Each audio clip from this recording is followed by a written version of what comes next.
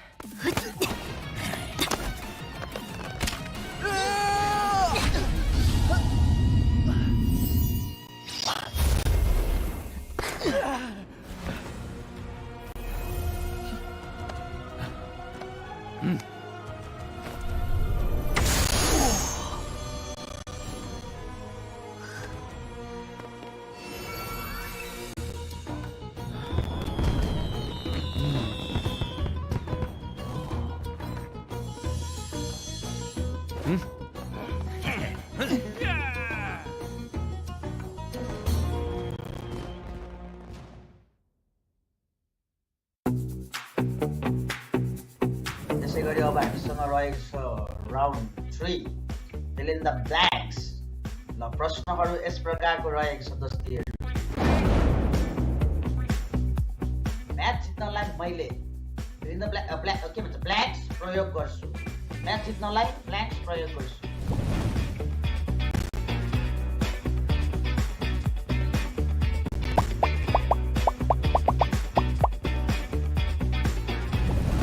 दिमागवाला चाहिँ मलाई अलिकति दामी लाग्यो है। म बुट क्याम्पमा हुँदाखेरि डट डट डट डेली गर्छु।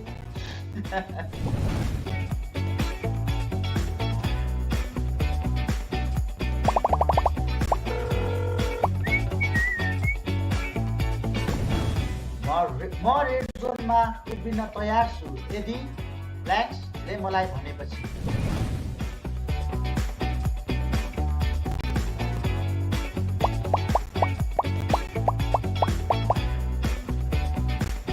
त्यसै गरी हामीसँग अर्को प्रश्न आइसकेको छ। प्रश्न छ मेरो सिक्रेट वेपन भनेको ड्यास हो।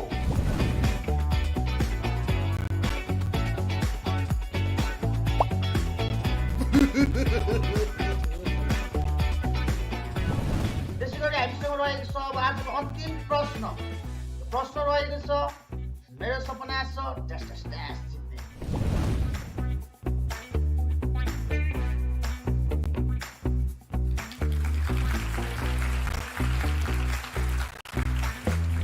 आजको हाम्रो थर्ड राउन्ड पनि सकिसकेको छ। हाम्रो ऱ्यापिड फायर राउन्डको मजा आयो केटाहरूसँग बोल्दाखेरि। अब जस आफ्नै दाजुभाइहरू साथीहरू नै हो मेरो सबैजना। जस यसरी कुराकानी गर्दाखेरि चाहिँ अलिकति जस रमाइलो फिल भयो। रमाइलो तपाईँहरूलाई पनि एउटा केही रमाइलो दिन भनेर मात्रै हामीले गरेको हो होइन। आजको सेगमेन्ट हामी यति नै थियो होइन गाइजहरू। अब हाम्रो केटाहरू यत्रो अमूल्य टाइम लिएर यहाँ उपस्थित हुनुभएकोमा सबै केटाहरूलाई धेरै धेरै धन्यवाद भन्न चाहन्छु। र अब आउने पिएमपिएलमा सबैजनालाई बेस्ट विसेस भन्न चाहन्छु होइन। सबैजनाले राम्रो गर्नु होला, हामी पनि हेर्नेछौँ होइन। सबैजनालाई बेस्ट अफ लक भन्न चाहन्छु।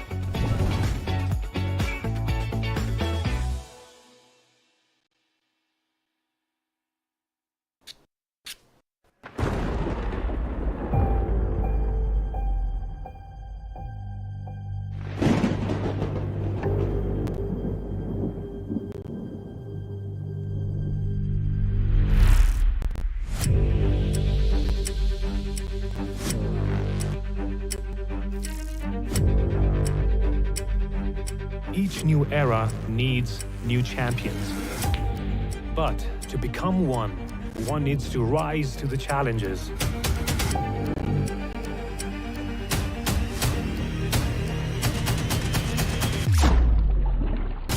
Persevere through failures. One needs to fuel the inner fire.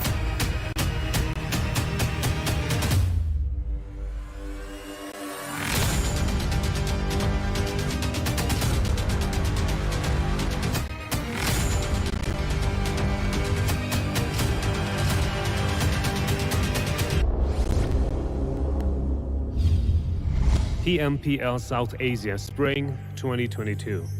The dawn of new champions.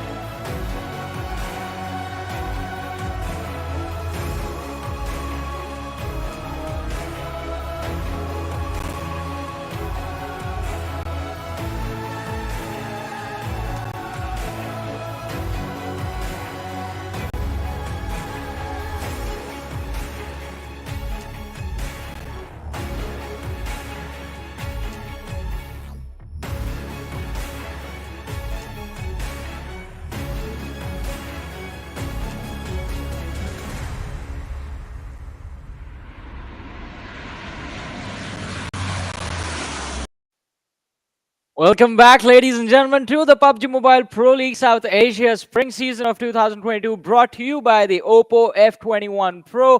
And now this is the end, ladies and gentlemen. I mean, 3 days ago, we talked about the beginning of the end. We are finally here, the last 6 games for all the 16 teams that have made it to the grand finals now. And we will keep our eyes out to see which teams will be making it into the top 10, headed towards the SA Championship, which will happen in a while. But also, I mean, how the prize money is going to be distributed. And to help me out, ladies and gentlemen, is the amazing Ocean Sharma joining me. Ocean, how are you feeling? Last day, it's been a journey, a month-long journey, and finally we're headed towards the end.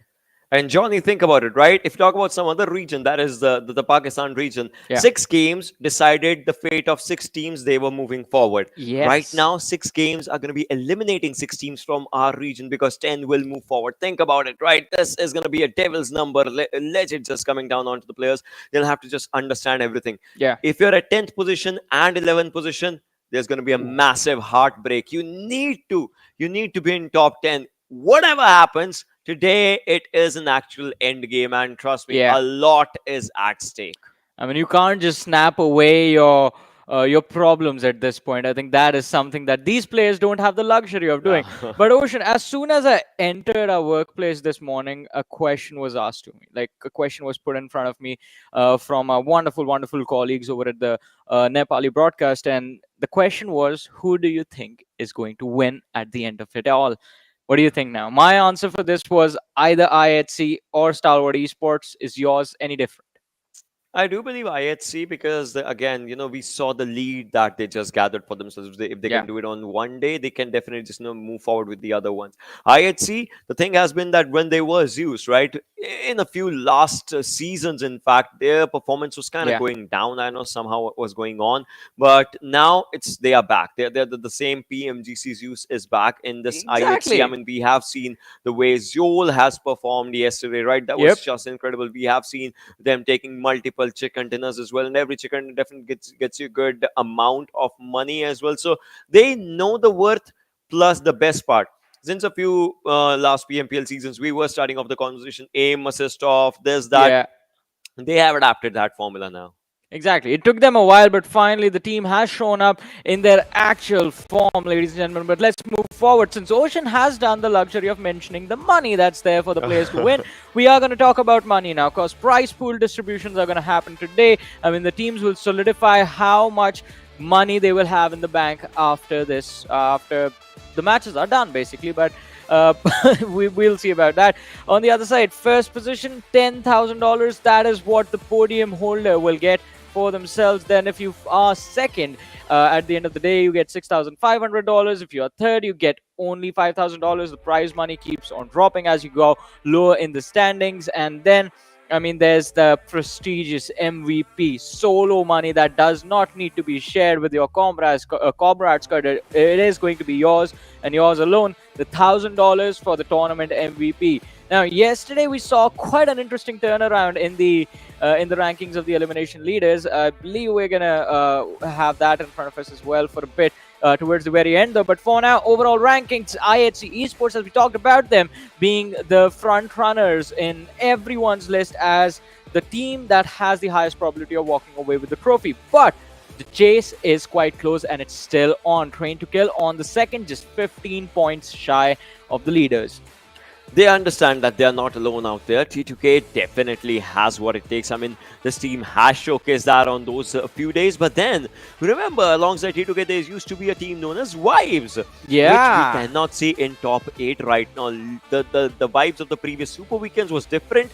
The vibes of these finals is different. JyanMaara, a team that just impressed us. Now that impression is kind of just going on to a fade away. Skylightz is at 6th position, 99 points for them. 89, 80.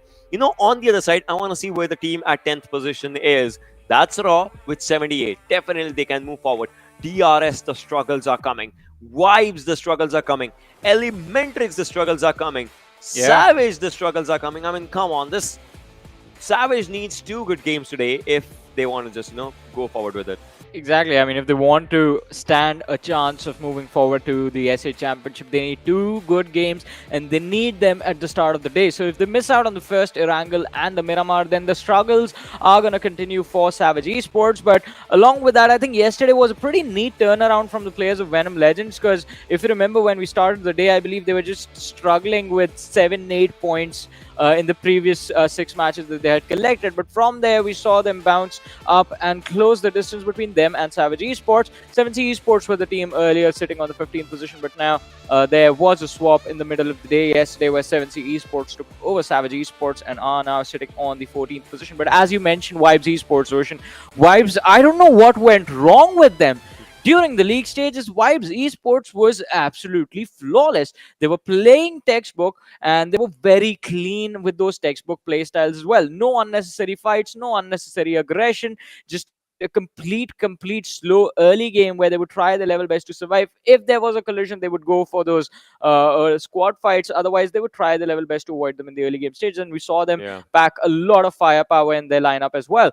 But once we make it to the finals, and Vibes, let's not forget, qualified within the top three in the league stages, Vibes is just completely struggling. They have broken down. They definitely have this, kind of broken down when it comes down to it. Let's have a look at a few stats as for what we can say, and that is IHC Finals Day 1 versus Day 2. Look at the massive increase in terms of damage dealt that they have. It's kind of a 500-ish increase. Survival time is still the same, so that shows that, that they have the efficiency increase for themselves in terms of damage dealt. 6.5 eliminations turned to 7.7, which is good, and an average of 11.2 points, moving down to 16.3. That's just brilliant. That's just incredible. And IHC, well, the change, it's making waves for them. Yeah, I mean, change is definitely making waves, and they are also making a lot of waves. You always hear those thunderclaps go around whenever IHC just starts going ham inside of the game, which happened quite a lot yesterday. I mean, talk about this fight against Savage Esports, which was, well, kind of in the favor of IHC Esports because of a blunder that was made with Eisenberg getting knocked out by a friendly grenade. But still, IHC, they were pretty strong. They were pretty on point with their performances yesterday, even though I think the only thing that they have changed, as you mentioned, Ocean, was not anything too drastic. They just worked on their survival time. Elimination point average, I mean, just being a slightly more aggressive, because at the end, when you are making sure that you have the numbers advantage towards the closing moments of the game, you will be able to secure a few extra eliminations, and that automatically works out in the favor of IHC Esports. But especially the way they have handled that mid-game chaos on those Erangels, I think was something that IHC really needed to figure out. And now they have done it. They are sitting on the first position, so not a lot to complain about, actually. Yeah, not exactly a lot to complain about, but then look at this, the performances no graph of this team, right? Starting off from the first few games, they were not performing good till the fourth game, right? They were also not in a really safe spot, but after that, fifth game, they do really good. Then yesterday's first two games, that is 7th and 8th game, they do incredibly well. 9th game, they did falter down. 10th game, they did falter, but they had done their job already, that they were at the first position by the end of yesterday. And today, well, they need to perform in the same way. Otherwise, well, I get it. T2K is coming for your throne, but they will also take the bragging rights of winning this one. IHC, I guess they know it, but will they be able to do it? Because you know it, right? IHC nowadays, they are taking mature decisions. But you still understand, there is that slight zealth between the players that, they want to overcome it. They like to overcome it. I mean, you have to be careful if you're going to try and fly close to the sun, right? Otherwise, your wings are going to melt off and you're just going to burn as you fall back to the earth. I think that is something that, as you mentioned, IHC need to be careful about. I mean, at a certain point, you're going to start overcommitting into those team fights and end up hampering your own performances. And I think a perfect example and a perfect segue into our next comparison, because Stalwart Esports are, in fact, going through the same thing right now, where in certain situations, in certain fights, they end up overcommitting and end up getting wiped out. Let's see now. As we talk about these two teams, right? Train to Kill and Stalwart, the point difference is not that much. Average survival is good with Train to Kill. Eliminations are good with Train to Kill. A few teams, including Train to Kill and Vibes, again, we'll go to that question, that conversation. But these teams know how to defeat and dominate against the Mongolians. They like to go for it. Previously, it was Train to Kill, Vibes that were just, on a really good roll for themselves. Although now, if you look at it, Train to Kill, they have less damage dealt, but they have less damage received as well. That means Stalwart is making a few mistakes on the go, and maybe Stalwart understands that it's high time that they correct those. Yeah, I mean, it's definitely high time to fix those errors in judgment that have been there from the side of Stalwart Esports. But on the other side, Train to Kill, I'm actually really happy with their performances in the recent days, especially in the finals. They have really come into their own sort of play style and have sort of developed this very interesting tactic wherein, I mean, you are just going to see them go for hardcore survival until the 18-20 minute marker, and even then they are not going to engage in any close quarters combat situation unless it's absolutely necessary. Train to Kill have managed to be very consistent in terms of getting those elimination points as well, which is like an additional bonus to them. Because I mean, we have always talked about this, right? If you are getting eliminated early with no elimination points, then that game is basically it never happened for you. You are at a disadvantage of one entire match against the other teams. But if you do manage to walk away with 3 to 4 eliminations, even if you are getting taken out early, you do walk away with some points. And I think that is the only thing that has sort of given a slight edge to the players of Train to Kill. Stalwart Esports on the other side, I mean, we know the extremities that this team likes to go to. I mean, you see that either it's a massive pop-off, or it's just a complete follow where they barely take an exit with like 2 points, 3 points in a match.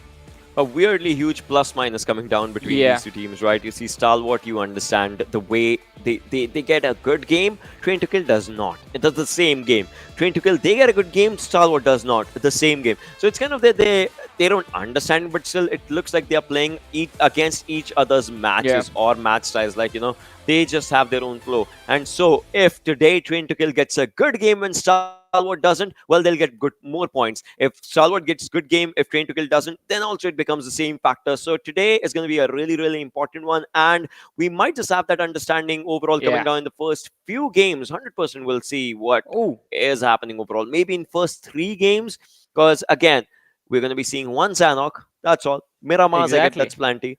And Erangel, that is a lot.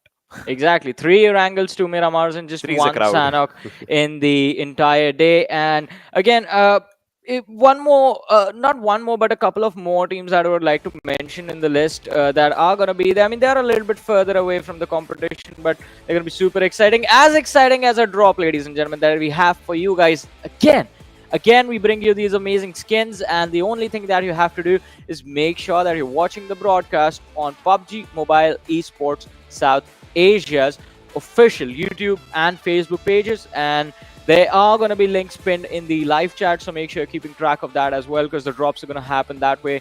And then there's the feedback also, which was happening. Hopefully the link is going to be there pinned in the chat for that as well. But ladies and gentlemen, finally moving forward towards the schedule of the day, Erangel is going to be the one starting it all, and Erangel is where it will all come to an end.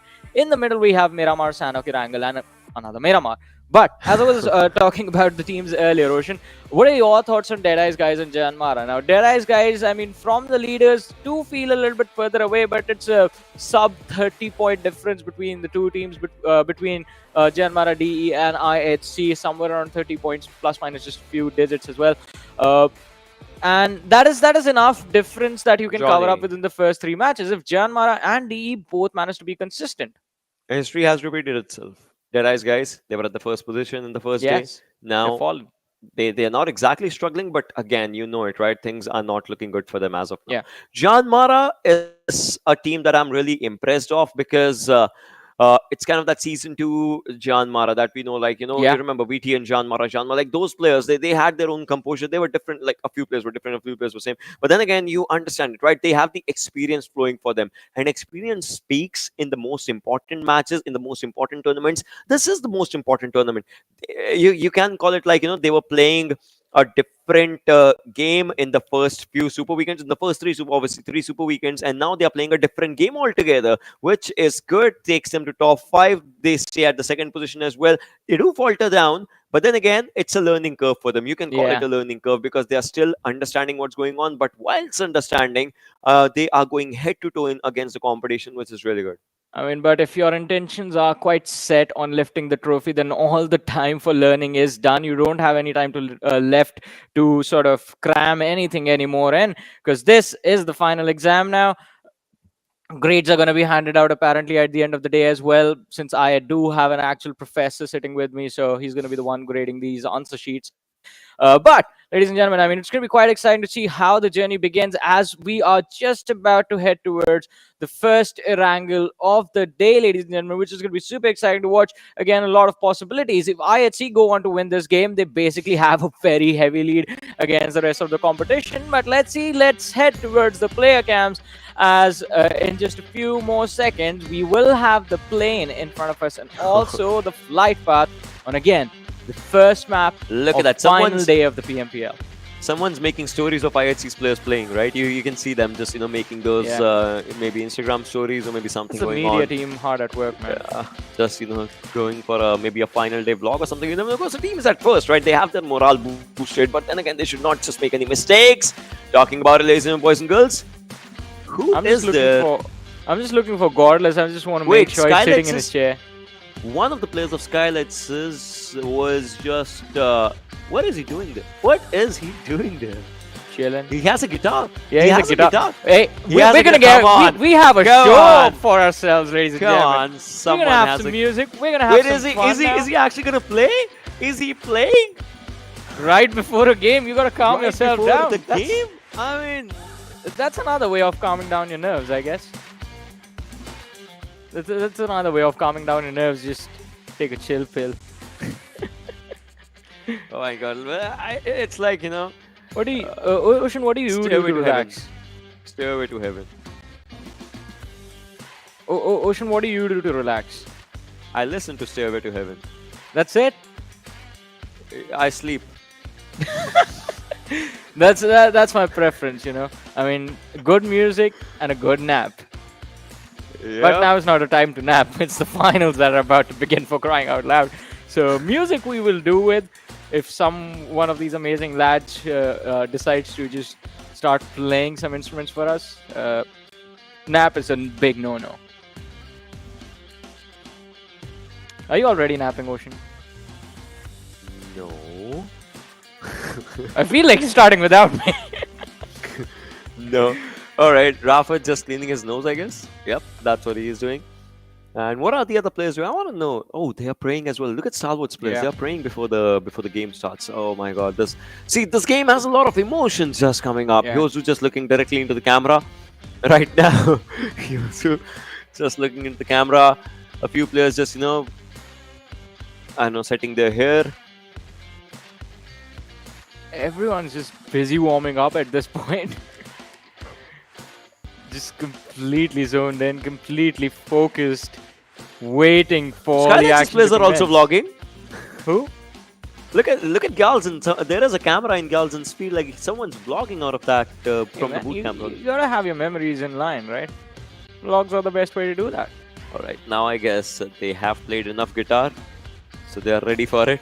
Ready for the game is what these players are gonna be. A few of them still struggling with the cameras, in fact. I mean, it's all okay. All of these lads look amazing.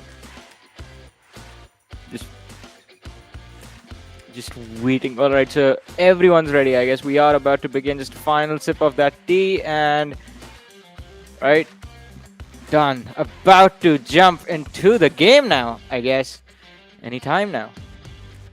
10, Yeah, 9, single time. 8, 7. Count with me. 6, 6, 5, 4, 8. 3.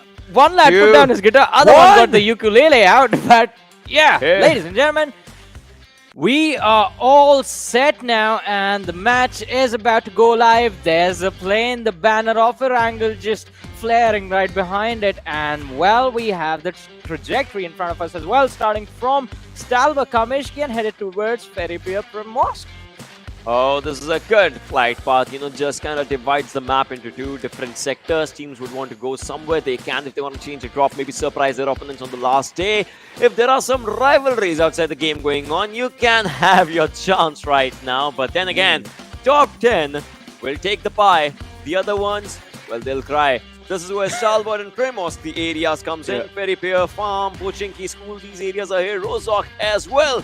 Military base, we don't see likes to go there, but Novo Repnoi is where Stalwart does. Will they drop down? That's one of the questions. Will they change it? That's also one of the questions. Right now, T2K on the areas of Savani, they're going to be looking really good. But Skylightz, oh, the drop changes. It is still there, but I'm pretty sure they'll go to Northern Georgia Pole. They're just waiting for a few vehicles here and there. Yeah, that looks good. Right now, IHC, instead of going to Georgia Pole, they choose Shelter Split. well, but let's see if that is going to work out for them. IHC has been dropping towards that Shelter Split drop of theirs, just preferring that option for a major chunk of these matches in the finals. And It is. It has been quite interesting because it is not. It's not like it's backfiring upon them. It's working out quite Yeah. nicely. On the contrary, but let's see again. The circle is going to be kind of split between the main island and the military island. A high probability of moving of the circle shifting towards the north and the northwestern parts currently. But on the other side, now I'm quite interested in how Raw Esports are going to approach this matchup. Uh, Heading towards Georgopol this time, they will be completely isolated. Skylight Gaming just landing towards the southern side of shooting range will be, well, sort of stuck for a few moments since they know there's train to kill towards shooting range and Severny. And then there's going to be the players of Vibes towards the Water City. Raw is going to be blockading the front, just guarding that Georgopol position of theirs for as long as possible, as long as they can make it happen. Yeah. But Skylight Gaming, I think they're going to be they will have to be extremely careful with the decision of exactly where they want to start this early game now. I mean, I believe they have that read, right, for themselves that, yeah, Raw's players are there, but it looks like, look at that vehicle going from Skylightz. Are they going for that one player of Raw that's away from the team? I don't know, but so, do they have enough vehicles? Because Raw's player is definitely in that house, might have had a few vehicles, a few weapons for himself. So that might just be one of the things. You can see the zone, ladies and boys and girls. You can see all the players just ready to just, go off with their loot. And there it is, just like we said, Assault. He's done for. Skylight's players, they started off, they get the first elimination, they saw one player, they found his weak spot, that is he was away from the team. They're like, yeah, let's enjoy. And there it is, Skylightz opening up their bank. Galzen, we see him driving right now. No, he's just sitting on the back seat as a Thompson. And now Skylight's players, they'll go for the split. Well, let's see. As you mentioned, no vehicle. No vehicle right there, but I mean, the option is still going to be quite open for them since they know now if they collide against Raw Esports, they will have a clear advantage in that fight. It's going to be a 4v3 situation in their favor. So the northern Georgopol control is going to be there for Skylight Gaming, but during the mid-game stages, I think Raw will definitely have a good opportunity to get their revenge against Skylight Gaming when they will be forced to cross the bridge, move over to the southern side of the map. But for now, as far as the early game is considered, Skylight Gaming have set themselves up for success. Raw, not a lot of chances of them going over to the other side to contest Assault. And this was kind of unfortunate for him that he got caught completely off guard, isolated as well. And as you mentioned, I think Skylight Gaming, the read was perfect on this. Yeah, it was like they saw that one individual and maybe they had the understanding that no one else is there. Otherwise, and also it's a good understanding as well, because what you see is that it's one individual, plus you don't see any other team, plus a team will not drop down for that one house. Obviously, it would be just one or two players. So Skylightz they were like, yeah, we can just take the player down. We can easily. And one UMP just, went really good. Seal, this team likes to go for the entire military base. They have the entire military base for themselves. Look at Wally just, running up. Leo on that one building. Baron on the middle C building for themselves. One player is on the back lines as well. So Seal is going to find a good loot, plus they have vehicles as well. I mean, military area, that it is a good area. Plus, they have that slight edge of the zone as well for themselves. Meanwhile, they'll have to maybe eventually move forward onto the northern side. We'll see, though, how does that happen. But right now, the players are going to be looking good. This is one Mongolian team that is struggling right now. Savage. Yeah, I mean, definitely struggling, as you said. 14th place, if I'm not wrong. Yeah. Yeah, quite far away from the qualification positions. I mean, winning the tournament, that's going to be a whole other situation for them to tackle. So I think priorities are going to be set for Savage Esports to just get enough points to figure out a way or wiggle their way inside the top 10 so that they make it to the SA Championship. I think that has to be the target at this point. But let's see if they will hit their mark or are they going to miss it completely.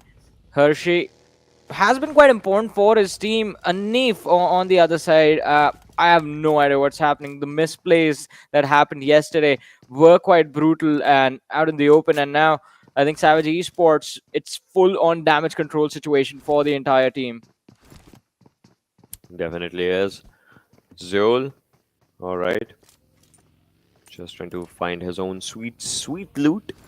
His teammates are just around. They have a few vehicles, so they can maybe just give him a lift. Otherwise, he can just go in his own buggy that was inside the house. Stalwart's players, wherever the flight path is, wherever the circle is, this team always likes to go to Nova. Now, I love this one factor about this team, the way these players, they like to go and they loot this own area. It's like their comfort zone. Phantom, all right, a team that was doing extremely good in the Super Weekends and all. I mean, the team was in top 5, top 6, like most of the times.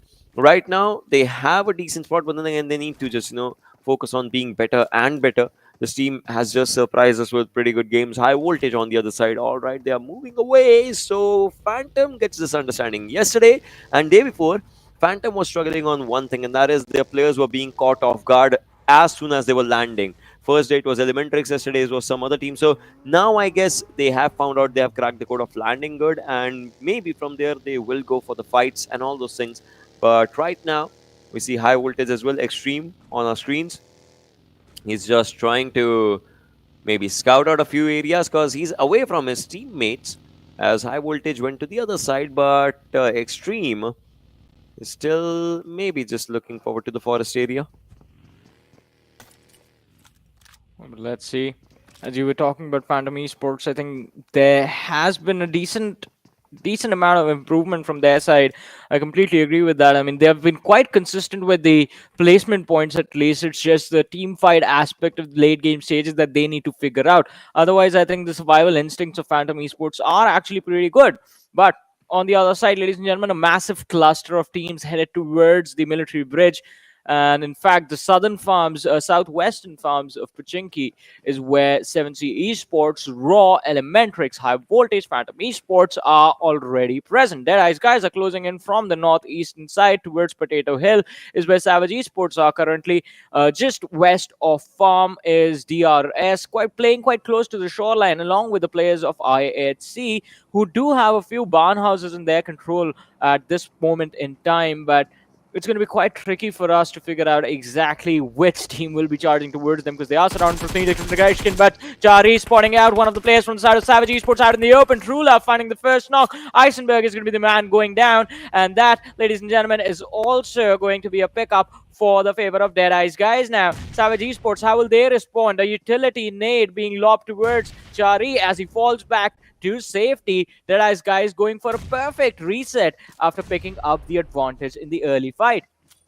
Oh, this is not looking good. Deadeyes Guys definitely wanted something for that, but look at Savage. The players, they are understanding that they are outnumbered. They're already having bad days, and now it might just be even worse because this is the last day. They would not want to make it the last for the season for themselves. They want to play the season more and more. They want to go for the championship. That's important. Savage, but right now they are going away from the place. Oh, Sanchir was spotted down. His head is being shown from that little peak that he's just actually trying to overpeak or something, and it gets spotted down as well. So, Shari needs to understand what he can do.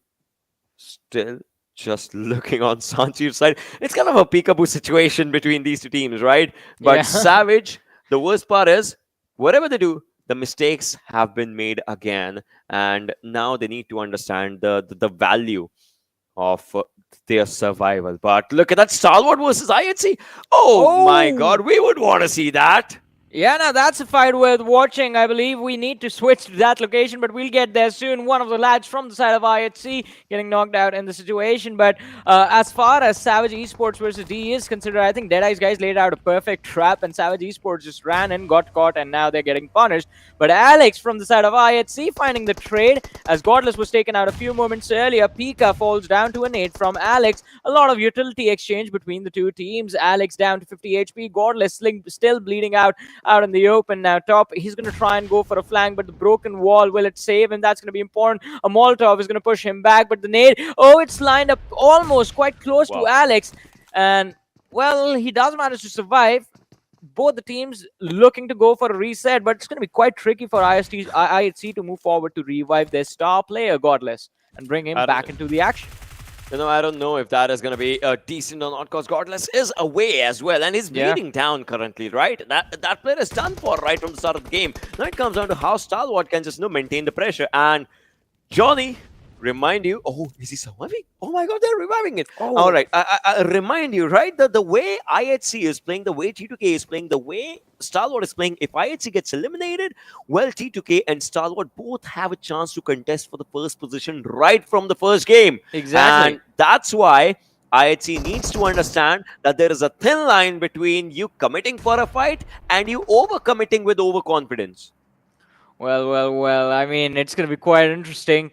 As you said, I mean, laid out the situation, the story so perfectly. If IHC are taken out, all the floodgates are just going to open up. There's going to be a multitude of team charging forward to just grab that first position away from them. T2K, Stalwart Esports, Deadeyes Guys, and JyanMaara as well. They are going to try their level best to close in on the distance. But IHC now, Godless has been brought back into the game. He has been revived. And it's a 4v4 reset between Stalwart Esports. But look who shows up. It's the players of JyanMaara. The top 5 are all in the same spot, basically. Yeah, but Action just, uses a spray to take the players away. I mean, to just push them away. But this fight in the pancake area, it still has to happen. So this is called pancake area, ladies and boys and girls. If you guys don't know, this is called the pancake area. The players are still trying to just maintain a good composure. The circle's closing in.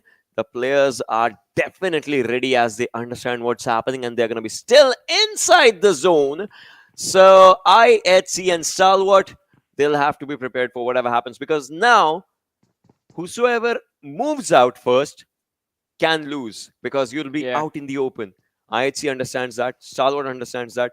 Maybe these teams can work together, and if someone rushes on both the teams, they can shoot. They can maybe take the players down. Maybe, I mean, the it won't exactly be working together, but yeah.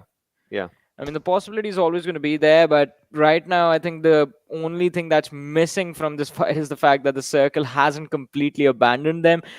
So no incentive for them to actually move out and just be hyper aggressive against each other. The survival is not on the line. They just have to play for safety. Oh, look at Action, though. Quite eager to go for a peek. And I see he had that corner, that window just lined up perfectly, so just dishing out a little bit of damage before Action just falls back. Will just have the boosters running to bring themselves back in, but on the other side, 7C, it looks like they've taken a massive hit against the players of High Voltage. Now Ripson is going to be knocked out as well, while Badu G from the side of High Voltage is going to be finished off. Extreme knocked out in the open. Aku Jod cooking up a nade to lob towards Prabeen as he goes for a revive on his teammate. I mean, this one is going to be on point. It looks it's quite close. There it is. Prabeen is going to be down to 50 HP, and his teammate Extreme just vanishes in front of his eyes. Oh my god, look at this. Prabeen was there, but what a great knock coming down. Kujot being taken down by Assassin. Perfectly cover fire provided in this situation, but 7C, the struggles are still there. High Voltage, the struggles are still there. I don't know how they can just maintain their composure, their calmness in all these situations, but still they're trying to do everything in their power, trying to do everything in their feet, whatever they can do to just stand in the fights for themselves. High Voltage is just around Assassin. We see him on the other side. These players are still there. Jane takes down Steel Shot. Leo spotted down. Muffin in just trying with that M4.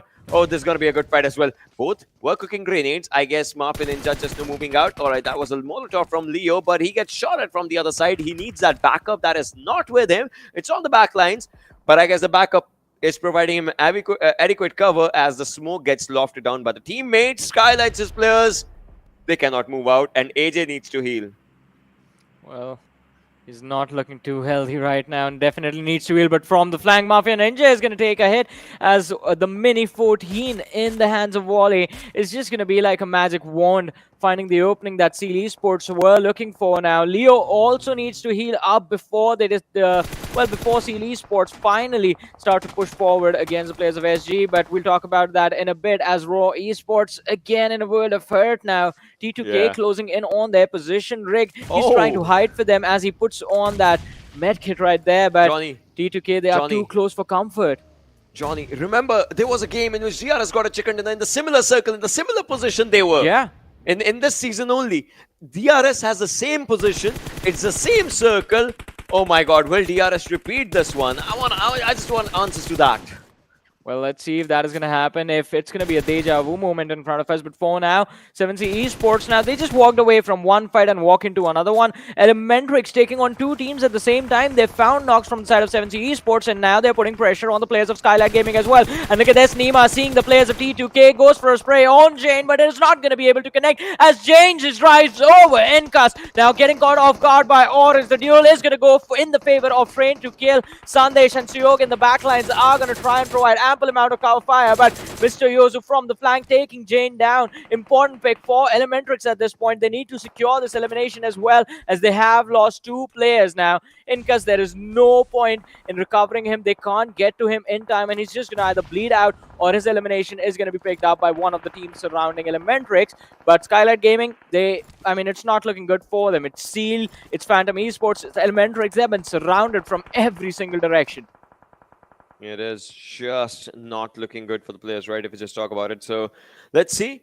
But look at this. These players are just not trying to find up a good fight for themselves. If that can happen, that was such a good shot coming down by Jane on the but I'm pretty sure we're going to be just enjoying every single bit of it. Up and down one side, Wally just taking a few shots. So this is all that happened. And now, if you look at that, Seals players, they are in the water lines. I mean, they might have just dug up their own grave, I guess, with this one. And this zone is actually playing with the players. Sushant gets spotted down. A few shots on him by Sandesh, but they did not exactly hit. So he'll have to stay on his own ground. Wait, what? Oh my goodness. Did we just see him walking on water? That's divinity right there in action. I know, but well, slowly these players still are trying to find up a good composure, good place for themselves, and maybe they'll just keep on moving forward. Look at that. The players are just trying. Vibes Malik takes down Assassin. Seals players, I would say they are going to be struggling a lot. They cannot move out. If they come out in the open, they would be spotted down. I guess Leo was spotted down, but then Mr. Hughes just decides not to take up a few shots or maybe something like that. The first team to get eliminated for today's day is High Voltage with only one elimination. That is just 1 point for them. But look at Phantom taking down Seal Baron. Seal is in a whole world of trouble in the waterways, and Hughes gets taken down by Sandesh. It would have been a brilliant spray, and the confirmation comes in. But let's see, Sushant with his utility has been pretty nicely on point. Just look at that. I believe there's going to be one more popping up soon. Oh no, the heal up. Suyog was a little bit further away. Now Jane is extremely low as well. One more nade towards the same point, and I think he can secure a few more pickups. Sushant doing a brilliant job with the utility, keeping the players of Train to Kill just extremely low with their HPs, and they're constantly just using up a lot of first aid to protect themselves. Oh, this one was a bit off point, but Jane, is he visible? Just barely outside the smoke. Sushant behind the rock. Does he have more nades, more Molotovs left in the backpack? Putting on a first aid at this point is just being a little extra cautious. Train to Kill, the first aid's being utilized. Jane, he's going to be back with his HP soon, but no, he gets knocked out.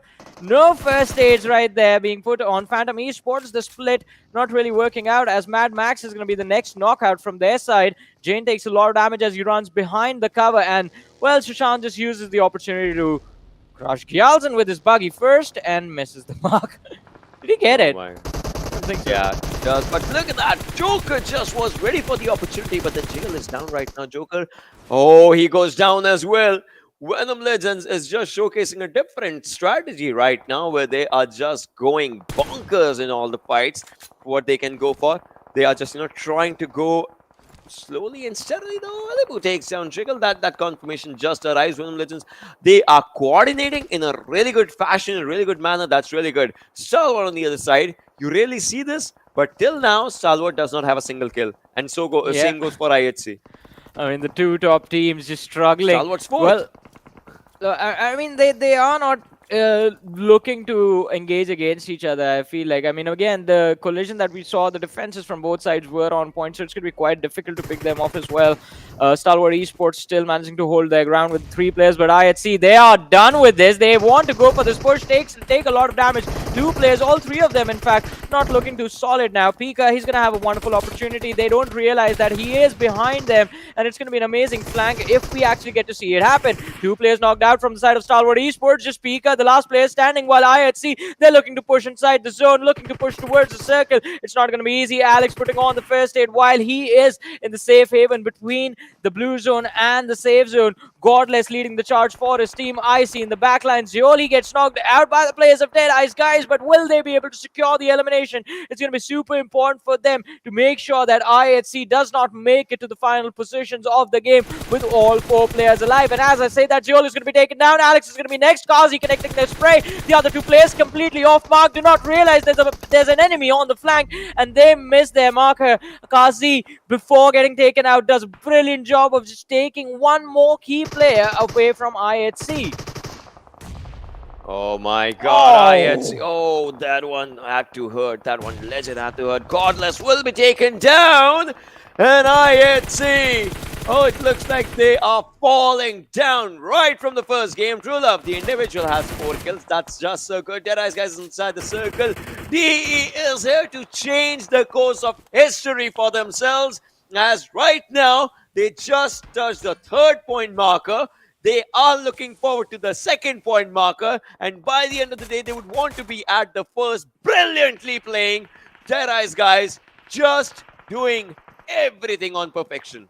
Oh, the moment has slipped from the hands of IHC. It's gone from the hands of Stalwart Esports. Now, this one is just going to be between Train to Kill and Deadeyes Guys, ladies and gentlemen. T2K surviving with 2 players. Now, if these 2 lads manage to make it to the top 2, then it's going to be Train to Kill sitting on the 1st position right after this game. If Deadeyes Guys finish up with a chicken and a win, then the 1st position, the pole position, is going to be theirs. Let's see what is going to happen. 7 eliminations already secured by the players of DE. They have a brilliant position towards the southwestern edge of the circle. Phantom Esports playing on the cliff side now have taken down one more player from the side of Train to Kill. At this point, I think we can already say it. Deadeyes Guys, they need this win. This is supposed to be theirs. JyanMaara out in the open, struggling to find a lot of cover, have taken a lot of damage as they make their way towards these ban houses and can be caught off guard by True Love and his nade. It's going to be locked perfectly. No fear. Getting knocked out by the rest of the lads from the side of DE. They are looking to push forward. True Love with another one inside the houses. Train to Kill getting taken out from this match as we have the top 5 teams of this game in front of us. On top, going for a push. Needs to be extremely careful. The UMP can be deadly in close range situation, but still, the numbers can play the advantage for JyanMaara, but that is not going to be the case this time. Deadeyes Guys with a very clean squad wipe against the players of JyanMaara have gone on to increase the number of eliminations from 7 to 9. Well, not a squad wipe yet. Swipe YT is going to be the last player surviving, runs to the corner new room to try and survive, but oh, the situation, it's not looking good for them. Needs to heal as well. Snipe is on low HP, but Deadeyes Guys, these players, I mean, they are on a different role. They have the circle for themselves. That's really good. They take down Phantom's player. That's really good. Now, all they have to do is just, rush and go for the confirmations. They are doing that as well.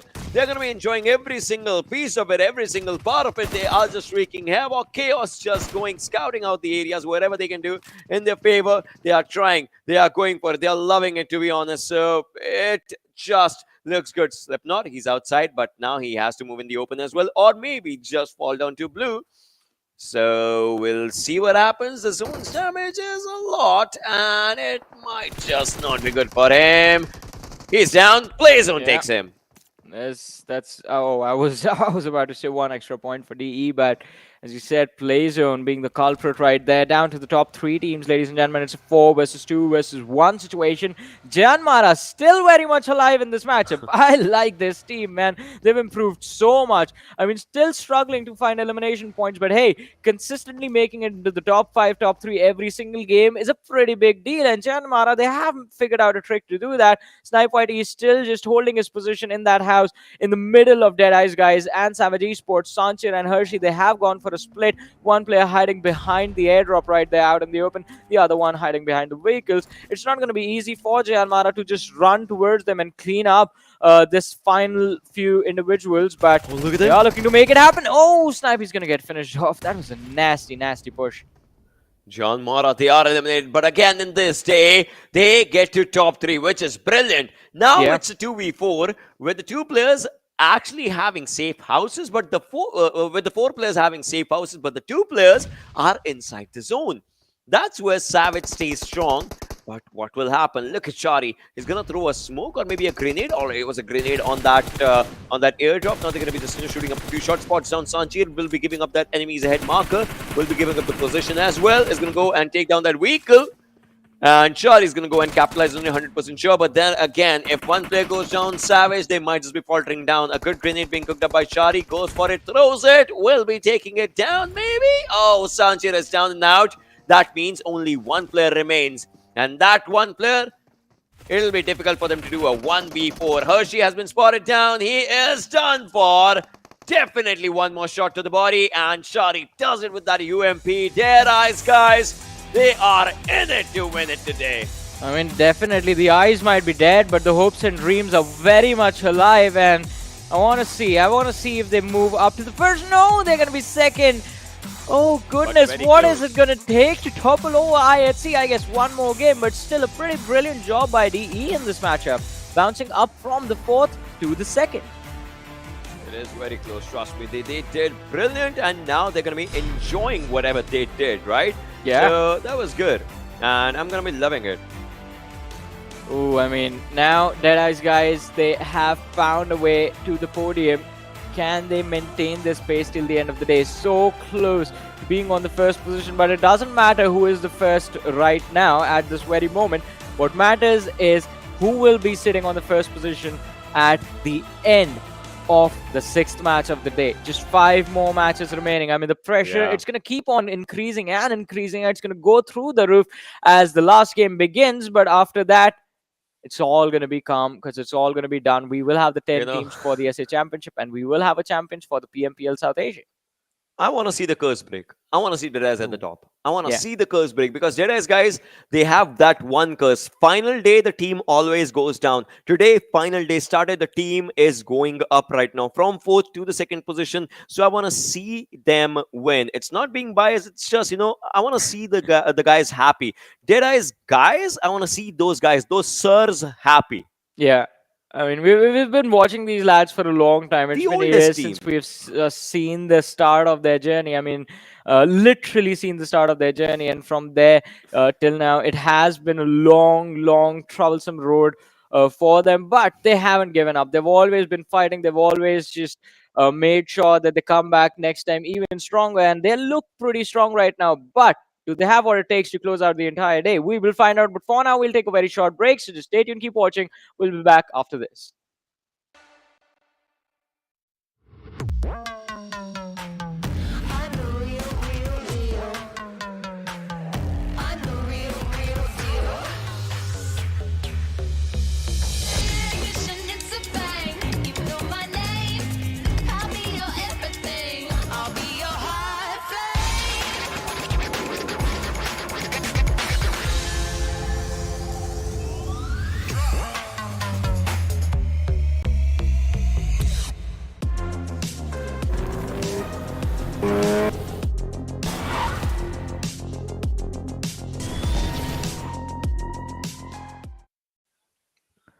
Once again, welcome back, ladies and gentlemen, to the PUBG Mobile Pro League South Asia Spring Season of 2022. This is your man, Super Johnny. That is my man, Ocean Sharma. And ladies and gentlemen, the first game of the day is done.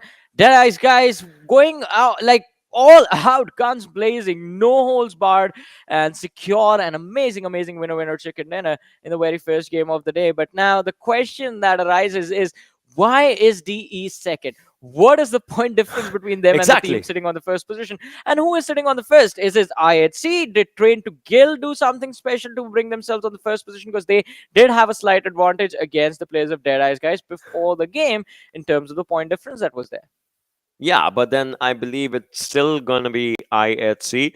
If it's not, then think about it, right? The South Asians would have finally toppled down the Mongolians. We'll see that. Yes. But then this is, one of our friends like to call it the masala, right? This is the masala that we all wanted, we all needed. But let's have a look at the MVP before we just move forward with all those conversations, because that's going to be there. But in a while, so let's have a look at the MVP when we talk about it. And it is... going to be none other than Turulov Sir, 966 damage. 6 eliminations. This guy has been the reason. I still remember True Love when he actually successfully took down multiple teams in that Giorgio Hill circle. Yeah. A few weeks back, right? He got a brilliant chicken dinner for his team, and now he's coming up with the same composure. Well, definitely. And I mean, the composure, the calmness of these lads is pretty deadly for everyone else inside of the lobby. And it's going to be looking very interesting heading towards the next map as well. I mean, Miramar, it's going to be quite intense. We've known Stalwart Esports to pop off in that particular map. Train to Kill have been quite interesting to watch in the recent days on their Miramar runs. Esports, they always have a pretty decent drop location towards Los Leones, and even JyanMaara have decided to leave them alone after a long time. But alrighty, looking at the top players now, I'll stop my conversation, whatever I was talking about. I'll come back to that in a bit. But this entire team was on the same page. There was one call out given, guys, before the game started. Like, hey, we're gonna go, we're gonna kill, But and John, we're gonna get those elimination points. One elimination, 704 damage. He's on 4th on top. Like, think about it, right? Yeah. I mean, this makes me happy. DER just they're playing good, but Ocean, I think we don't need to get too ahead of ourselves. This was just the first game. There's more to go. There's 5 more matches left. I mean, yeah, that is correct as well, right? Just like you said. But then again, think about it. Hershey's there with 3 eliminations, 3-9 to Savage. They tried to have a decent game, a better game as compared to the games that they mostly just, have. So that's just one of the things. But right now, this is how the teams were. This is how the teams have been. So we'll see what changes can they just, bring forward for themselves. But this was the conversation about this one game. And obviously, I believe Deadeyes Guys and Savage, right? Deadeyes had 3,300, 28 damage dealt for themselves against Savage that had only 829. That's a massive difference in between the 15 eliminations and 5 eliminations for the team. And look at this, 19 knockouts done by Deadeyes Guys versus only 1 knockout that was just, done by the players of Savage. Rest was just the conversions that they had for themselves. 25 plus minutes of survival time because everyone was surviving till the end. Savage, they had only 2 players surviving the last circle, so that makes a lot of sense, a lot of difference.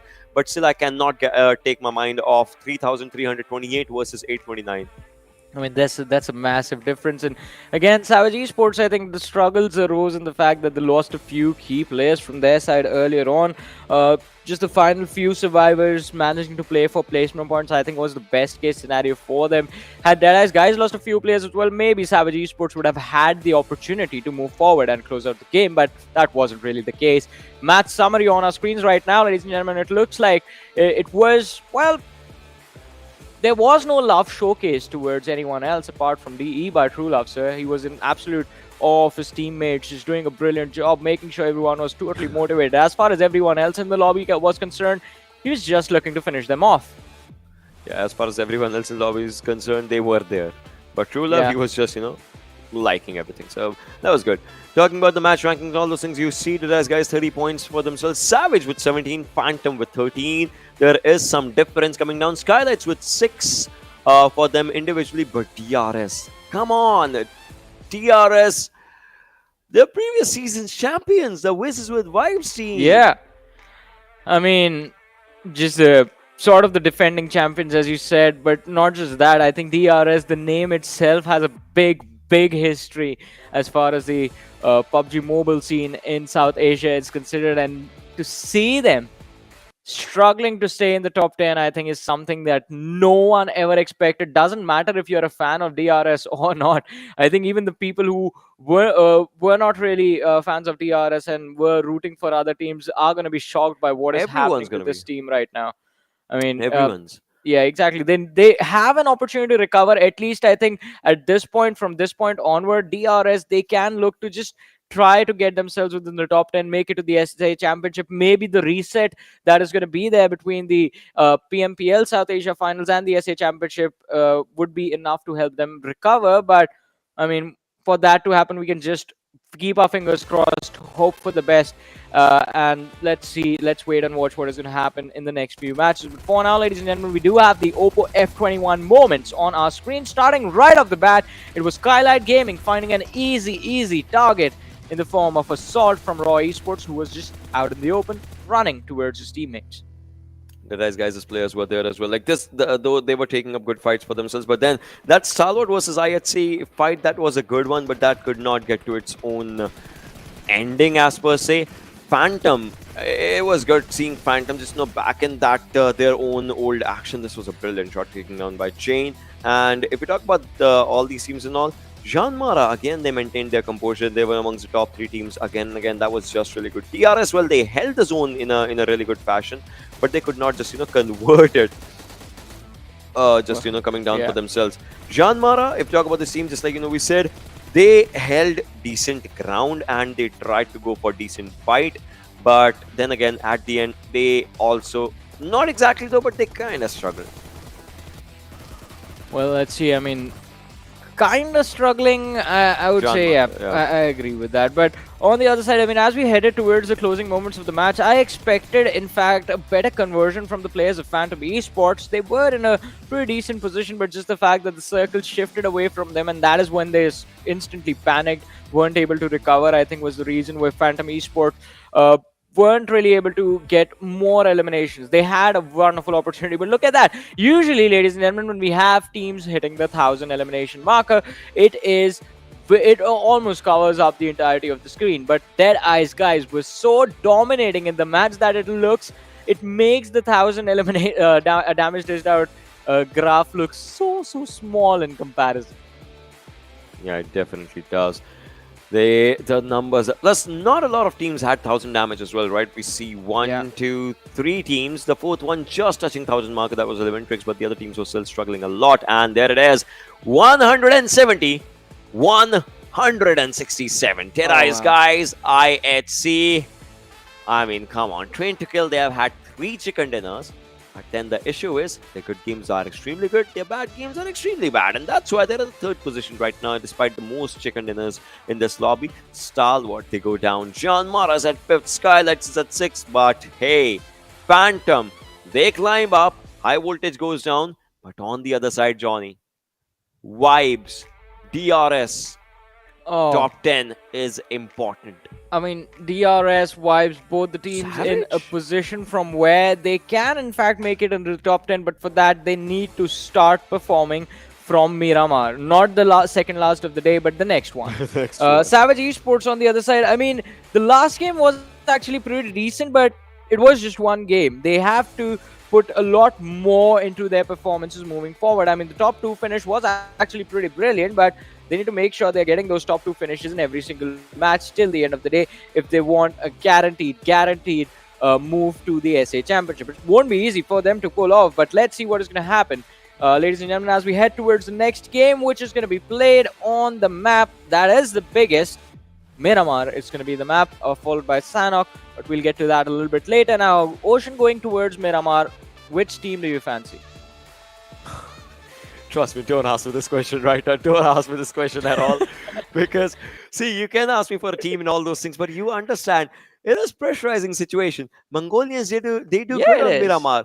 Deadeyes Guys is doing brilliant. I want T2K to win, I know somehow. I just feel it. But at the end, it's weird, right? We know TRS is out of top 10, Vibes is out of top 10. It's a difficult question now because again and again, ladies and boys and girls, only 10 teams will be qualifying for PMPL SA Championship. I thought for a second you were just going to go full Bruce Banner and just say these are confusing times, but let's see. I mean, they are in fact confusing. That's my secret, Captain. I'm always angry. I mean, someone needs to be angry. I mean, if you aren't angry, I think getting to the first position, it's going to be tough. That is the emotional momentum boost that you need to motivate yourself. But ladies and gentlemen, second game all set to begin. We will be heading towards, well, the player cams and then towards the plane exactly before we actually start heading towards Miramar. And as Ocean has said, I mean, it's going to be quite difficult to figure out which team is going to be the favorite going into the game because, I mean, who would have thought Deadeyes Guys would have a brilliant, amazing run on the map of Erangel, and IHC and Stalwarts would be the few of the teams that we would have seen getting taken out early.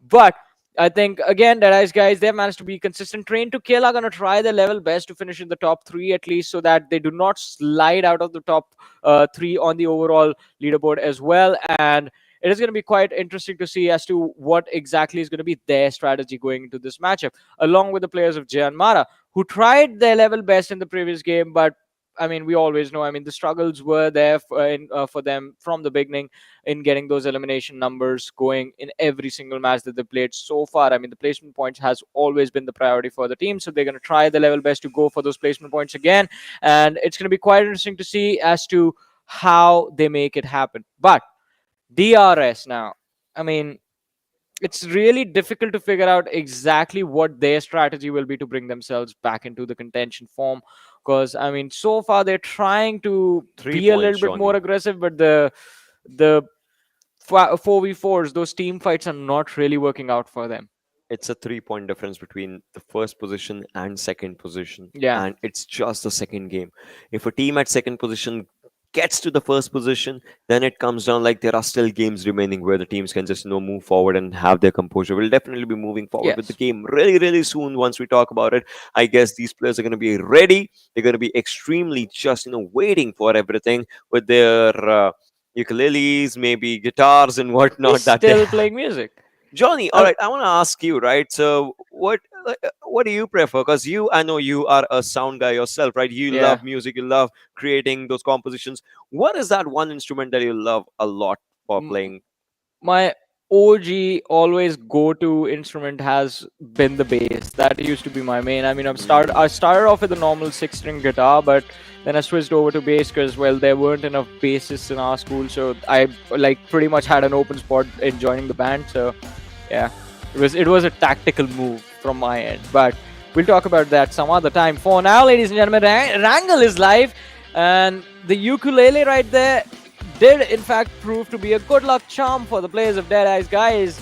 But well, basically, will the luck run out? That's the question yeah. that we're supposed to ask. And Will if the it luck did stay? not, then I think Deadeyes Guys are pretty much set up for the first position. Will the luck stay? That's the most important question Yeah. right now. The flight path starts off. We see Skylight's players and Deadeyes Guys' players just dropping down. JyanMaara's following up right now as well. El Azhar's going to be their area. This looks like a good flight path for T2K and for Stalwart to drop down as well. Like Stalwart's going to drop down to San Martin. I want to see how IHC does in this one, because again, you see that IHC, Deadeyes Guys, T2K. One team that wins this game out of these three can actually move to the first position. Stalwart, well, they can win this one, but then for them, first position is like they'll have to play one more game or something like that, right? But Stalwart impresses me in one factor: be it any tournament, be it anything, the team stays in top 5. Consistency is on the next level, Yeah, I mean, and Michael, it's yeah. there is no way around it. I mean, Stalwart Esports, they have managed to make it into the top 3 one way or the other. But I mean, we all know these lads, they don't settle for anything else but the first position. So I think that is the only reason that Stalwart Esports themselves are going to be worried that, hey, we are just slipping up a little slowly and steadily, and we are falling a little bit behind from the lobby leaders. So we definitely do need to pick up the pace. But I mean, they are still doing quite. They are still putting up decent numbers on the board. So let's see. There is still opportunity for them to close the distance and take the first position away from IHC or Deadeyes Guys, whoever it may be. But for now, in a little bit of a tricky position, well, Raw Esports and Phantom Esports. Look at that. Did you ever think this was going to be the first drop clash on Miramar that we might get to see? I mean, no, but then again, this is how it is. This is how it is happening as of now. But all right, so now we just saw a few teams just dropping down to good places for themselves, and obviously just we saw a decent number of, not exactly the clashes, but decent number of teams just trying to find out a good place for themselves. Savage, all right, this team is also struggling to be in top 10. I believe this can be a good game for them, but then again, they'll have to just maintain that composure. Every team finds up a good place, they loot down a good place. That's a good thing. But then what matters is how greatly or how non-greatly you can take up a few fights here and there. And by the looks of it, Savage was doing good. Now it's IHC. We see them as well just looting down. Godless, the 5-finger player. He has good reflex to be honest, and his reflexes have just they have been refining over all these years, and it's just it always comes out brilliant. Yeah, I mean, he is an amazing lad. Always, always has been very on point. But I mean, it's been fun to watch him evolve because earlier on in the days, let's be honest, he was a very, very individual performance focused player. I mean, he would only be focused in on how he was doing, and the rest of the teams would also use him as that sort of a wild card individual from their side. And he did a brilliant job in getting those elimination points. What was one of the most phenomenal mechanically gifted players Oh, we that ever came shot. across. But look at this Fixie. Kazi is now in a world of hurt. That's going to be a troublesome position for him to get out of. But I don't know if he can. No, Kazi's not rendering now from this distance. Plus, obviously, there are these trees and all. Please, yeah. Wixie is trying to move. I get it. He's just trying to find up a good place. Phantoms players. It's like the backup has a right, but where is Kazi? Where exactly is Kazi? Even I want to know now. Where exactly is Kazi? Come on. They see that vehicle, but no evidence of the player. He just vanished. That's some Oh, there he Houdini is. act. Oh, There we he see is. him. There he is. Look at him, just trying to stay alive. Stay with the haystack. Stay with the haystack. He heard that buggy sound, I guess. Stay with the haystack. He has nothing to heal. Phantoms players are moving away, maybe. Kazi survives. No, Rig arrives. Oh, the backup just arrives on time. Yeah.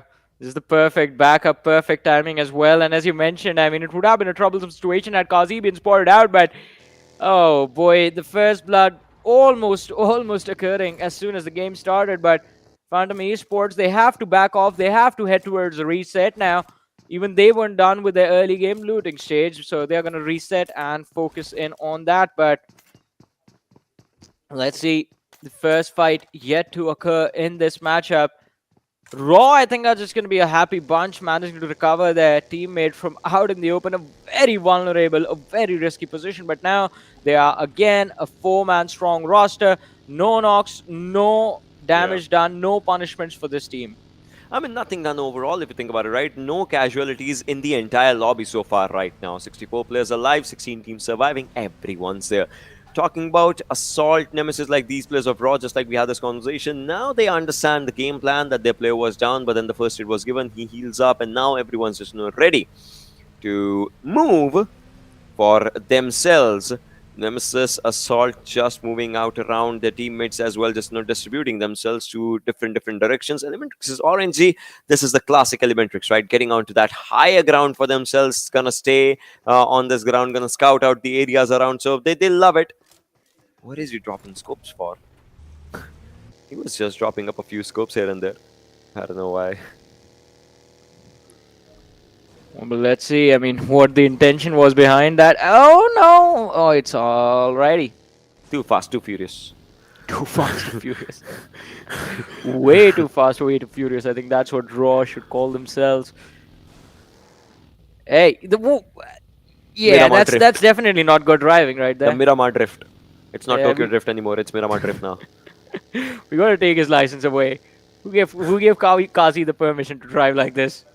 Kazi is sitting behind. Come on. Oh, Rig. Sorry. Rig is the My one apologies. who's. Rig is the one responsible for this. Rig is the one that's driving, and Rig. I mean, you cannot take his license away, right? Because he saved Kazi. Yeah. So I mean, we cannot do anything. I think they are looking to head towards the Miramar Grand Prix Ocean. Hey, Verstappen did good yesterday. But then we'll just not talk about that one now.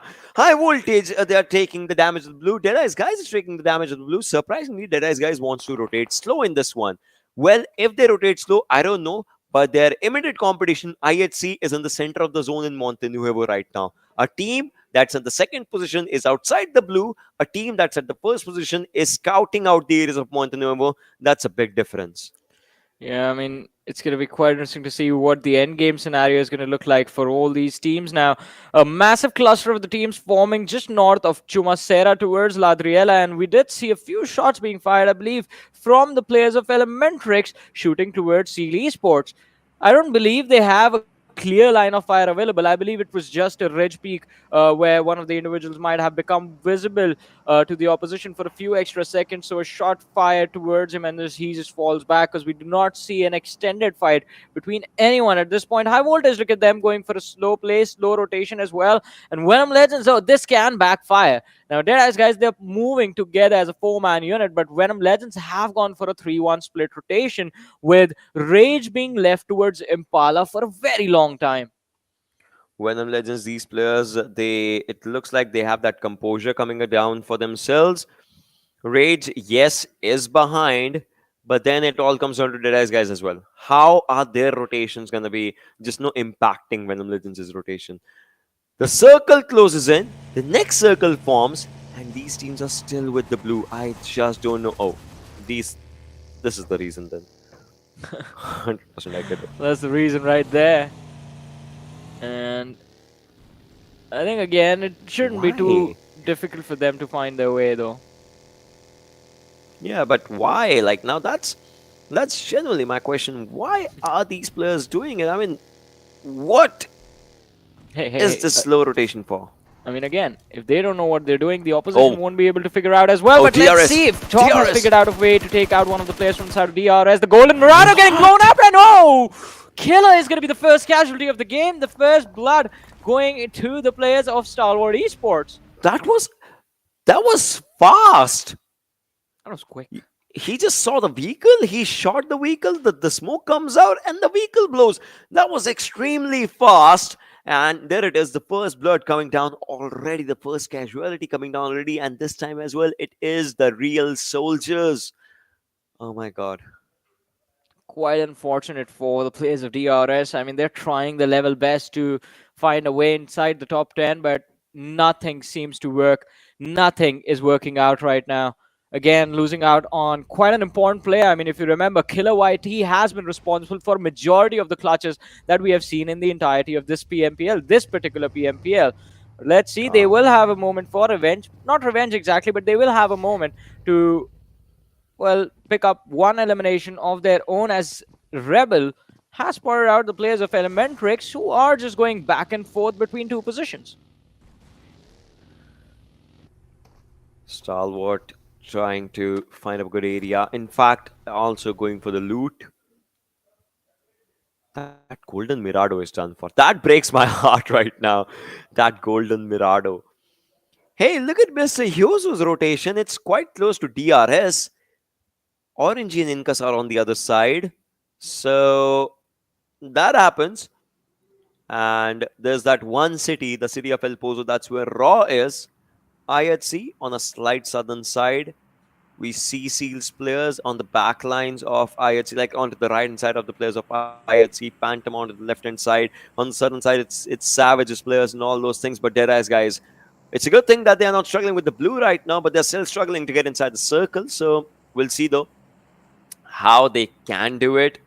Skylight's players from the sidelines of El Pozo is where they are. 7C, a team that we don't talk much about, but then we want to see some good games from their side. So we have expectations. So we hope they do deliver. Because again, right now, in fact, in the entirety of the game, you can see all 16 teams. But at the end of the day, only 10 will move forward. Yeah. From 16, only 10 will get the opportunity to move forward.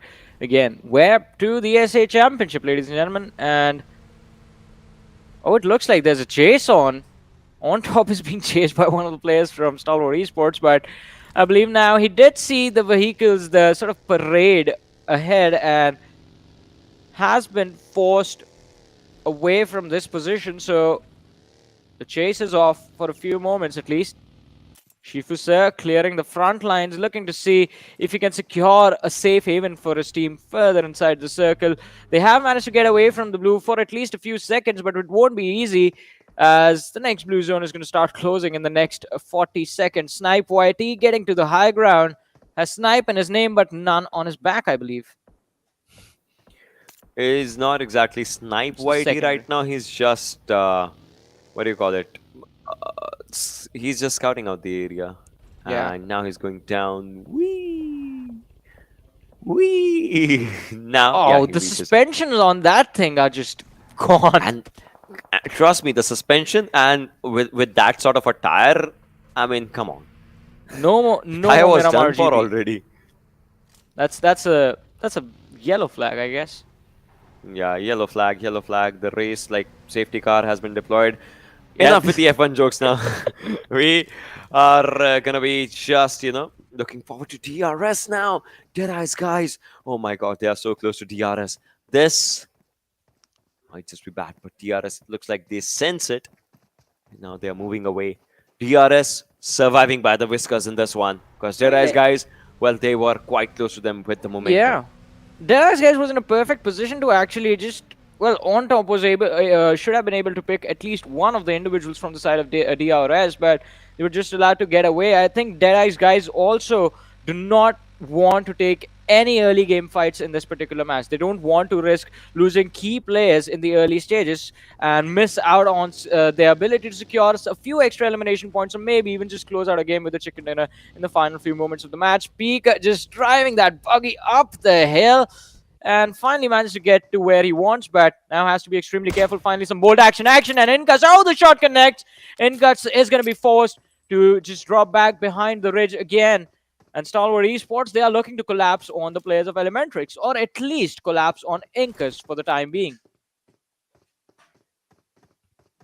Incus is on quite a decent HP, if not anything, if not the lowest HP or something. So yeah, the players, they do understand. But ElementriX, now they're kind of stuck. On the other side, IHC is trying to do everything in their favor as well to take down the players. In fact, just to pressurize the players right now, as they have the players of Skylightz in quite close vicinity of them. Not exactly the closest proximity, but still quite close.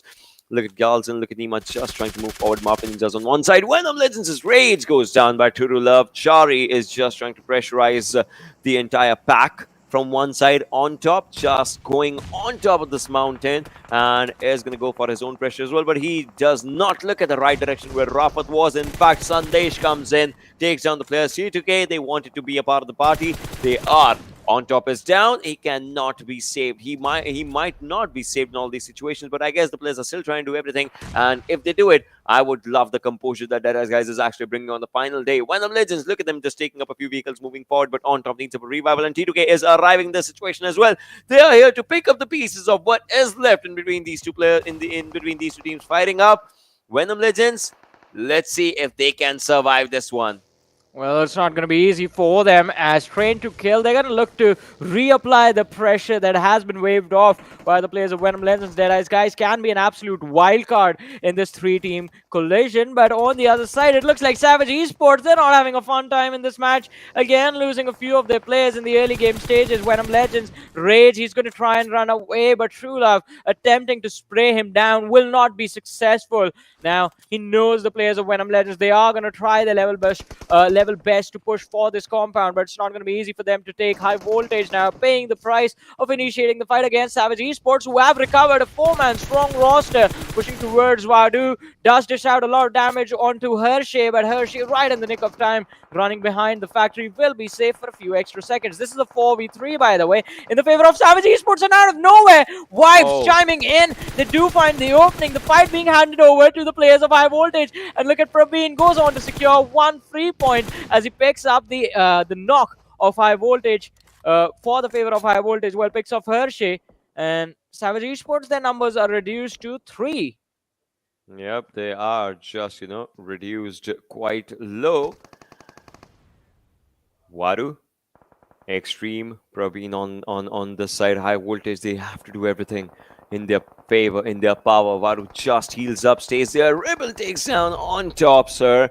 That is one casualty for DE, as well as Malik now just taking off fight against C2K. And look at that. Deadeyes guys, his True Love takes down one player. Playzone takes down the other. And this is not looking good. Now is the fourth circle, so the fights definitely have to happen, as Playzone is also dishing up a lot of damage. Extreme, he needs to heal. Oh, he does not have anything to heal. He only has 4 bandages. Waru, alright, he barely survives. Now he's going to go for a heal on his own self as the players are coming. Savage, his players are coming quite close.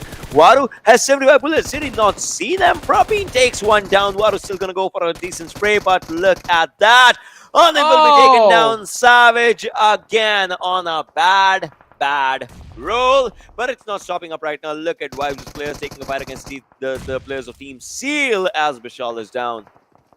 Well, one knock secured, and well, Vibes, it looks like they're going to be the world of hurt as Malik is pinned out as well, just hiding in the smoke. Leo takes a lot of damage, runs back behind the broken wall, and now Malik with a nade is going to try and see if he can find a knock, but it's going to be a bit off as the players of Seal Esports have just started falling back. On the other side, look at the elimination feed. Deadeyes Guys taking a massive beating from the players of DRS. I want to see how many players from the side of DE are going to be surviving after that collision, but Malik, last player from the side of Vibes Esports. Skylightz Gaming pushing towards the players of High Voltage. Oh, a massive switch up. Mafia Ninja is taken out as soon as he steps inside the factory. Galzin from the flank is extremely low. Another knock. Galzin is going to be taken out. Probeen is going to be knocked out as well. It's down to Wadu to clutch out this fight for his team. Goes for a flank. Nima is going to be spotted out, but he's cooking up a nade now. The M249 wasn't able to do the trick in the previous one, and this time it fails as well. He just finds one in the final 1v2, and Nima is going to be there closing out the fight. Skylightz Gaming 3 points secured, and now they will look to move forward towards the closing moments of this match. They definitely are just looking forward onto this these closing moments on for the match. But look at this, the circle shift. It just looks really good. And obviously in the next 20 seconds, the next zone is going to be coming up as well. Nima just staying on one crown for themselves. 7C's precious takes on JyanMaara Snipe Whitey. That is just not looking good. Jane is surviving somehow. Raw's players, they are on one side. In fact, Rig needs up a revival if that can happen. Jane is trying to just find up a good safe space for himself. In fact. And Zeol takes down Phantom's Vexy, which is not going to be looking good for the players of Team Phantom. Kazi is on one side. IHC, I guess he spots down Zeol. Maybe he's not going to take up a few shots right now. Nemesis from 75, he takes his M249 to 150. And Jane, all right, just has this decent cover for himself for one direction. And Phantom's Mad Max. Oh, these shots were good. These shots were brilliant. They were impressive. But T2K, they cannot do anything. Look at this. Malik is still surviving somehow. But 7C, they also are out. Oh, wow. I mean, look at that. The top contenders falling left and right. Deadeyes Guys are out. T2K could be next as Jane is going to be the final survivor for his team. Takes down one, but oh! Before the Jeep gets to him, it's just the gunshots that finish him off. IHC in a perfect position to just capitalize on the lead that they have. Vexy is just going to burn alive and be shot at the same time as IHC just wiped the floor with Phantom Esports. 9 teams remaining, 29 players are alive. DRS still pinned down. Vibes not having a fun time as well. Skylightz Gaming looking quite strong with their performance on this map. They're just, trying to find up a good play. Skylightz, they need this game as well. If they go for a good game, nothing drastic's gonna change. But still, their conversation between them, the conversational points between them and Stalwart might just, come up really close. I mean, both the teams have all the 4 players surviving for themselves. Skylightz right now, they have 4 eliminations. Seal to get eliminated right now as we're talking about. And now Skylightz is moving forward against the players of Raw. It's not looking good. Look at Nima, he's barely surviving. There's no HP on him. There is no HP on that player. Still is surviving, needs to heal as soon as he can. And a good grenade from Galzin can actually change and make way for the players to just understand what's happening. But Galzin goes down as ElementriX Sushant uses his mini and gets one headshot on Galzin. But I don't think so. They're going to be just worrying about this one. They have to move forward against the players of Raw. They're trying to struggle with the areas with the blue for themselves, and Raw is on a decent higher ground for themselves. But what else is going to happen? That's one of the questions right now. As Mafia Ninja goes with a good grenade, but I don't think so. He's going to take anyone down. DRS, oh, this game is important. If they win this one, if by chance they win this one, they might be contesting the top 10. I mean, definitely if DRS win this, they will have a position inside of the top 10, but it's going to be quite tricky now. Let's see. Nemesis M249 goes for the hipfire moment, but oh, it's just the numbers that were in front of him that take him down. 3v1 situation not really working out. So Skylightz Gaming, another point secured. looking to move forward, looking to just apply a little bit more pressure. But JyanMaara now getting caught off guard by the players of IHC. No Fear has already been knocked out. Godless with a wonderfully lined up nade might just be able to dish out a little bit of more damage on the players. And look at that, Gunner, he's barely alive. Suzanne is down to 50 HP as well. And the vehicle is going to be blown up to smithereens. But oh, from the other end, Stalwart Esports getting caught off guard by IC as Pika gets knocked out. And IC, he wants to be quick about this one, just instantly trying to secure the elimination points as well, but will be forced to go behind the ridge again and try and protect himself, as Stalwart Esports still also have all their players surviving in the game. They are looking good. Mongolians, they like to dominate these kind of lobbies for themselves. And well, by the looks of it, these players, they would want to just, dominate more and more and more when it comes down to it. DRS, well, the struggles are real with them as well. IC is down from IHC, needs up a revive. Zol is there, just going to be helping out the teammate. But the grenades, the throwables are coming in really good. They're coming in from all the directions. So IC needs to understand that value, that worth. Look at ElementriX as Orange goes out as well. Maybe you'll not be able to look them anymore. The players are still surviving, but they are on the other side. Oh god, this is on such a low HP. Still trying to take up a fight, but from the back lines, one shot just comes down to it, which might just be a full stop on the players of IHC pretty soon. Zol, IC are still surviving. JyanMaara's Gunner is out there. One more shot on Gunner, and he will be out of the lobby. And there it is, JyanMaara. They are out on 6th. Oh, but the point went towards the players of Stalwart Esports. That could be a troublesome situation for the players of IHC. Zeroli is going for the revive onto Godless and IC, but is he going to be allowed? Well, will he be given the time required to go for both those revives? Stalwart Esports, they're quite keen. They are quite keen, and they're looking to eager to apply pressure. Look at that. No opportunity for Zol to bring his teammates back into the action, as Skylightz Gaming from one and Stalwart Esports from the other. They're not looking to stop anytime soon. IC is going to be picked up with the help of a frag grenade. And now Godless and Zol are all that remain top in action, going for the cleanup. Skylightz Gaming still looking quite solid. I believe 8 or 9 eliminations secured at this point of the match. And hey, look at that. ElementriX is still there. Wow.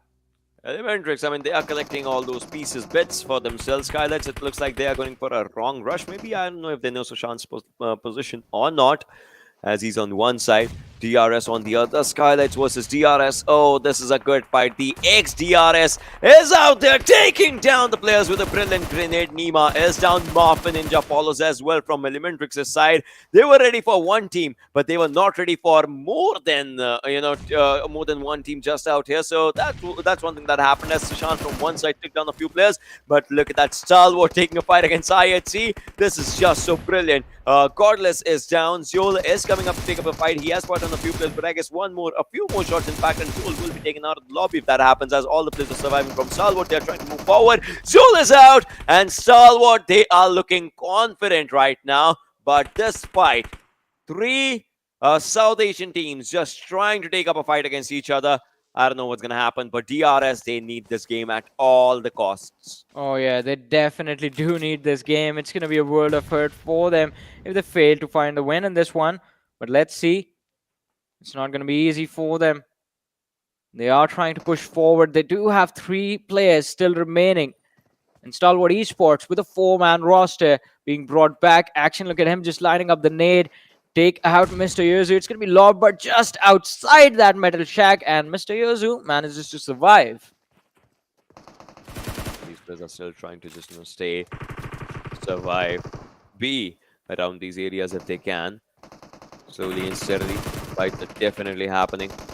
AJ taking down DRS's rules. Delta is on there on the other side. Stalwart's action just not getting taken down. Stalwart's players are just there. DRS Delta with a good grenade of his own self. Maybe just trying to take down a few players, but then again, yes, he does. Action gets finished up by his grenade. That would have been a brilliant grenade to watch.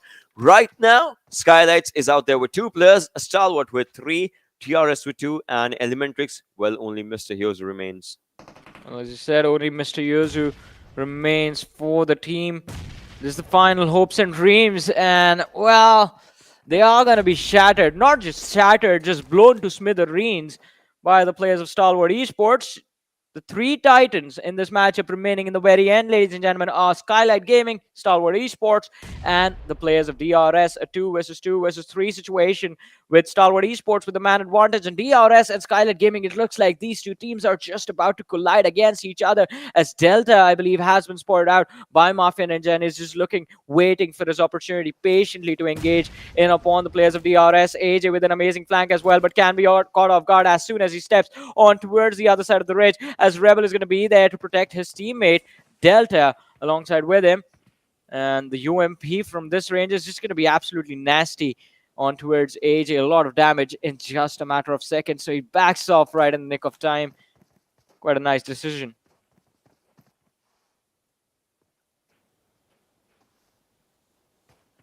DRS Rebel just trying to be with the zone. Stalwart's players on the other side. Skylightz on the other side as well. This is not looking good, to be honest. This is not at all looking good. 2 versus 2 versus 3 situation. The final circle. It is upon the players right now. Top, he gets a few shots onto him. Delta understands the value. He understands the worth. He understands the place where he is. Stalwart's cry. Just on one side, AJ gets spotted down as well. Pika with that Scar L in his hands. What can he do? But look at that. Rebel, I guess he needs to understand the job. A few grenades being lofted down. AJ gets spotted down. He's actually just on one side, but DRS was just out there. Top takes down one. Mafia Ninja is down. AJ is just barely surviving. Skylightz looks like they might be on third position. Yes, they will. Now it's down to DRS versus Stalwart, but I guess Top is invisible. No one understands him. No one sees him. No one calculates him. It's a 1-on-2 situation, but Delta will be taken down, and Stalwart, they are going to be enjoying a brilliant winner chicken dinner. Oh, an amazing win from Stalwart Esports, and just showcasing exactly how you have to close out a game. And I guess now it's just a fight to see who gets second. Stalwart Esports also an amazing win. I believe 10 eliminations secured in the very end, 10 or 11 or 13 eliminations. All right, the number was right there on the screen staring me in the face, but I just missed it. Just like the players missed Top in that final fight. But yeah, 13 eliminations, 15 points for the winner chicken dinner, and still not enough to bring them on the first. Oh my god, it means the distance, it's just increasing between them and the opponents. Yeah. But then again, Deadeyes Guys, the struggle in this match was actually real if you talk about the positioning that they hold overall for themselves. So yeah, those struggles definitely showcasing. Right now, if we talk about it in the sense DRS needed this game, they got a good game.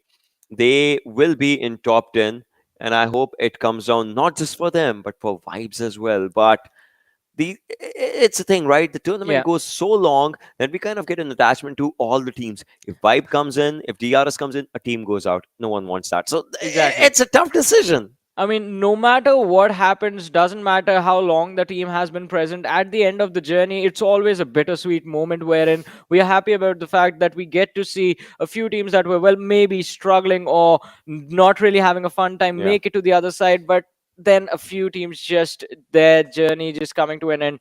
But it's a temporary end, I'm pretty sure. I mean, the teams are going to return to the next tournament a little bit stronger. But for now, ladies and gentlemen, what we're going to do is take a very short break. So just stay tuned, keep watching. We'll be back after this.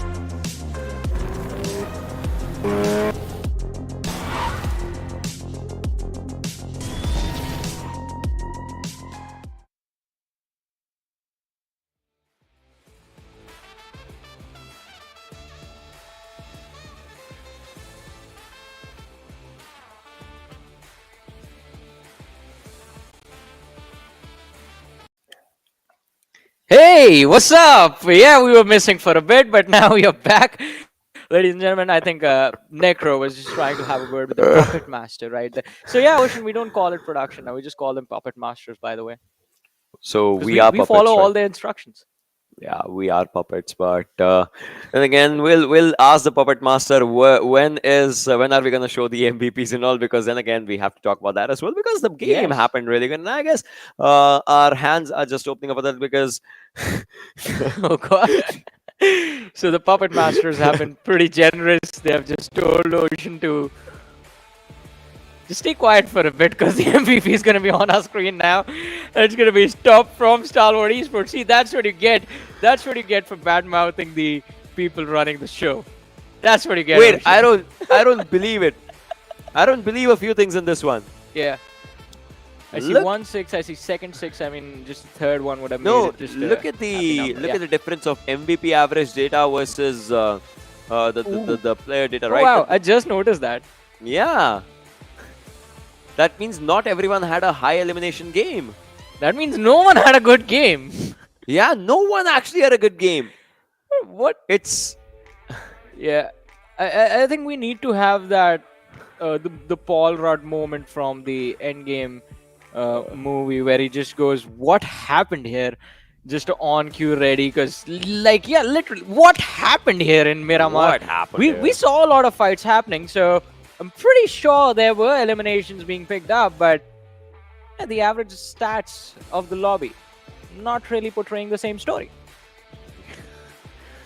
just not that good. But Delta with 4 eliminations, he could have been the MVP though had he taken the final Okay. fight in his own hands, right? But Scry on the other side with 4 eliminations as well. IC with 3, AJ with 3.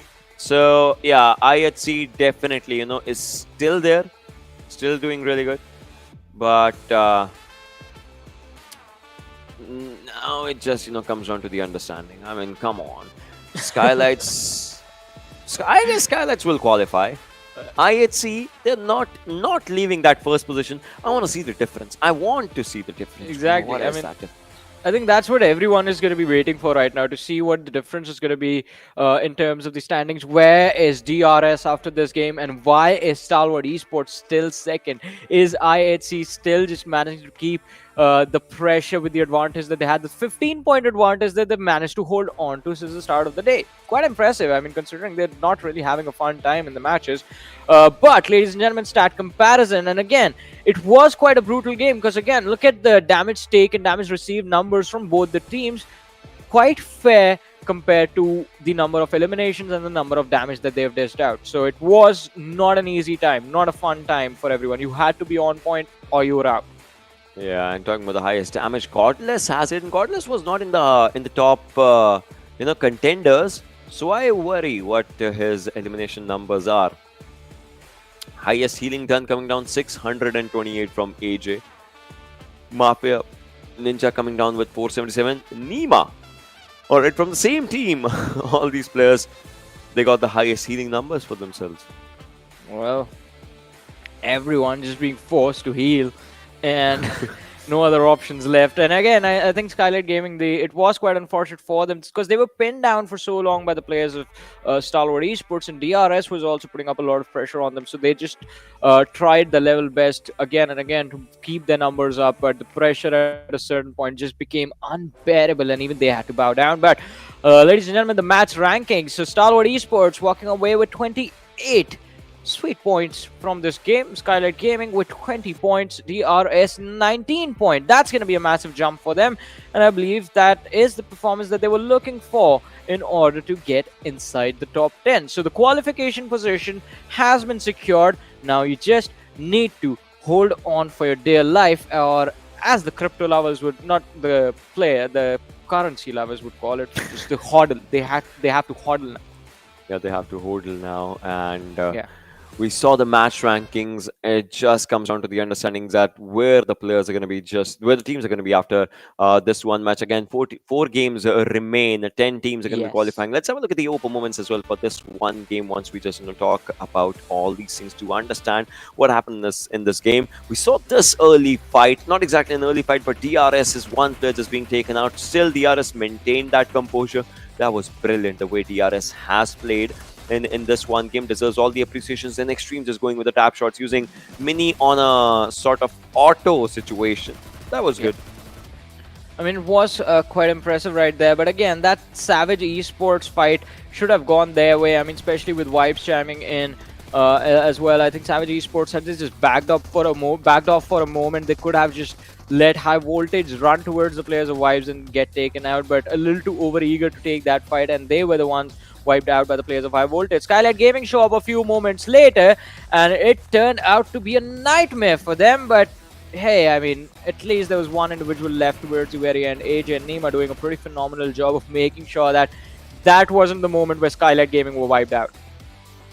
Yeah. And now talking about the way, ElementriX just played, they had a really, really good game coming down for themselves. Still, they could not just convert it exactly. Obviously, it was just one player remaining. He was taken out and down, and all those things did happen. AJ on the other side was trying to survive. But look at this. No one anticipated Top's this rotation by Top. He just moves forward, takes down one. The other player, there were just players actually engaging with him, and Top was the one that just confirmed it as well. So that was a really, really good movement coming down by Top, and I guess everyone liked that. But I had seen five eliminations.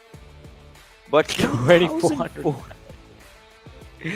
Wow. Oh my goodness. I think we need to go back after our day is done, Ocean, and we need to break down IHC's POV from this particular game. Like, what were they doing? Because this is unnatural. Yeah, this definitely is unnatural. Yeah, this is not supposed to happen. 2400 damage and just 5 eliminations? 5 eliminations? That's what I'm exactly saying, right? That they did not, they just could not go for good conversions. I mean, the good fights and bad fights, right? That's where it is. But IHC 181 was the Stalwart 169. Deadeyes with 169. So Stalwart gets that upper edge because of the chicken dinners, right? In case tiebreakers, that's where we see them. But oh my god, it's getting good.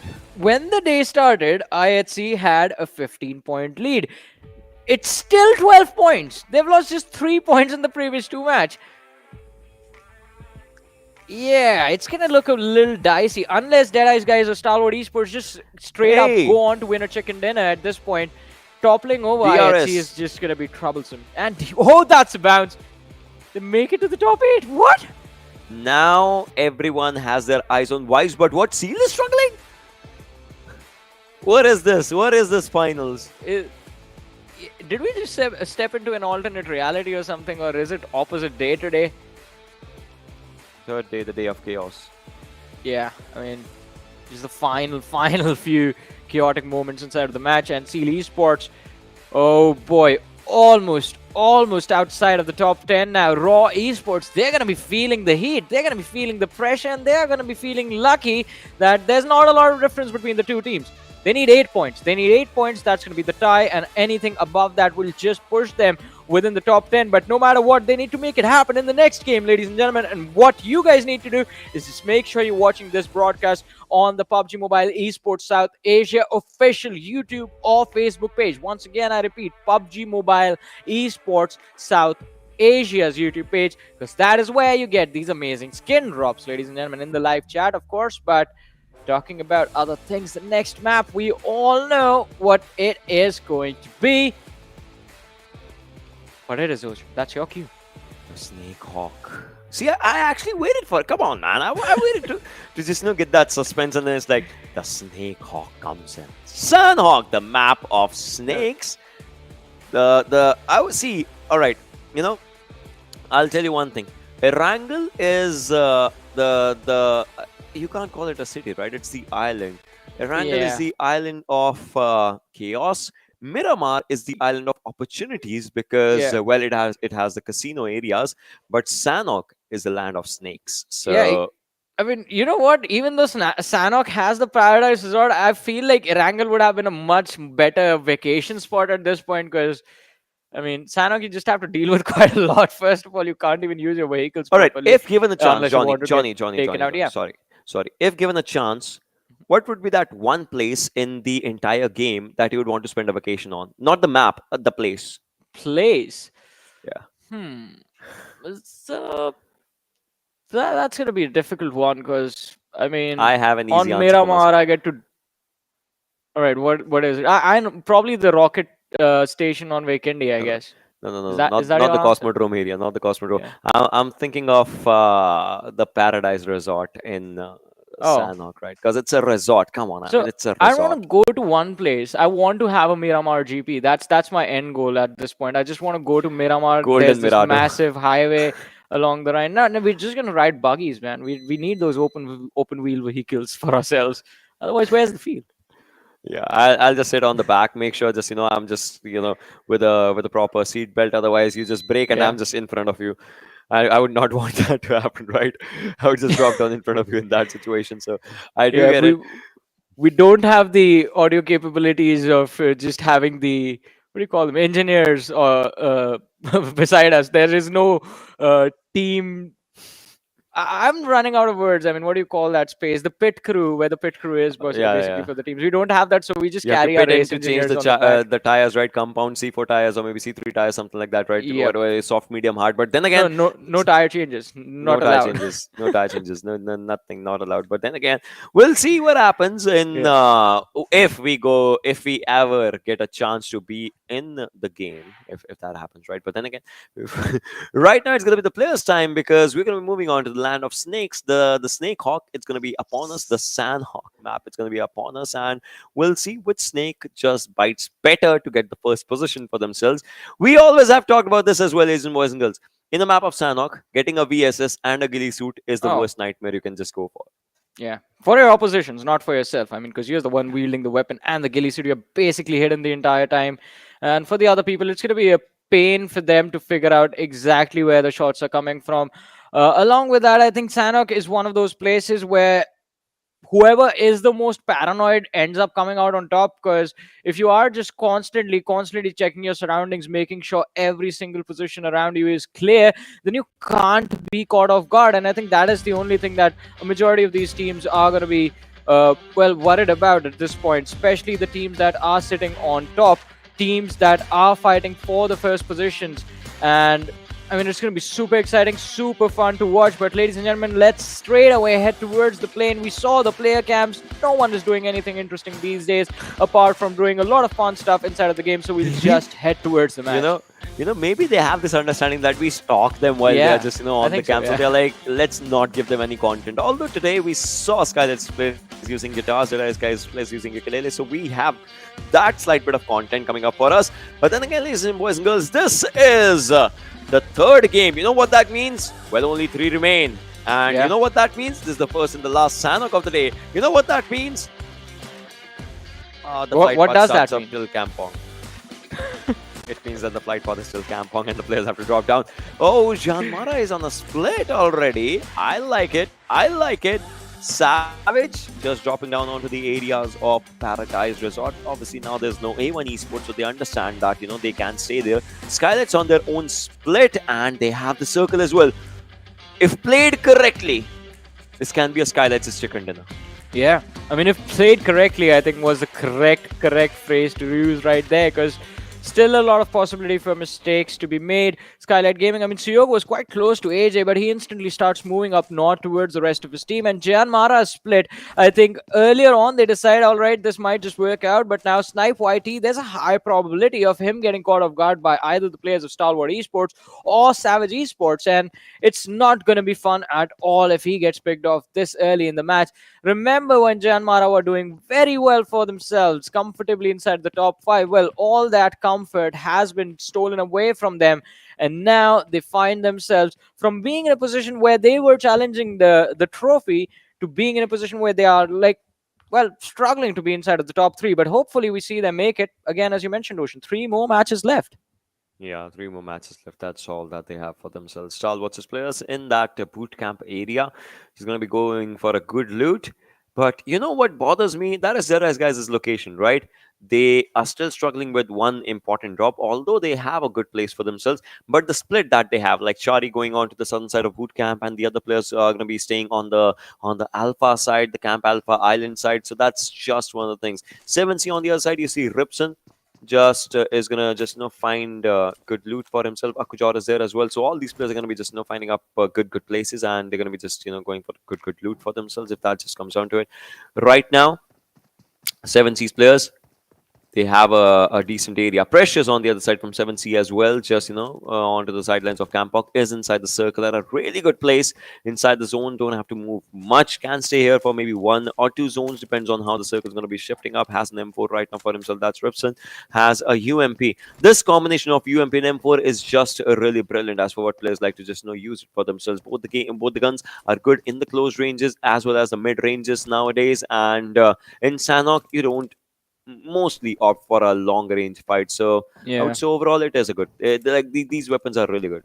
Yeah, I mean, it's the perfect combo for this map. The only thing that I think can be swapped in, it's going to be a DBS, but that's also just relevant to the early game stages or extreme close quarters indoor fights on this particular map. Other than that, I think I completely agree with you. UMP, M4, nothing is going to beat that combination. Uzi, well, again, another interesting pickup, but completely falls off when you have to switch over to that mid-game action where the UMP still is pretty useful. So I think that has been the trade-off between the Uzi, which we saw quite prominently being used by a lot of players 6-7 months ago, just completely vanish. Not vanish exactly, but just take a much more backseat in the meta these days. But again, I mean, it's not about the meta, it's just about the fact that players and teams right now have strategized to just take it slow in the early game stages. No early game action. Not a lot of it, and priority has been given to those 17-18 minute marker fights where a lot of the chaos does in fact break out inside of the match. Phantom Esports just exchanging a bunch of stuff. Dieta is finally going to be prepared. 7C Esports, they're going to be quite close to them, so I mean, they will have to be careful once they decide to abandon those compounds, but for now, at least, they're going to be completely safe and completely isolated. Yeah, I mean, they are just, away, but look at that! It already starts. Leo taking down 7C Akujod.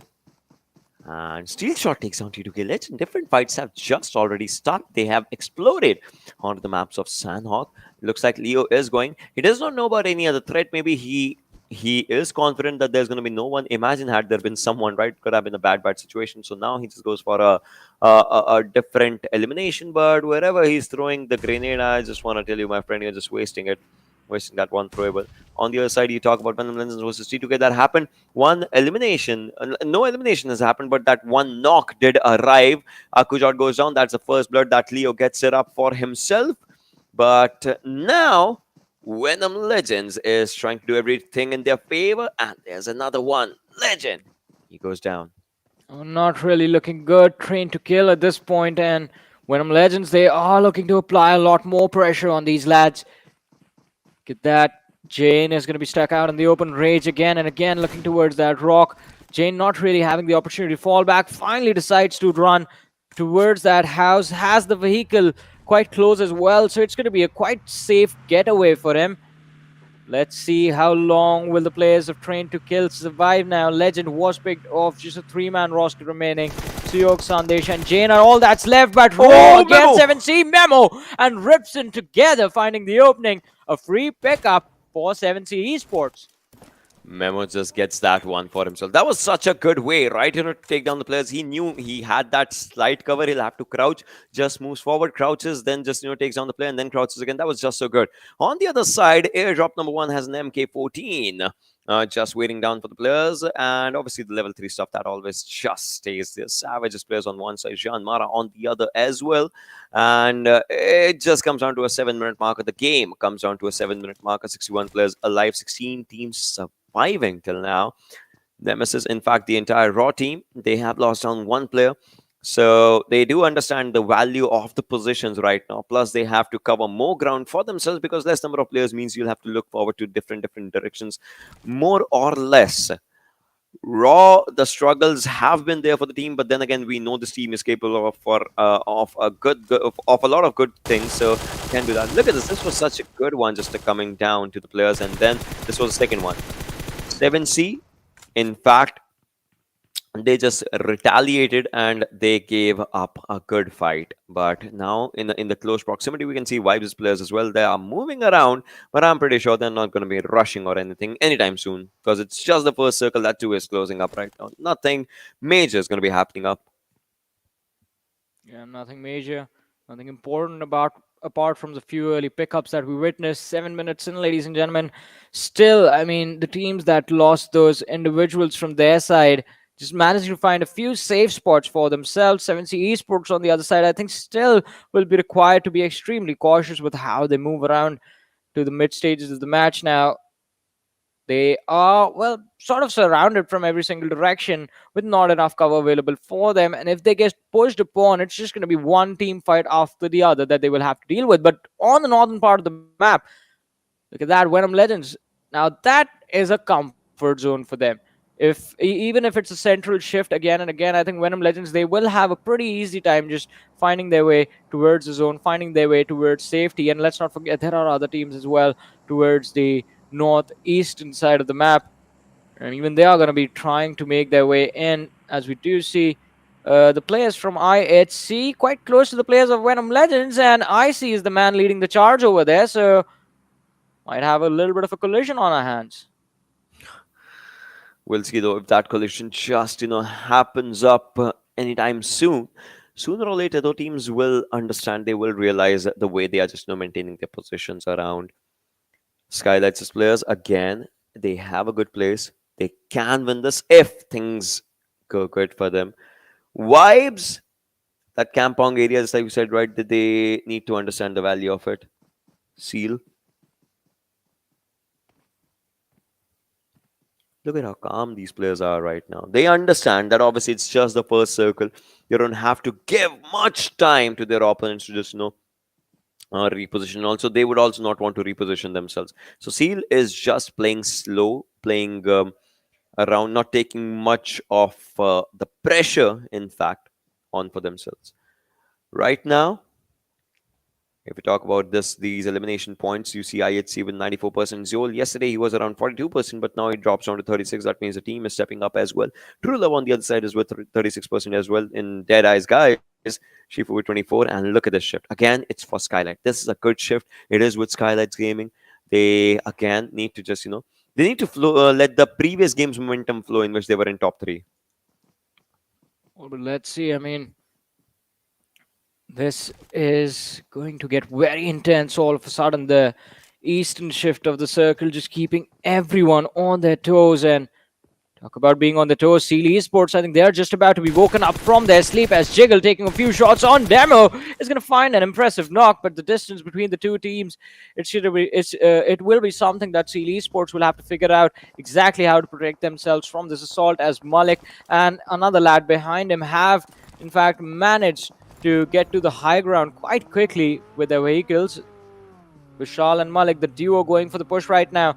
Demo was knocked out, but Wally, he has the flank, and well, oh, it looks like Vibes Esports might have just dragged themselves into a trap. Vishal, he's going to be caught off guard, but he knows where Baron is and where they are exactly going for the revive from, so a nade is going to be lobbed behind that rock. And if they do not find or secure that elimination point and Seal Esports are back to a 4-man strong roster, then it's going to be a world of hurt that's going to be waiting for the players of Vibes Esports in a few short moments.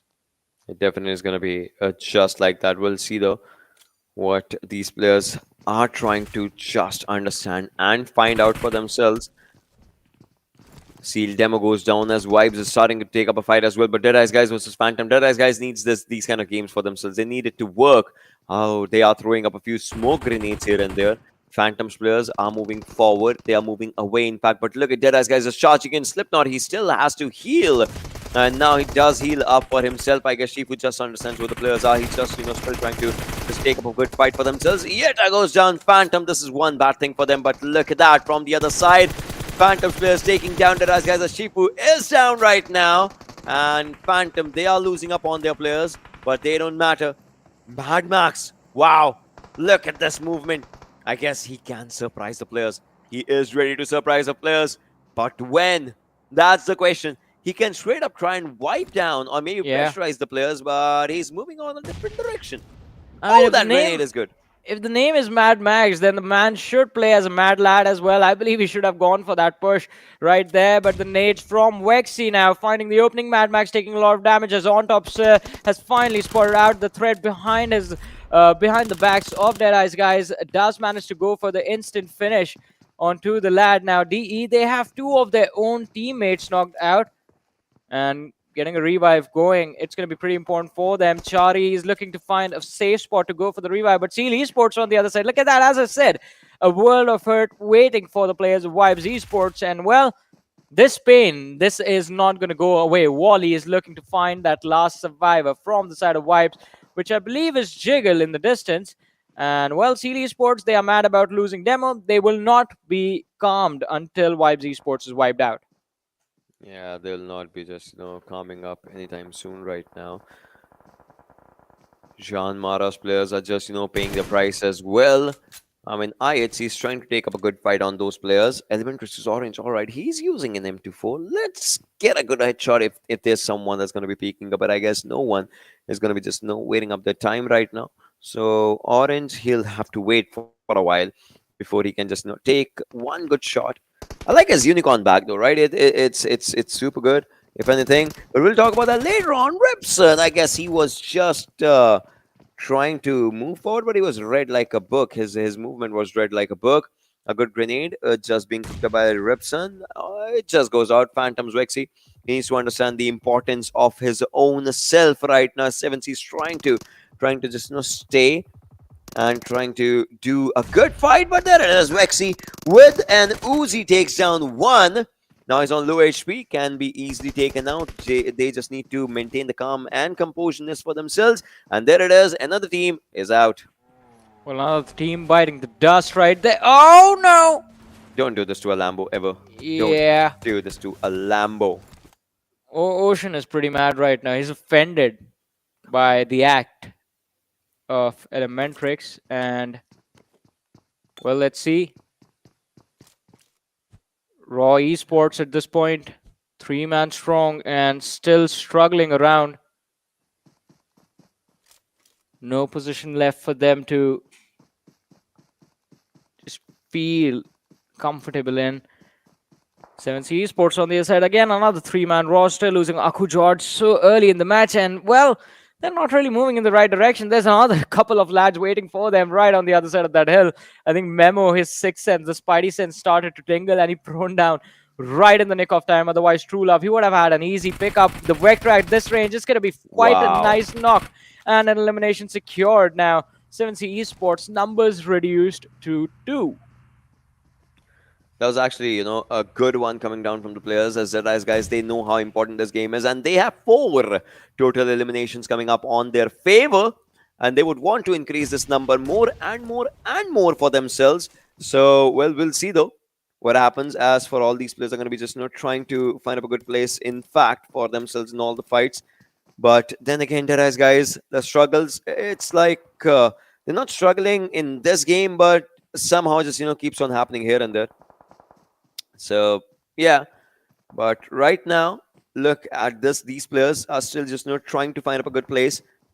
On top, he's still looking forward to a fight, but he's at the edge, so he can take down the teams on the back lines. But I guess he's looking in the wrong direction. Oh, this is gonna be interesting now. Deadeyes Guys still looking quite solid. But Stalwart Esports closing in slowly and steadily, just slithering towards their now their prey. They are not going to be able to detect this push.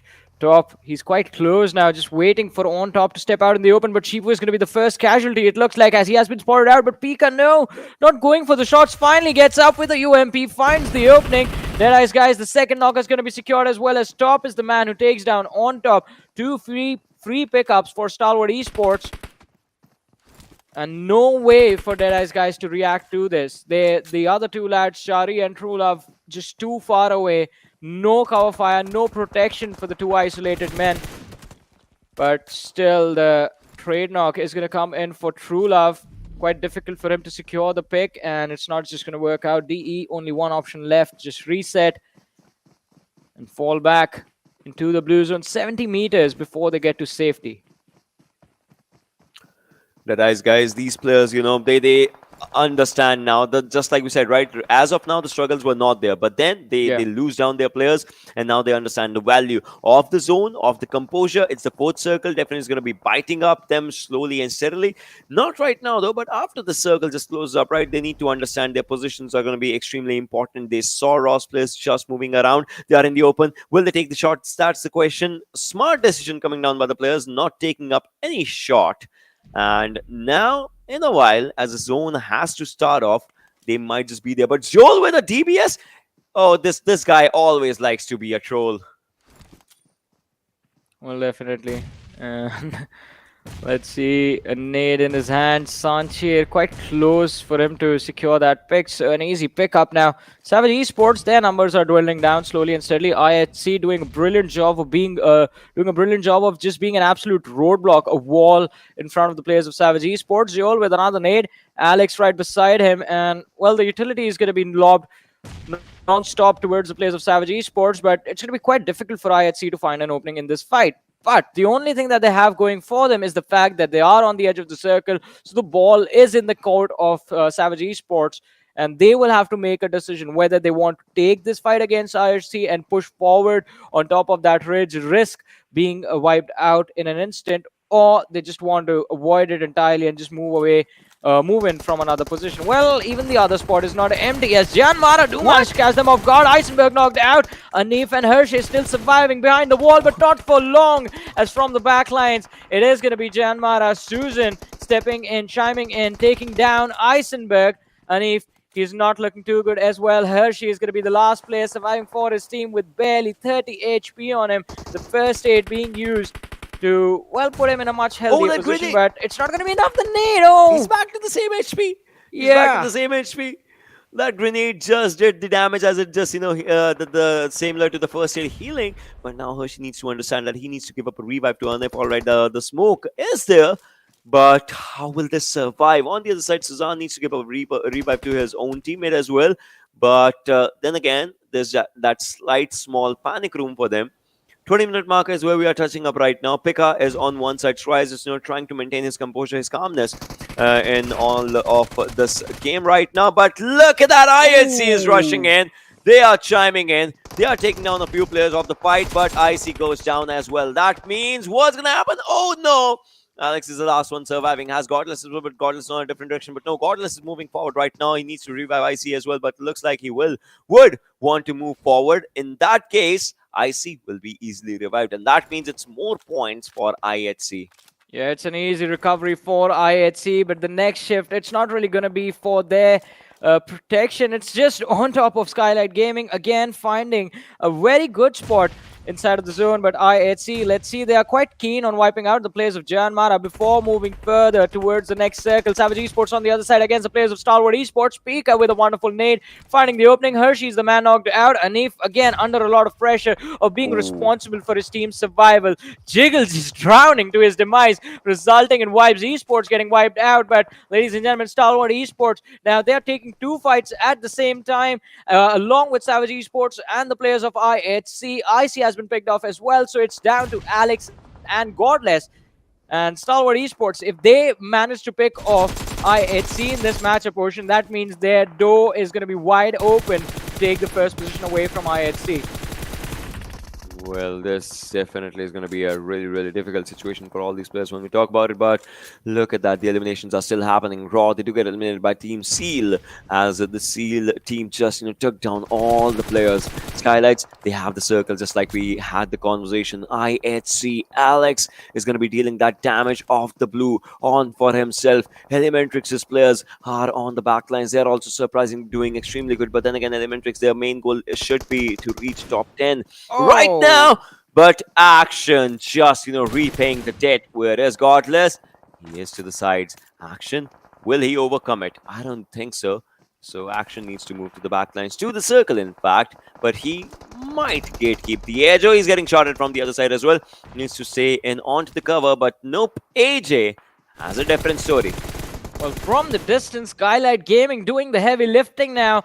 late into the match. 22 minutes and 9 teams, 22 players still surviving, and Stalwart Esports so close to getting wiped out. AJ, oh, he knows where Orange is from the side of ElementriX as Johnny. well, but just failing to find the opening. Yeah. The AJ skill got stolen. It got stolen by someone. Ooh. Oh my god, that's gonna be That's really gotta hurt. No, he got it. He got it. He finally got it. I thought it was just, it was stolen, but no, he gets it. Oh my I mean, god. had it been taken away from him, I think that would have hurt Skylightz Gaming at this point. They did not really have a lot of elimination points. That was the first pickup of theirs in the entirety of the game. Look at Nima, not even dishing out any damage up until now. Gyalzen is there with 218 damage dished out in total. Does know exactly where Rules from DRS is hiding, but he has other things to worry about as well, like covering up the position towards the left-hand side of Skylightz Gaming. Just make sure that there is no way Seal Esports or Stalwart Esports or ElementriX will be able to take them out. And well, with Seal Esports trying to close in from the rear and not really succeeding in doing so, I think their time in this game is about to run out. But Mr. Yo's with an amazing spray connecting on Mafia Ninja does find an incredible opening for his team, but now it comes... well, the time comes for them to start securing those points, working towards securing those elimination points as well. Nkasi chimes in as well. Another one. AJ goes down. Sanhok so close to the players of DRS. Oh, this is going to be chaotic. Rebel is going to be blown to bits and pieces with a wonderful nade, but DRS... oh, that's... I think that has to be the end of the journey in this map. 7 teams, 14 players alive. That just comes down to a 2 average for one team. So we'll see which players are just going to be surviving solo as well. DRS, the players are just being taken down. They are being tortured in all these situations as Jane just gets that confirmation for himself. Has a good higher ground impact around the circle. Sushant, if you talk about him from ElementriX, well, ElementriX needs a good game. T2K is on the other side. T2K has the momentum flowing up for themselves, which is really good. Seal, what do you see him up at the distance? That is just, he's just going to be doing heal battle outside the circle. So Seal might not survive for much longer. Might as well next team to just falter on, depends on how many first hits do they have. Pika, we see him as a solo man surviving. Spots on the players of T2K. Sandesh is just out there. Gyalzen takes on T2K's Jane. I guess this might just be a good full stop on T2K if it just falls down. Look at Pika. He's so close. He has the opportunity. Sandesh is just there. Pika has an M4. Pika, does he have a clear shot? I guess yes, but still he's not taking any shot. Gyalzen goes down. Gyalzen is done for. Skylightz is done for. Oh, they had the circle, they had the edge, they had everything. But now, look at this, Pika. He has Sandesh right in front of him. Just there. Well, Sandesh is definitely going to be there, but does he have what it takes to just be comfortable enough to try and take the fight? But let's see, ElementriX, Mr. Yozu, still... just thrown out along with Inkas. Oh, has he been spotted out? But no, as soon as Sandesh goes for the shots, IHC's Godless steps in and tries to take him down, which was a big mistake. IHC getting eliminated on the 6th position. Well, they did not have a lot of options as well, to be fair. But Train to Kill looking very deadly in this matchup portion. And I feel this is just going to be them and Stalwart Esports in the end. And yes, it is Pika in a 1v3. Nowhere left for him to go and no way for him to clutch out this fight. All 3 players together. As soon as he reaches the summit of this hill, that has to be the end game. And the final closing moment of this match, Train to Kill just finding that last pick. They are looking for this, but they're looking in the wrong direction now. Pika sees Jane quite clearly as well. Jane, he spots him out, and there's the cleanup. Train to Kill. An amazing winner chicken dinner, ladies and gentlemen. They are not looking to slow down, not looking to stop anytime soon, but the question still remains the same. Will they be sitting on the first place? Second again? What is going on? IHC is creating a legacy. They are creating a legacy on which no one can play. They are just, creating that one little place for themselves under which no one is just, getting that hold. That little place is worth $10,000, by the way. Exactly. They are loving it, and like whatever happens, any team can play good, any team can play bad. There was a 3-point difference between them and the second team after the first game. Then they increased it. Now they are still just there. So we'll have to see what the difference now just becomes. But T2K, they earned a brilliant winner chicken dinner coming up for themselves. And I'm pretty sure they are going to be just cherishing it, because this game did not come in easy. Stalwart was just there. Pika was there behind them. He could have just changed the face of the game. But then again, T2K, they managed to just clutch it all out for themselves. Yeah, exactly. This was an amazing, amazing win for the players of Train to Kill. Now, all they have to do is just get one more game in like this as soon as possible, because now only 3 matches remain, ladies and gentlemen, before the top 10 teams are finalized for the SA Championship, and also before the winners of the PMPL South Asia Spring season are announced. Uh, it's going to be very exciting, but again, a little bit of a shaky performance from the team sitting at the top, in fact, is what is keeping these final few matches very, very intense. But what is going to happen, only time will tell. For now, we're going to take a very short break, so stay tuned, keep watching. We'll be back after this.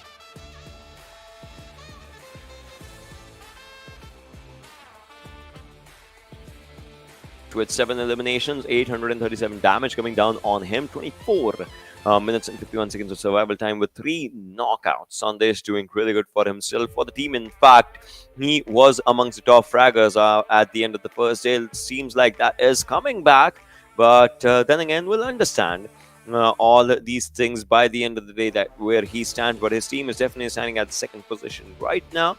Later on, things might as well just change, but before that change happens, before all those things happen, teams will try to do everything good in their favor so that they can just get a hold of the good games. But then it's not just about one player, it is going to be about other players as well, and that's where the top players are going to be just coming up forward as well. When we talk about the numbers, we will definitely see how these players are going to be just have been doing up for themselves.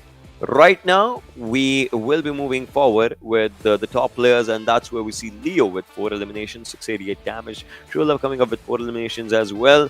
And on the other side, we'll just talk about it. We see Wally and Suyog with 3 eliminations each, 496 and 383 damage done from their side individually, if we just talk about it. But then again, these players, they definitely understand their own homework as for what they have to do, because then again, at the end of everything, what matters is the way these players are going to be just pushing their own limits. And well, it looks like they do push their limits to pretty good senses all for themselves.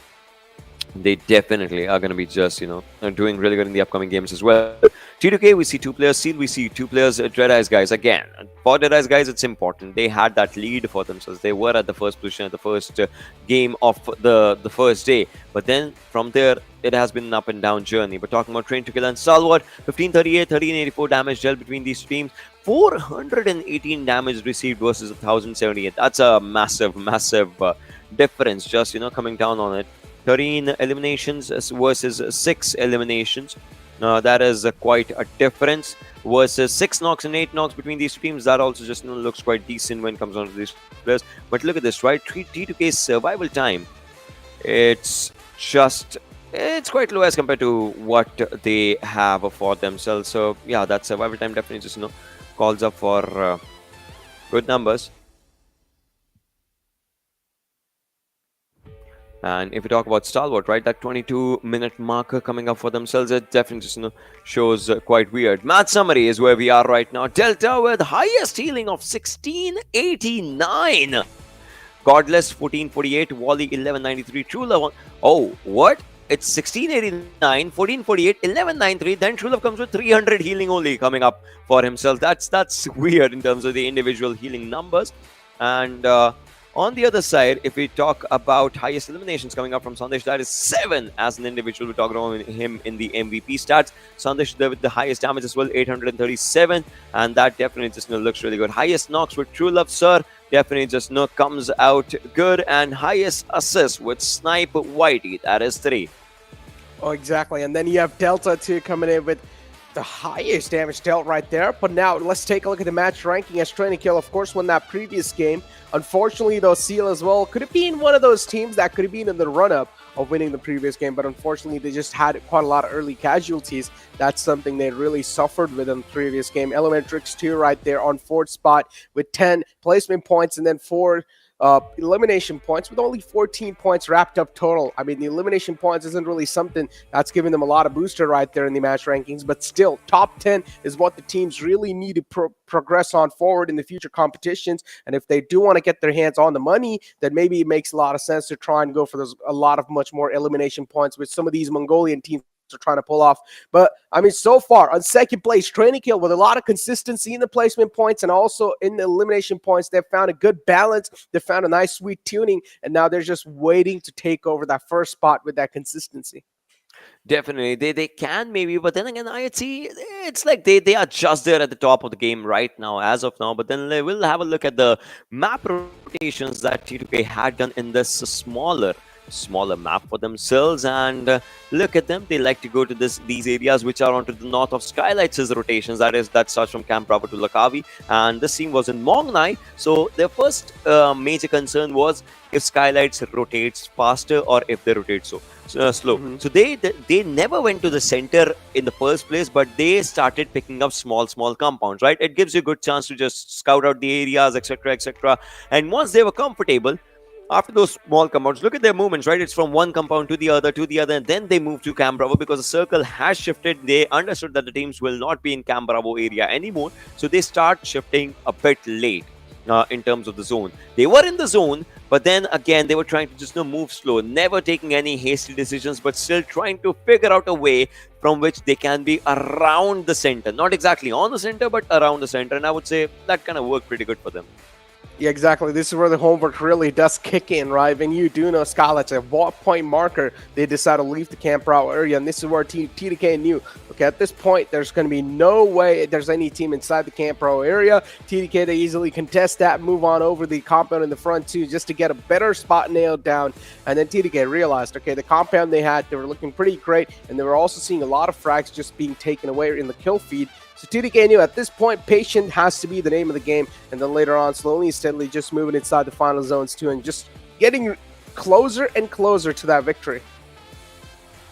Just getting closer and closer on that victory coming up for themselves if we just talk about it. But right now, if we just have a look at all these players and the way they had played, right, it was just a brilliant game coming down for T2K. Again, at the last moment, Stalwart's final player was just behind them, but then again, they managed to take that player down as well. It was just one man surviving, but still he got good points as well for himself. But then again, it just becomes a question. IHC, what will it take to topple those giants right now? Because it's just 3 games remaining. Will it be again a final circle turnover or not? That's one of the questions, but again, the answers, they might just come in. Well, I mean, you answered the question yourself. The Giants, you'll need a giant performance indeed to take down a team like that. Way much more elimination points are needed. And the consistency definitely should be there too, because as you said, I'd see they're looking at the top of their game without a doubt, and it's looking like it's next to impossible, at least for now, to take them down. But I'm pretty sure in the future lines, if TDK, they keep on playing like this, they're going to be able to close the distance. Now, this is where I'd see too. They're going to feel under a lot of pressure. One single game just let loose from their hands, that'll help TDK to just close in the distance by quite a bit. That nade right there from the side of Venom Esports, though, what a bounce, and then straight up just bounced inside the window. Yeah, those was just, some pretty good nades just coming down. Look at this. Seoul, he is a troll now. He likes to go with the DBSs and, likes to use it. Deadeyes Guys, the struggles, right? They had all the players surviving. Then all of a sudden, they had only 2 players surviving for themselves. Things did just change, but not in their favor. Right now, these were the zones in which Seal was trying to dominate. They did though, but then again, the circle shift was just not exactly in their favor. Skylight's players, AJ, in fact, got a few confirmations, but then as soon as the players tried to move out of the open, they were caught off guard and they could not do anything. T2K, again, a brilliant positioning inside the circle for them. Skylight's players were being taken out one by one. They were not looking at their backlines, and that was a big mistake. This is where Godless goes down. They spot down one final player as well, but look at this, right? He was still surviving, trying to survive, but then was taken down. T2K, they enjoyed it for themselves.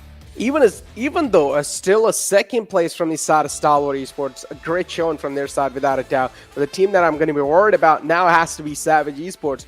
So far, not able to do that great in the overall rankings as well. Savage, now the pressure is going to start to pile up, because indeed, you don't really have a lot of games left in your hands anymore. Damage graph in front of us, TDK with 13 elimination points and 1538 damage dealt. Stalwart Esports with 6 elimination points and 1384. Unfortunately, the conversion on the side of Stalwart Esports wasn't really there. But again, at that point in the final zones, it was just too many teams for Stalwart to try and take care of.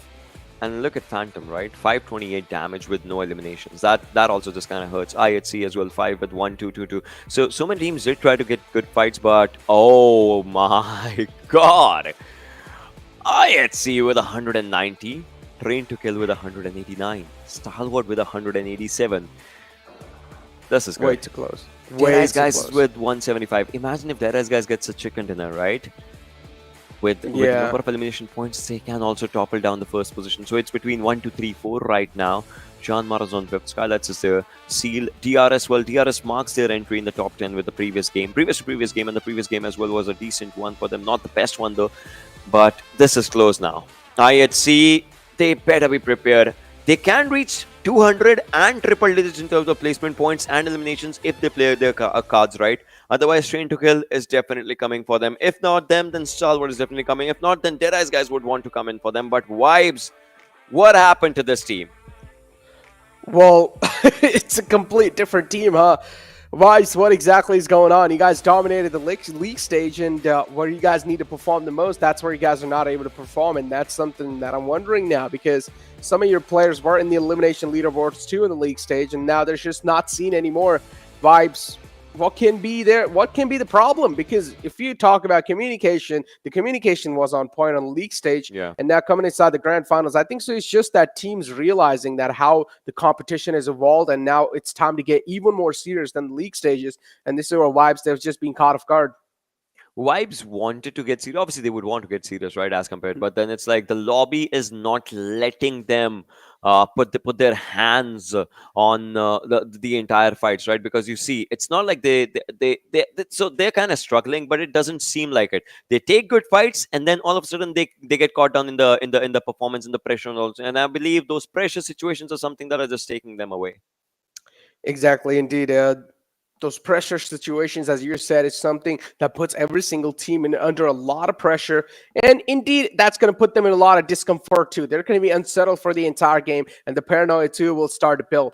And this is something that teams will need to try and figure out within them, because it seems like for now, though, Ocean, it's time for us to push to a short break. Don't go anywhere, ladies and gentlemen. We'll be right back after this. Hello, yeah, I'm doing great. So how's the day been going? That was an amazing start, first match itself for winner chicken dinner. Please take us through that first match. What was going inside your head? What was the calls coming up from all your teammates? Must be an excellent start for as you needed.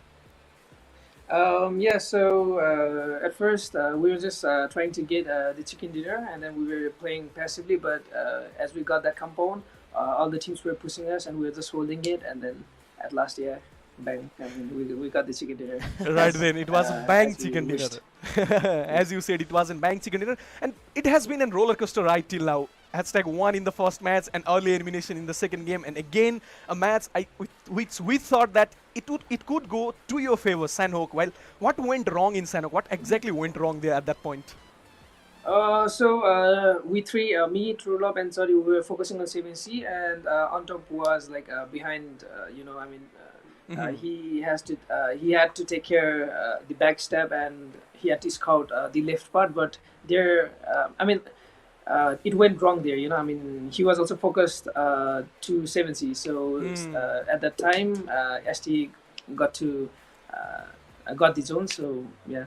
They scammed us maybe. Well, that was a sort of a scam for you because you were not prepared for that. Yeah. So I guess my analyst duo has got a lot of questions for Sifusa, because you have been playing to that top-notch level. We have been regularly discussing about your fragging power, the kind of gameplay that DE has been showing in the final. So I'll pass this stage to both of my analysts. Maybe they have got a lot of questions for Sifusa.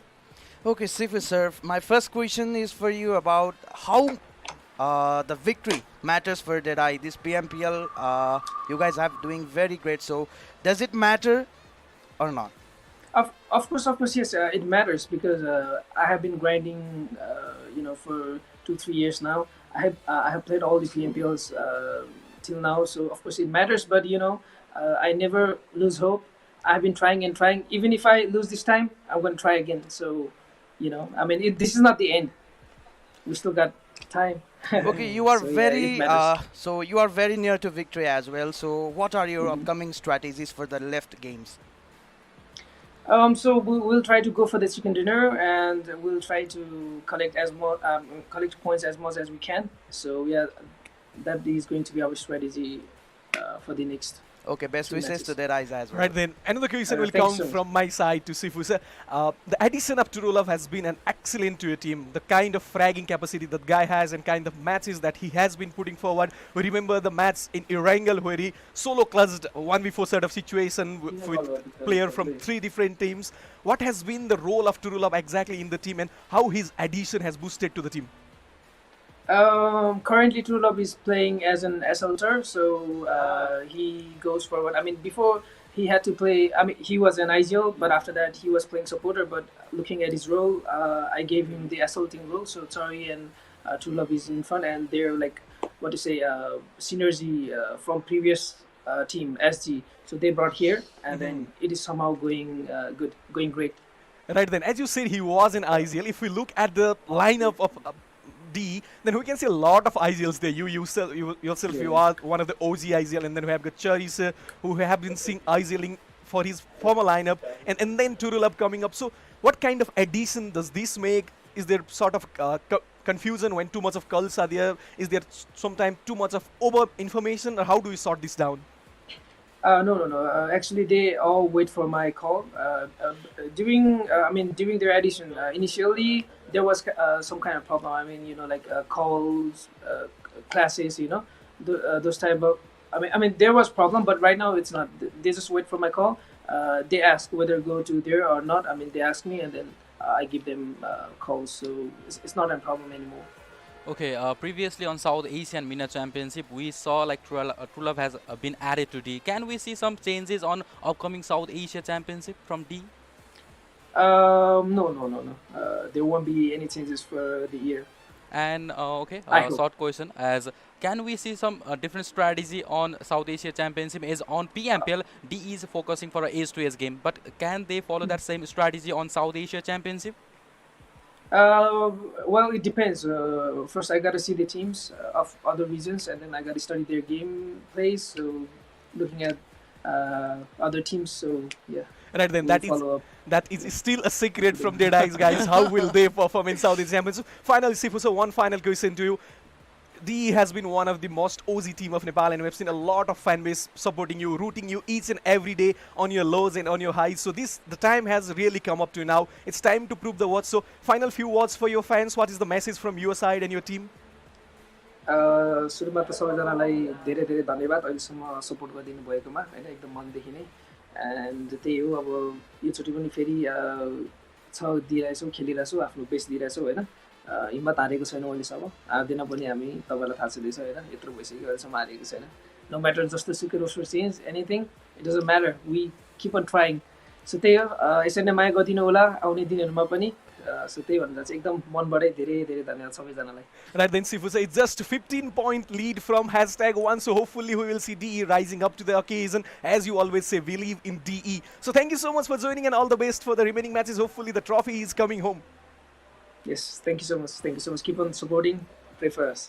Thank you so much. धेरै धेरै धन्यवाद. उहाँ हुनुहुन्थ्यो Sifu sir. Welcome back, ladies and gentlemen, to PMPL South Asia 2022. Of course, brought to you by OPO-F21 Pro, and that great interview with Chief from the side of Deadeyes Guys. Now, we're literally just having a little conversation about how Deadeyes Guys, they don't really need a lot of points. All they need is one single chicken dinner, and they might just be in the top 3. Yeah. I mean, for Deadeyes Guys, and also they have 3 games as well, in which if one of the games maybe just goes on something, they can still just have a decent game for themselves. So we'll see what happens in those ones. Exactly. But it seems like, again, it's time for us to push to a short break, ladies and gentlemen. Don't go anywhere. We'll be right back.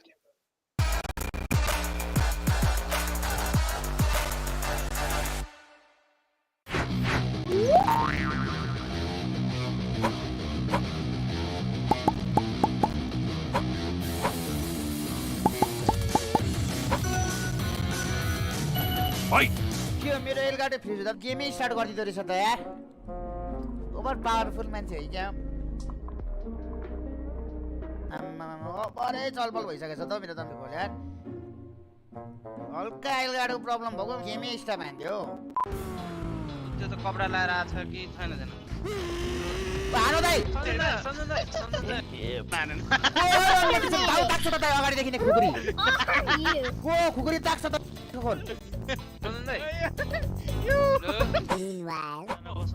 म बसे ल hello नाम के पर्यो ए ल ठिक छ टिममै पि हो भएन नि त यस्तो त भएन यार यो पिएमपीएल प्लेयरहरूलाई ट्रेन चलाउन आउँदैन रहेछ What are you talking about, man? जित्नुपर्छ ल हामीले टिममेट कहाँ छ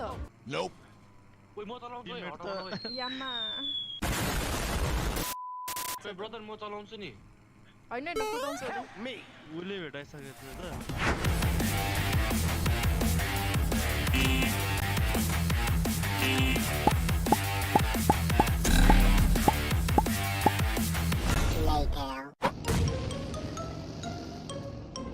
I'm dying.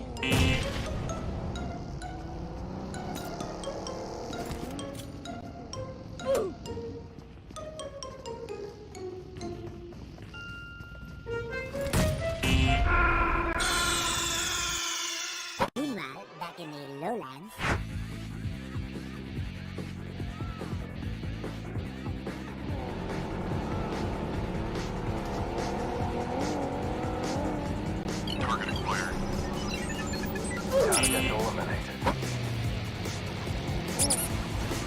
Okay. Just then. माथिबाट बम हान्छ सुन न हिँड्नु न अर्को प्लेयर आयो त कुन एयरलाइन छ यो ओए म माथि हात लान्छु तिमी बम हान है मिल्छ भने ल कि नै माना बम हात्दै बम हान हेलो त ताउ सबलाई आना के ओए दामी हानेको रहेछ यार Any sure? What sword रहेछ यार यस्तो साह्रो खेल्ने अनि सबले मलाई मार्न खोज्दैन त अनि बचरा दौन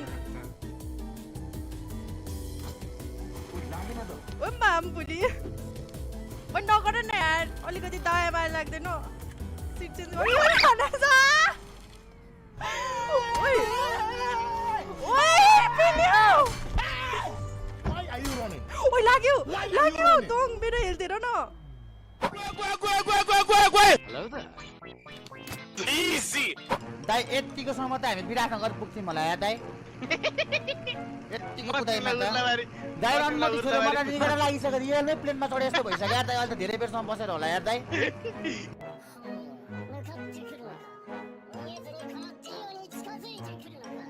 ओए यो त ढङ नआए त नि दाइ दाइ तेल हाल्दैछु दाइ उठाउनु न त्यो टाइमसँग सुताउँछ डाइरेक्ट हाल्न पर्यो दाइ यो बेस्ट पाइलो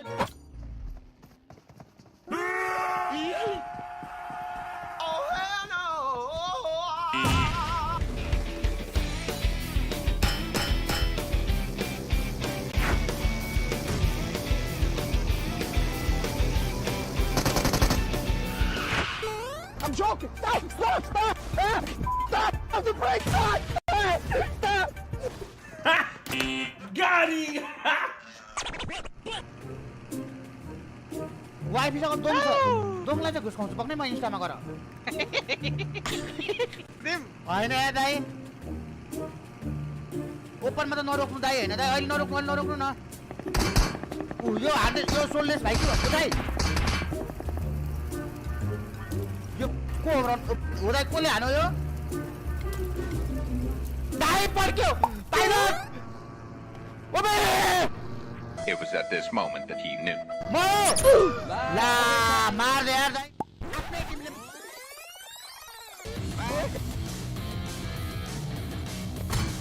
ओइ साङ मर्यो होरा मर्यो जित्यो हान राउन्ड माइकलहरु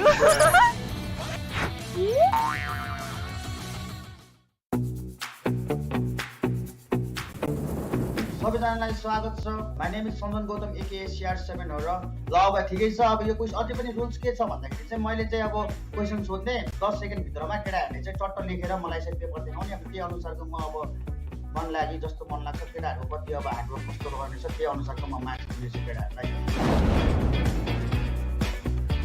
फर्स्ट क्वेशन इज एकदमै सजिलो प्रश्न रहेको छ साथीहरू तपाईहरुको लागि एयर ड्रप कुन भेकलबाट बनेको हुन्छ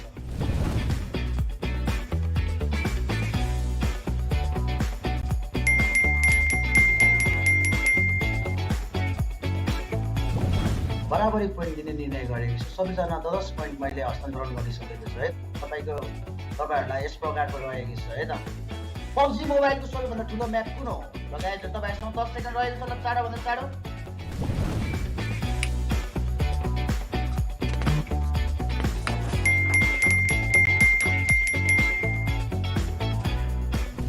ल दोस्तीहरु, अब सबैहरुलाई थर्ड क्वेशन आइसकेको छ। तेस्रो क्वेशन यस प्रकारको रहेको छ। PUBG मोबाइल कहिले रिलिज भएको थियो?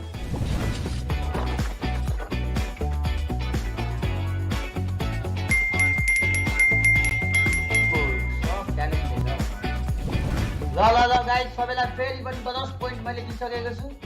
कसले जित्ने त हो? सबले मिलाउँछ त हो। थर्ड क्वेशनसम्म सबैजनाको प्लेयरहरुको पोइन्ट टाइ रहेको छ। अब हामी अगाडि बढ्नेछौँ फोर्थ क्वेशनको लागि।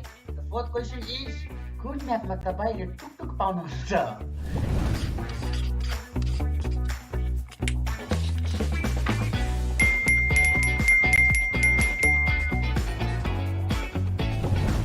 हाम्रो सब ट्यालेन्ट देखेर बधाई छ। अब हामीसँग रहेको छ अन्तिम प्रश्न।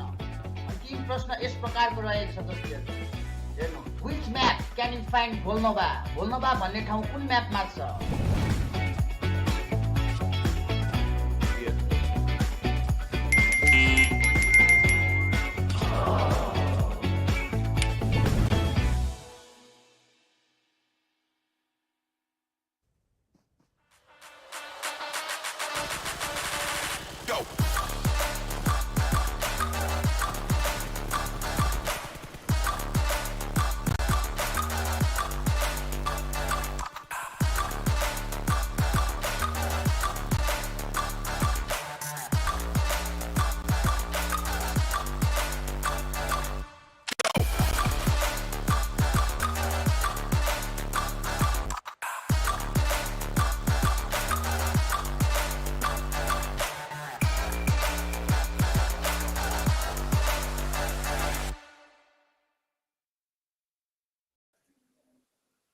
Welcome back, ladies and gentlemen, to PMPL South Asia 2022, brought to you by Oppo F21 Pro.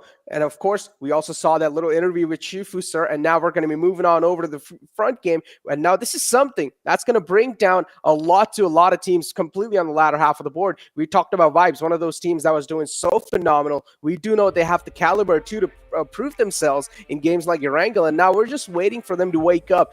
But is the wake-up call going to be too late? That's the question. Erangel, Miramar, Erangel. 3 games remaining, out of which there are 2 Erangels and obviously 1 Miramar coming down. Miramar might just be a slow game, but we know that the last Erangel is definitely going to be just a fast process as for what it always is. The teams would want to just end it as soon as they can. They kind of just like to go for those kind of games, but then this Erangel matters a lot. 1 point difference coming down in terms of IHC and obviously coming down Deadeyes Guys, and then there are other teams as well. Stalwart, we saw them where they are. T2K is out there as well. So yeah, these teams are going to be just coming up on the good composure. Deadeyes Guys definitely at the 4th position right now, if I'm not wrong. So they would want to just climb up the ladder for themselves. And talking about T2K, yeah, that 1 point, it's going to matter a lot, because IHC, whatever they can, they have a chance to go to 200 point marker, or else a team might surpass them and go to 200 point marker. So it might just be a weird situation. We'll see though what happens in the upcoming game.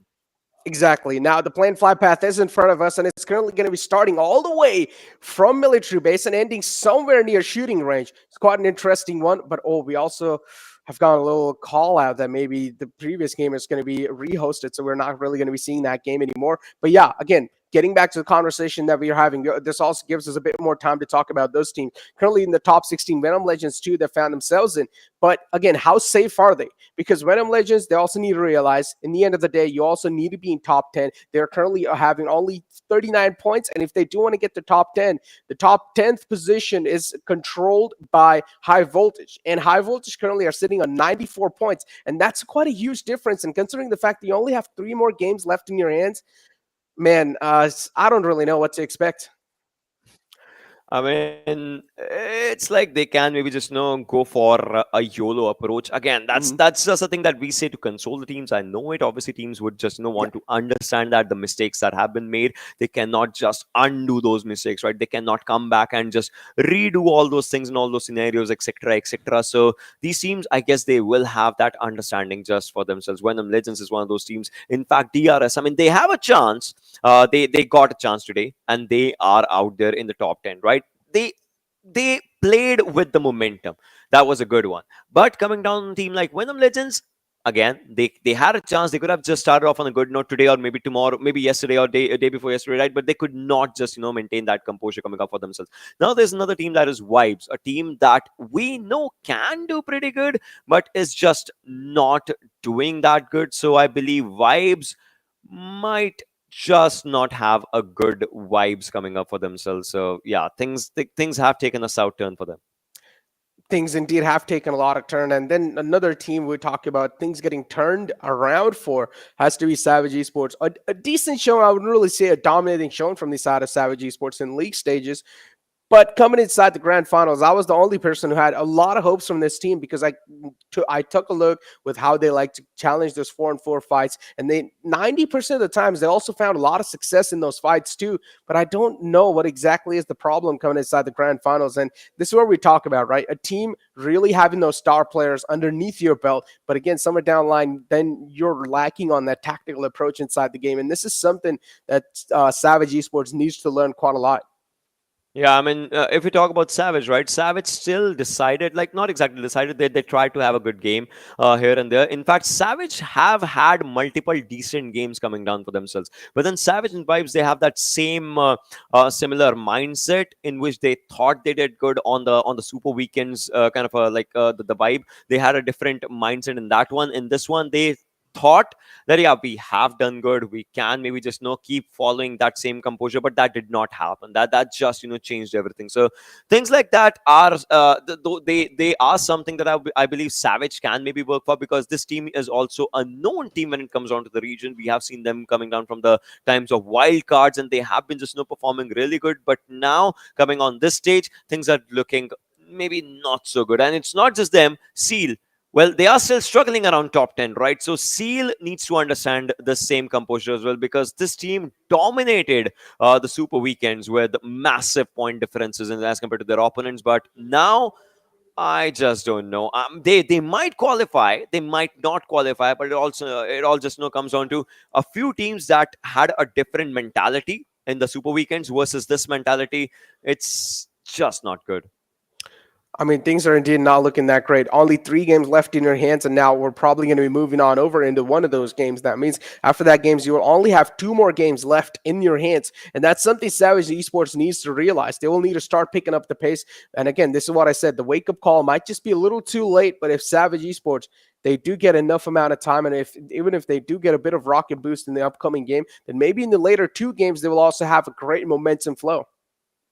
Yeah, they can just have a great momentum flow just coming down. But then again, the matches are not remaining, right? It's just 3 games if we just talk about it. They'll have to have good games in all the 3 games, because that sword is still going to be on their head, right? One wrong move and it would be a game over, a season over for them, right? They'll just take a few chunk of money for themselves and they'll go out of this entire tournament. But then JyanMaara is one of those teams that is just, that has just did really good, is at the 5th position right now. This team has had its own share of struggles. I mean, I was talking with Johnny about this one as well. If you remember, they used to play under a different name in the previous seasons. VT and JyanMaara used to be that name, right? And then they went on being JyanMaara again and again. The players have definitely changed since all those times, but there has been one thing, that they are also one of the most experienced lineups. Like, it's good to see these old lineups just coming back again and again. Like, if you talk about ElementriX, a really experienced lineup with Mr. Hughes just getting that lead for the team. JyanMaara, another experienced lineup coming down,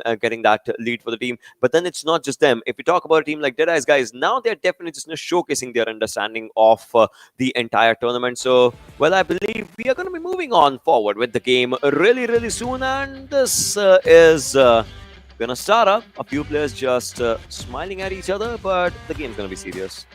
Oh, the game's indeed going to be serious, because they will have to put on serious faces, without a doubt. I mean, the teams that are currently even on the top, things are getting way too spiced up over there too. There's not a lot of difference between the top 5 places, and at this point, every single player, every single team will need to put on those serious faces, because we also saw TDK, they're only 1 point away with tying up with TDK, with tying up with IHC. So Again, IHC too, this game has to be the game of their life. If that's not going to be the case, then IHC will not have a cushion anymore. As you can see, TDK currently sitting on second spot with 189 points, and IHC with the first spot with 190 points, and then you have Stalwart Esports with 187. So close, and this is getting way too close for comfort. Yeah, this definitely is. Just getting way too close. So IHC needs to have a good game. Now it comes down to my question, right? If they'll go for a shelter split or not, because IHC, they have two drop locations. One of them is a shelter split. Previous IHC, the previous use, they used to just drop down anywhere on the lobby and they would just, want to take up any fight that they can. But now they're taking everything in a bit serious manner, serious fashion, to be honest. Raw, they're dropping down to a northern side, from where they like to start off for themselves. T2K is out there as well, as you can see, just see them dropping down to Severny's area. They'll glide to Severny. This is Raw's secondary drop location. We just want to talk about it. JyanMaara, well, that Lipovka-ish split coming up for these players. DRS likes to go to Milta. They're going to be dropping down to that area as well. Stalwart will take up a vehicle and maybe will move to Nova Repnoy's area. But Skylightz, all right. Now they're going to be starting up their drop. Is it going to be the good old Primorsk or something else? Because we have seen them drop down to Primorsk once in this entire tournament. Ooh, that'll be interesting. And it does seem like that's what they're going to do too. So Skylightz Gaming, because at this point they like to drop near the chargeable apartments, and the plane fly path was a little too far away from that. So they're going to be dropping all the way down south near Primorsk. But the circle is something that's going to add a bit more spice inside the game, because the circle this time is going to be another shift. That means Skylightz Gaming is going to be one of those teams that'll have quite a long way to rotate inside. Not that long though, but again, it's just the first zone. So Skylightz Gaming, they will be able to make it barely on the edge. But if the next circle shift even takes another shift, then that's where problems will just start knocking their doors. Yeah, it will. It will just start knocking up onto the doors of the players if things just don't go good for them. I mean, the zone's going to go north, definitely. That's going to be happening. Deadeyes Guys is a good place in this one. Again, if you talk about it, Deadeyes Guys, if they win, right, they're going to be getting 15 points for the placement only, and the rest are going to be their elimination points, whatever they get from this one. But then again, there are three more teams in that contestation. It's IHC that wants to increase their points. It's T2K that has the safe zone for themselves. And then it's Stalwart. They drop down to the southern side. Wherever the circle is, this team doesn't care. We'll talk about teams not really caring. I mean, currently, Venom Esports is one of those teams, right? They like to stay under the radar. They don't really like to get a lot of eyes locked up onto themselves.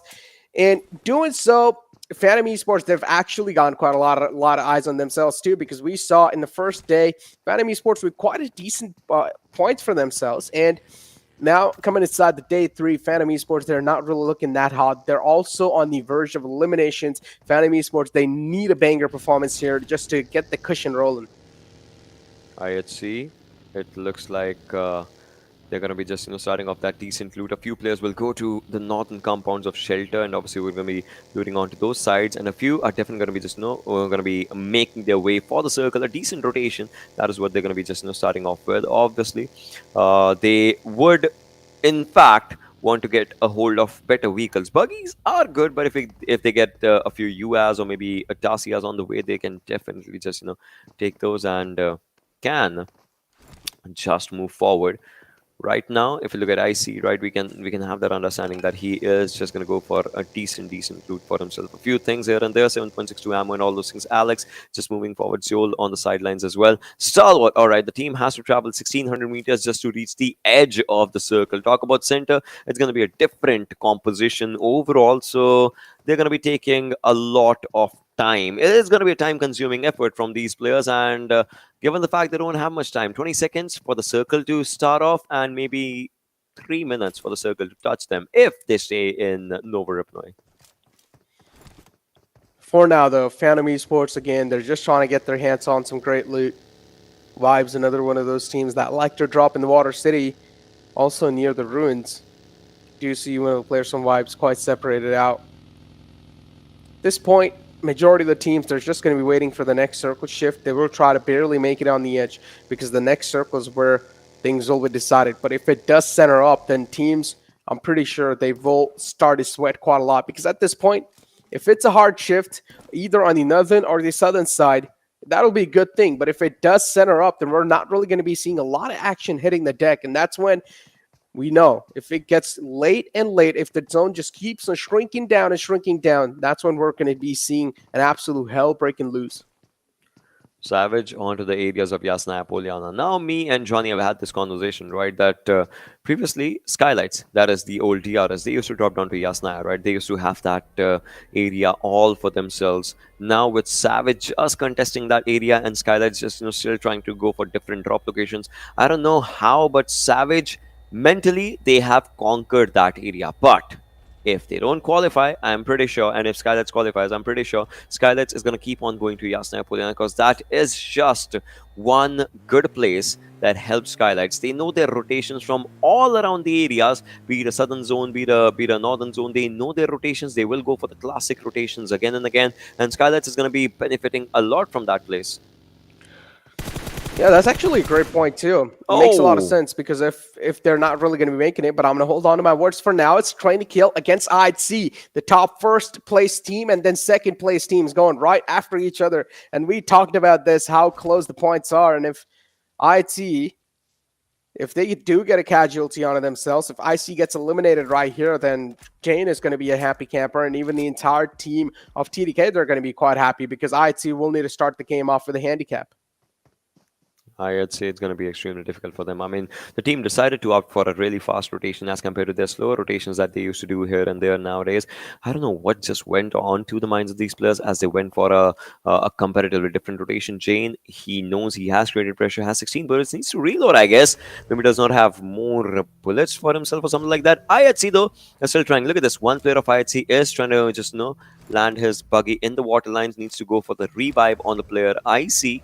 And Jane, he can still pressurize from the other side, but it seems like he decides to go for a different collision. Chief Usa's grenade on the other side takes down Waru.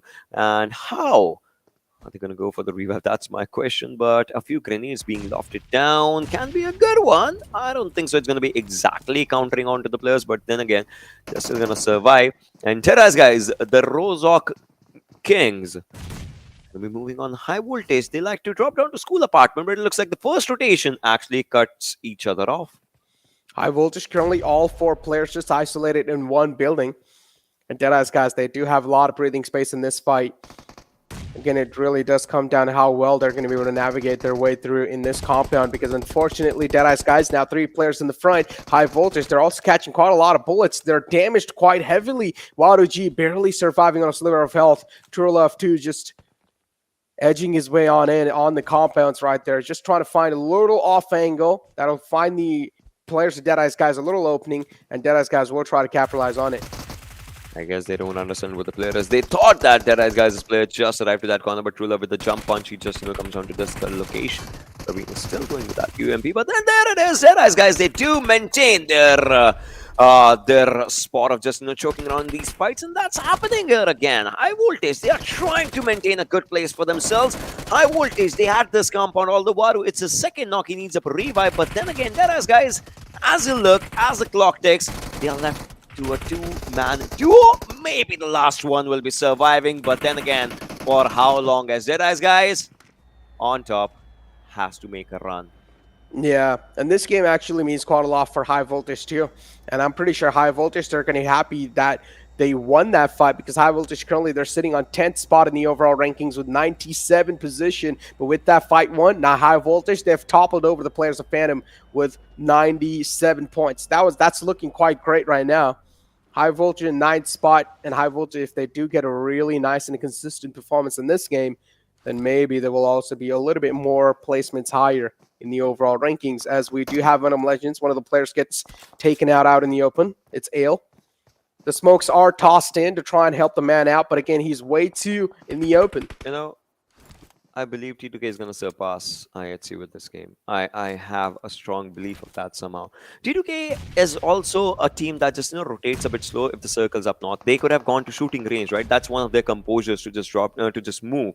But then again, T2K decides to go to the other direction. Obviously, they spotted on a few players. That was IHC's players. They did take one of the players on. But then again, IHC decides to retaliate from that fight. And now they are moving on to the players of Venom Legends, out of which 2 are down and they cannot be revived because they are down in the open. Venom Venom Legends somehow took a bad decision of maybe using their 2 players to move forward and to maybe just get these compounds, these houses, but IHC was ready for it. Had Venom Legends players reached these houses, it would have been difficult for IHC to even just push, because then again they would have different areas, different altitudes, to just look forward onto themselves. But this situation now, as we talk about it, Godless gets his first confirmation, opens up the bank for the team, and Dictator will be the next one to follow down. He cannot survive. He cannot be revived. He's too far away from his teammates now.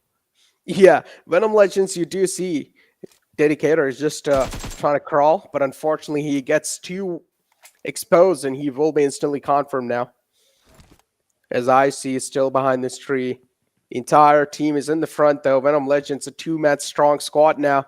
It's going to be all down to Steel Shot and Rafat. We saw yesterday Steel Shot put on some insane numbers in the entire game, but now it's IHC just creating so many issues and so many troubles for a team like Venom Legends. And we talked about this. Venom Legends currently sitting all the way in the bottom of the leaderboards in the grand finals, and this is not a sort of performance they need. Yeah, losing down on 2 important players, but now IHC, Zeol, maybe he's going to contest for this hill. He's going to just, it looks like it. Or maybe not. It's just going to scout out the areas. Or what is going on in his mind? I guess he's just, being a part of the distraction or something. Zeol, so close. Now will move away. They lost on 2 players. And now Venom Legends, they need to understand whatever's happening. They might just be feeling that pressure. Shield Shot, Rafat.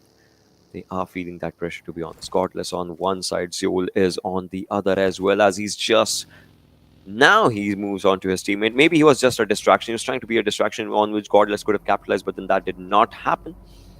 In the final moments right now, Rig is trying to move forward with his own teammates as well. Raw, they need a good game as well for themselves. The second airdrop, sorry, has a Groza and an 8-time scope in this one.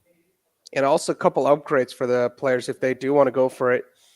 But again, Groza is an absolute shredder. And there's another team right next to the airdrop. It's JyanMaara. And it's not going to be that tough for JyanMaara to go and grab for this airdrop. But again, that's what we know. That's what they don't know. JyanMaara, they're quite in safe hands for now. But JyanMaara, if I'm JyanMaara, I do not want to risk my life for that airdrop. I would try and go for those consistent placement points because, again, in the overall rankings, I want to place myself, of course, without a doubt, in a better spot. So why just take that little risk instead if I do have better utilities and better guns to play around with? But the next circle this time is going to be shifting up north a bit. So that means every single team will now get a go call to just shift on northern side. And that's what exactly happening. The entire map is now filled with vehicles. The classic Stalwart rotation for a northern circle. They move from the backside of Yasnaya. They are coming up from that side. Phantom's players right next to 7C's players. They are just, moving forward with each other. JyanMaara Snipe gets taken down, but look at that. A few players were just, dishing out a few shots, and then now Yeta actually understand that he took a wrong fight on a wrong day, and he will be punished rightly for that. 7C opening up their account as well for the first elimination that they have for themselves, and now they're going to be just getting up a good place for themselves, as you can see it.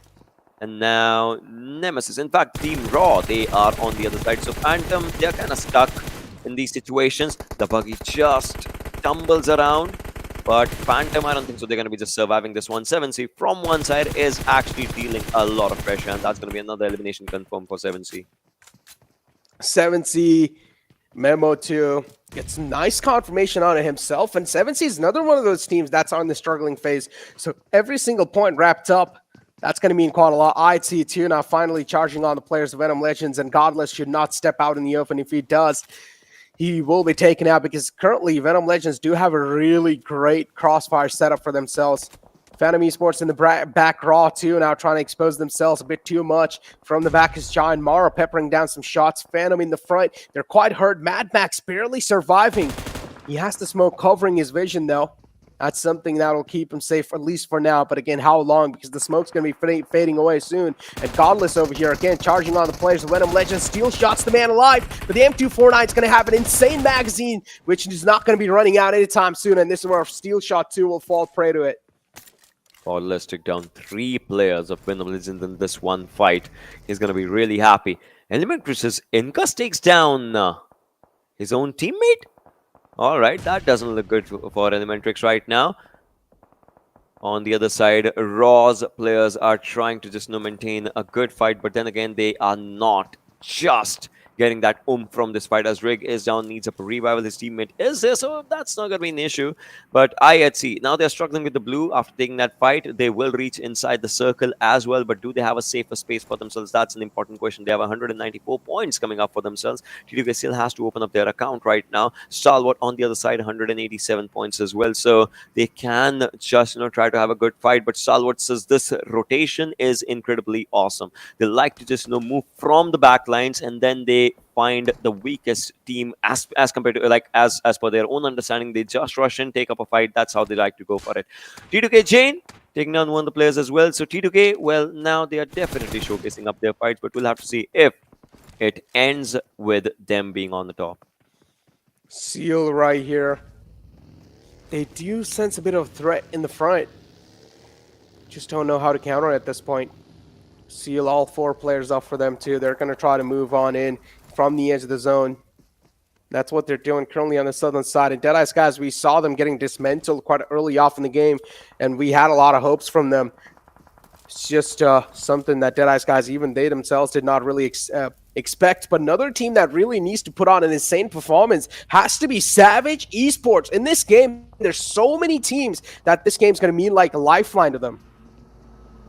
It definitely is going to mean like a lifeline coming down to the players. But look at this. The circle has some different ideologies for its own self. Skylightz, though, I mean, they have to reach inside the circle as well. 7C, as of now, they have showed a good composure. But what if some team just, rushes onto that one little compound where they are? Look at IHC trying to rotate from the southern side, but I don't think so that's going to be working out. But Assault from Rogers taking down a few players. But then again, he goes down. And Sanchir will get a revive. Raw Esports, well, they follow up. That means another bad game from the side of the players of Team Raw.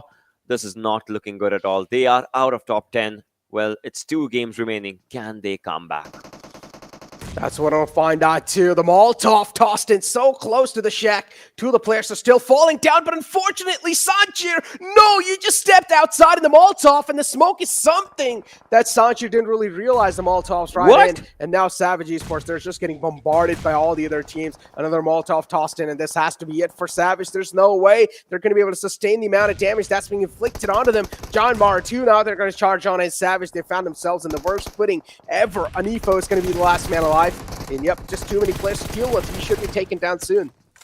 But now JyanMaara needs to understand that where they are, that's where Phantom was just, pressurizing the players of Savage. But I guess Phantom, they have been trying to crack the code of all of this fight, but it's just not exactly working up in their favor. Nopia needs to heal, has 3 first hits, but then he'll take it down by DRS's killer YT.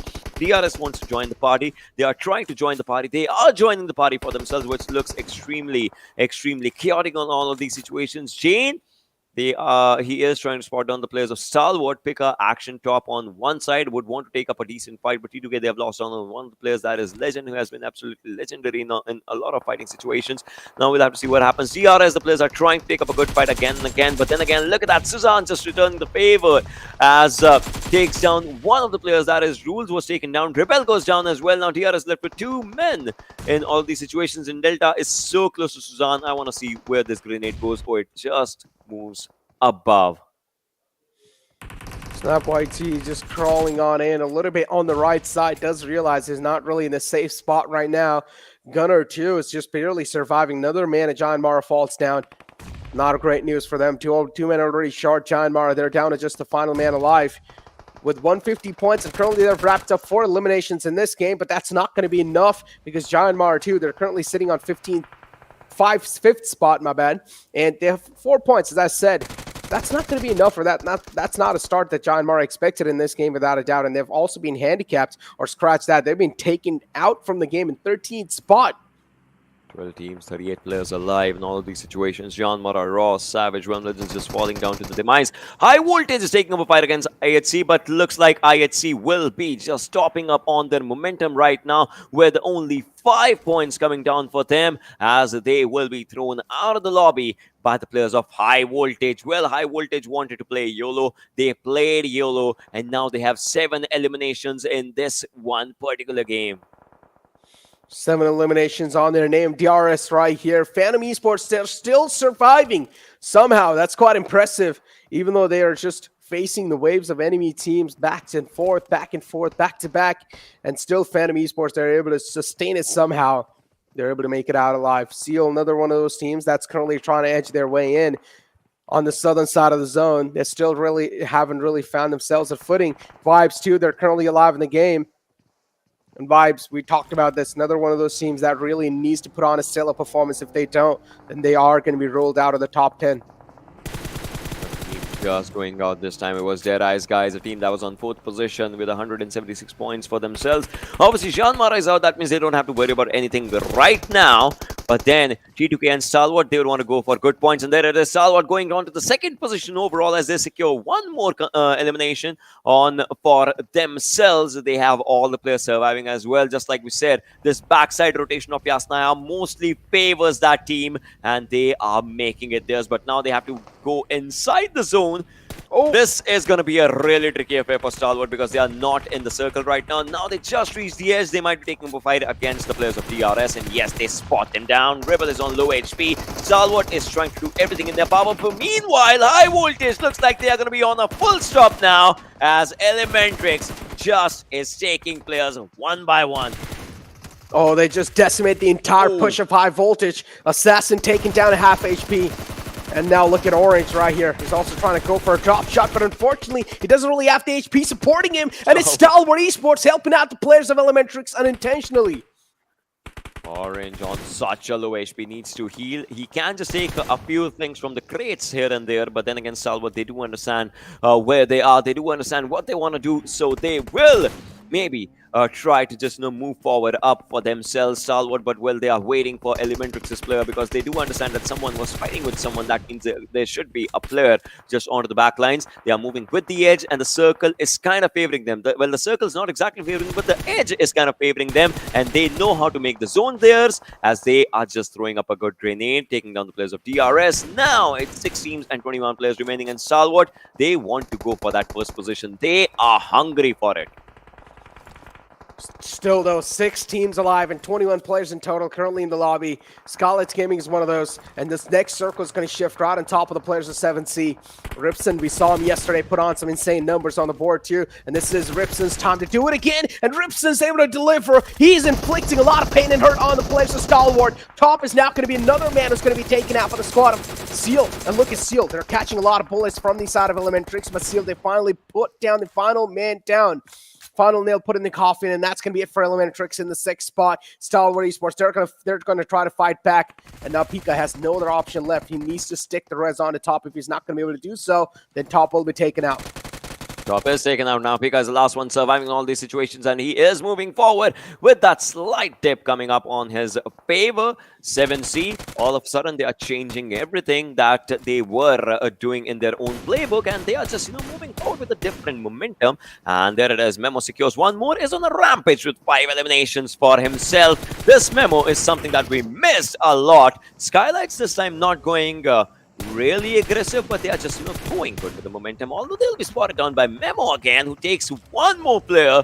7C this time is a different one. Precious just goes for that confirmation on for his own teammates so that they get 11 total eliminations. Galzin might just be the next one to follow up. Yes, he is. Precious takes him down. The positioning was brilliant. Joker's trying to steal that. Galzin is down as well. He might just steal that as well. All right, he gets it for himself. Marpin Ninja is down. Age is the last one surviving. Akujad with a good grenade takes on that elimination for himself, has 12, and now he wants to go for the unlucky number 13, but this time it might just be unlucky for Skylightz. As AJ, he sits in that vehicle, he's on low HP, but Akujad gets that 13th. Oh, and the Molotov toss so close. The vehicle's on fire too, but it's okay. Now we do have 7C right here, all 4 players up. They're currently looking like a dominating force in the entire lobby. They're also able to clear out some of the teams in front. We did see 2 of the Mongolian teams to were alive, and they looked like they could have been the potential threat for the entire lobby. But for now, that's not really the case. It's Baron from Seal alive, the only man up, and then it's Pika from the side of Stalwart Esports alive. That's the only man up too. It's a 4-on-4 on 1-on-1 action as top 4 teams are still up. This is just not looking exactly good for the players when we talk about it. 7C's players, they are trying to just change everything in the course of their own times. Stalwart, they wanted to dethrone the team that was at the top, that was IHC. Well, they have probably done it. If not anything, I believe they have done it. Vibes, again, they want a good game, although in this one they don't have that much elimination points, but they want a good game. Will it be the start of it? But then again, they'll have only 2 games remaining after this one, so we'll have to see how they can play it, or if they'll do one more miracle, just like they did once they were just trying to go in the previous Super Weekends. They played miraculously in that one, but now, if they can just pull off that same one. Malik with that TPP angle is trying to just that top TPP angle through the smoke is trying to just watch out the areas. Now he drops down, just actually drops down, but he's been spotted down. He is spotted down. The shots just go to the left side. That's not where the player was. Memo, he had a brilliant chance, but he kind of botched it out. Now I do feel that whatever happens, Memo is definitely going to be the MVP though. He has to be. He's been putting on some insane numbers. Yeah, he's been putting on some insane numbers, without a doubt. I mean, he currently has 6 elimination points, and then Akujot too has 5. It really does come down to the damage numbers as well. So it's going to be a little tough to just figure out which one can be this one. But this nade is going to grief the game of Wipes. And Wipes really do need this game secured in their accounts. And oh, there we go. Bear's position compromise. Seal, the last man of Seal, will be ran over by the players of 7C. And 7C too, a great showing from their side as well. They really needed this banger of a game. But then Wipes too, they're going to find a return opening. A great reply from the side of Wipes. But they have taken the main man down. That's Memo. Has 7 eliminations. He's down right now. 7 individual eliminations. Pika still surviving. What is it with Stalwart? If one player survives, he goes to the top 3. That happened in the last game of Sanhok. Now that's happening in this game as well. Last game, they were at the 2nd position. This game, they are at the 3rd position, though. Right now in the top 3, though. We'll see what happens as Vibes and 7C. The players are trying to take up a good fight. Imagine if these two teams just keep on fighting, they keep on knocking the players down. In the final moment, Pika just takes that 1 elimination. I would love to see something like that, but then again, we'll see if that happens or not. But right now, they are understanding that the immediate threats are right in front of each other. Vibes, they want to take down 7C. 7C, they want to tear apart Vibes. We'll see who does it better. Vibes, though, 3 players up. Jiggle is taken out completely. So at least a big threat from the lobby is currently neutralized, but Joker's still up too. Joker is one of those numbers that was putting on some insane numbers from the side of Vibes. So Joker needs to be taken out as well. And for now, it's going to be Malik who gets knocked out. The confirmation should be there. Memo is trying to go for it as well, but he's going to barely tuck himself in a bit of cover right there. 7C too. 3 players up on their side. Vibes, 2 players up from them. And look at Memo. He's trying to wrap in from the left side slowly and steadily. Is Joker going to get his eyes locked onto him? They're still trying. Memo's just out there. I guess one shot did connect to him, but then again, he just sits on the top of the vehicle somehow. Oh my God. And that was a bad news because he's just healing. He understands, but I guess no one has eyes on him. Maybe now Ripson does, but no, he does not. He's not even looking at that direction. He has to move forward as well. Akujot's there. Precious Pika. If he makes a move, he will be spotted down. He's trying to just neglect the damage of the blue. Now he is with the blue. He is just out there. He is being spotted down. Will be taken down as well. There it is. 7C gets one of the finest winner chicken dinners of these 3 days. What a brilliant way to just execute it. Memo played like an absolute god.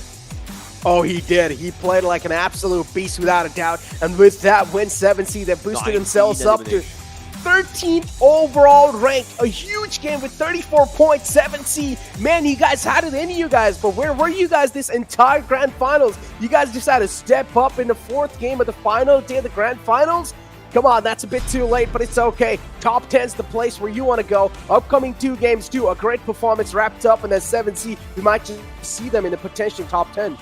19 eliminations. That is one of the highest that we have just seen as of now. And 7C, Memo and Akujot, these 2 guys just performed. There was instances when it looked like they were playing duo versus squad in fact in these situations, although they had all the 4 players survive until the end. But then again, they managed to just maintain that composure for themselves, and everyone just enjoyed watching that understanding of the game coming down from these players, because these players, they also had to travel quite a distance to get into the circle, but still they did did that with ease. They got a good game with ease, and they never let any pressure come onto them right from the beginning. I mean, the pressure indeed. Well, I mean, 7C, I feel like in this game, after this game, they should have a little bit of more sigh of relief. But still, if you talk about the pressure, that's going to be there. Because on 13th spot, they're still not out of harm's way. And we know currently the teams that are right around or underneath the 13th pack, 7C, they will need to at least get that cushion for themselves. And the cushion's not going to be possible because they only have 2 more games left. And expecting these kind of victories in both of those 2 games, it's going to be next to impossible. But ladies and gentlemen, what do we know? We will be able to find that out only in the future phases. Before now, it's time for us to push to a short break. We'll be right back.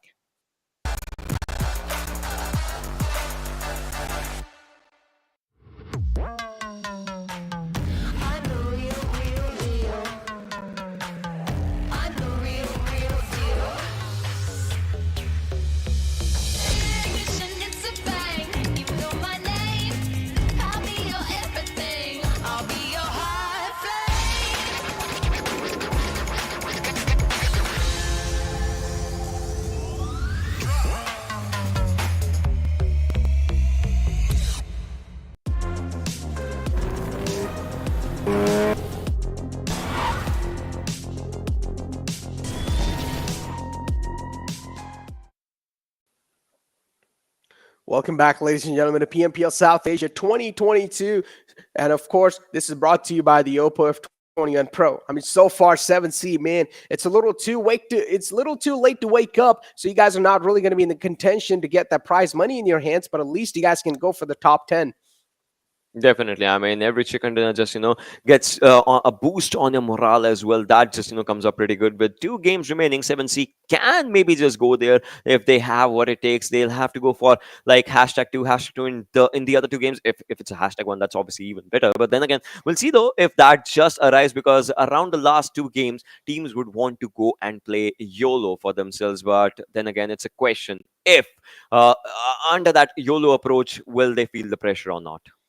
Man, YOLO approach. I mean, look, YOLO approach at this point, it has to be there for these teams because they just don't have any other chance. So I completely agree with what the point you're making here.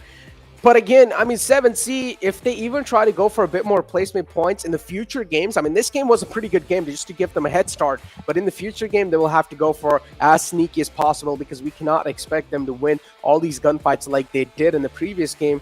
Now, this might just be strategy coming up from 7C, which is highly unlikely, but if it is, then 7C will be easily able to qualify. But if it's not, and if this game was just a fluke, then 7C will need to just keep this momentum going, and they would need to realize that at least for now, the air's in their favor. But we're going to be taking a look at the most valuable player of the previous game. It's Memo with 9 eliminations.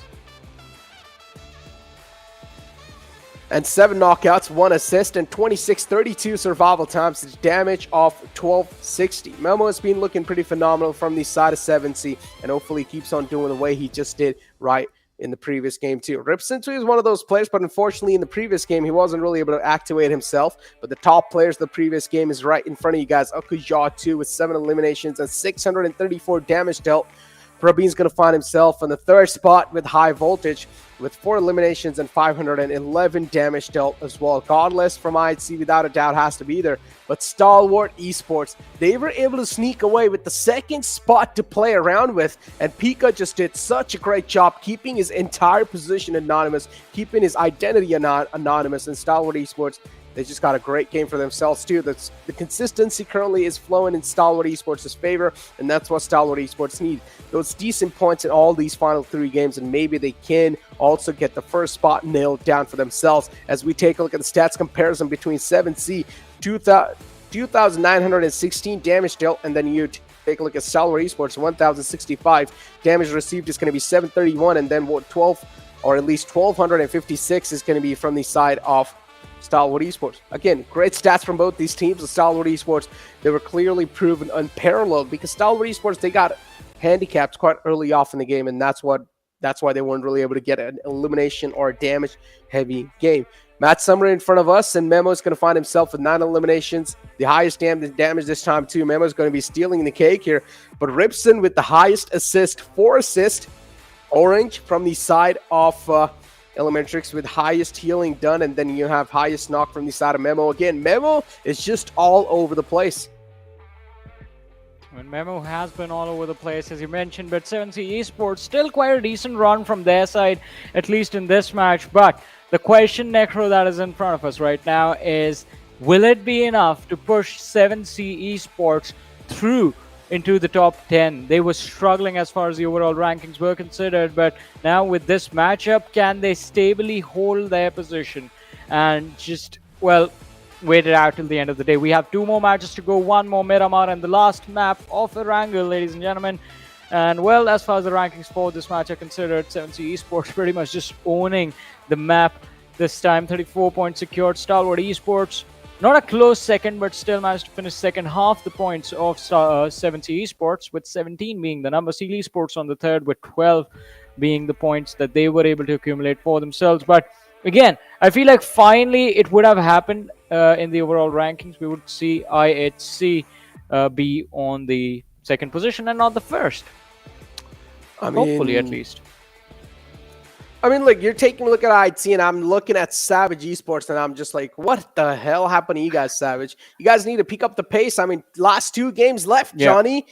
If you're the coach of Savage, give them some wise words. Give them a speech of, wisdom, something like that. Just give them I don't have any man. wise words. I mean, in a situation like this, the only thing that you can do is just go absolutely all out YOLO in the last 2 matches, because you have nothing to lose. If you mess up 1 more game, that's a very, very bad position for the team to be in terms of the overall rankings.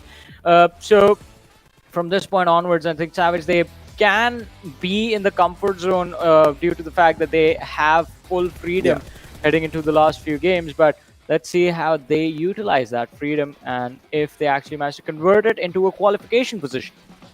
I mean, we started the entire day off, or the entire previous Erangel game off, with a great fight between the players of Deadeyes Guys and Savage. And unfortunately, Deadeyes Guys, they got taken out by the players of High Voltage. And this was quite interesting, right? I mean, Deadeyes Guys, we were literally having a conversation about Deadeyes Guys, and Deadeyes Guys too. One of the players, Shifu Surf, I'm not wrong, had an interview currently, or previously in the show that was going on, and right after the interview is not able to perform good. So it's the interview curse.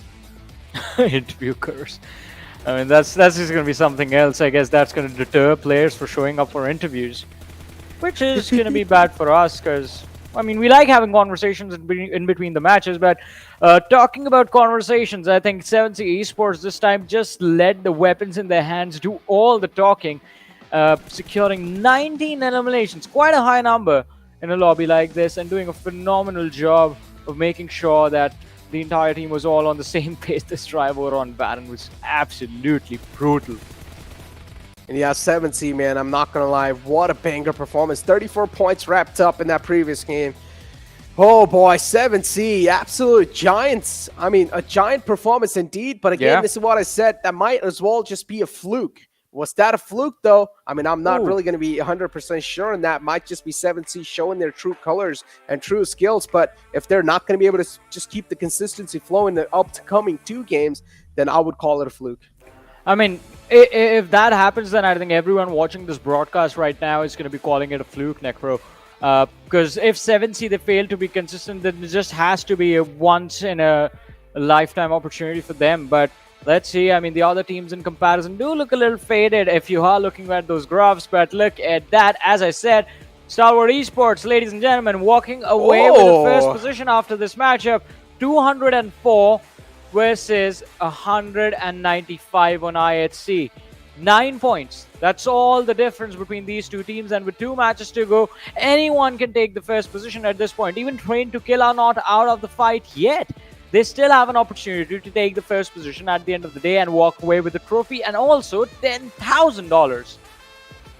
Talk about the $10,000, though. I mean, look at the distance between Train to Kill and IHC. Just 5 points difference. These 2 games, man, trust me, there's going to be so much pressure on the top 5 teams, and then on the latter half of the board on the bottom 6 teams. An insane amount of pressure on all those teams. I would say at this point, the team that's currently all the way in the bottom side, all the way in the bottom lines, which is 16th spot, you might as well just count them out. So Savage Esports, they still have a decent chance to show themselves up if they're not going to be able to activate themselves in the upcoming game, then we will count Savage out too. Savage's journey will end right there. Well, yeah, as you said, if they are not able to convert even just one game at least, I think their journey is going to be done. But I think, again, the options are going to be there. 54 points right now. And then we have Phantom Esports sitting on 96 points. They have to go for the chicken dinner wins. Get a performance in just like Vibes 7C Esports has done. And I think Savage Esports, that's the only way they make it through. But otherwise, it's pretty much done and dusted already. Otherwise, Venom Legends, I think that's it. We can call the DOA on Venom Legends basically 39 points. 39 points secured. And with just 2 more matches to go, it's not looking good for them. I mean, just a 50-point gap that they have to cover before they make it to the other side. But ladies and gentlemen, that is a lot of work for the teams to accomplish. For you guys to grab yourself some beautiful, beautiful skins, you don't have to do quite a lot. All you have to do is just tune into the broadcast on PUBG Mobile Esports South Asia's official YouTube page and the Facebook channel. And there is going to be a process with the giveaways, with the skin drops, and it's going to be linked in the chat, ladies and gentlemen, so keep an eye out for those links as well. But heading towards the second last game, the penultimate match of these grand finals. I mean, the intensity could not be getting any higher. I'm pretty sure this is just going to be a nail-biter finish. It's going to be extremely close, even in the last game.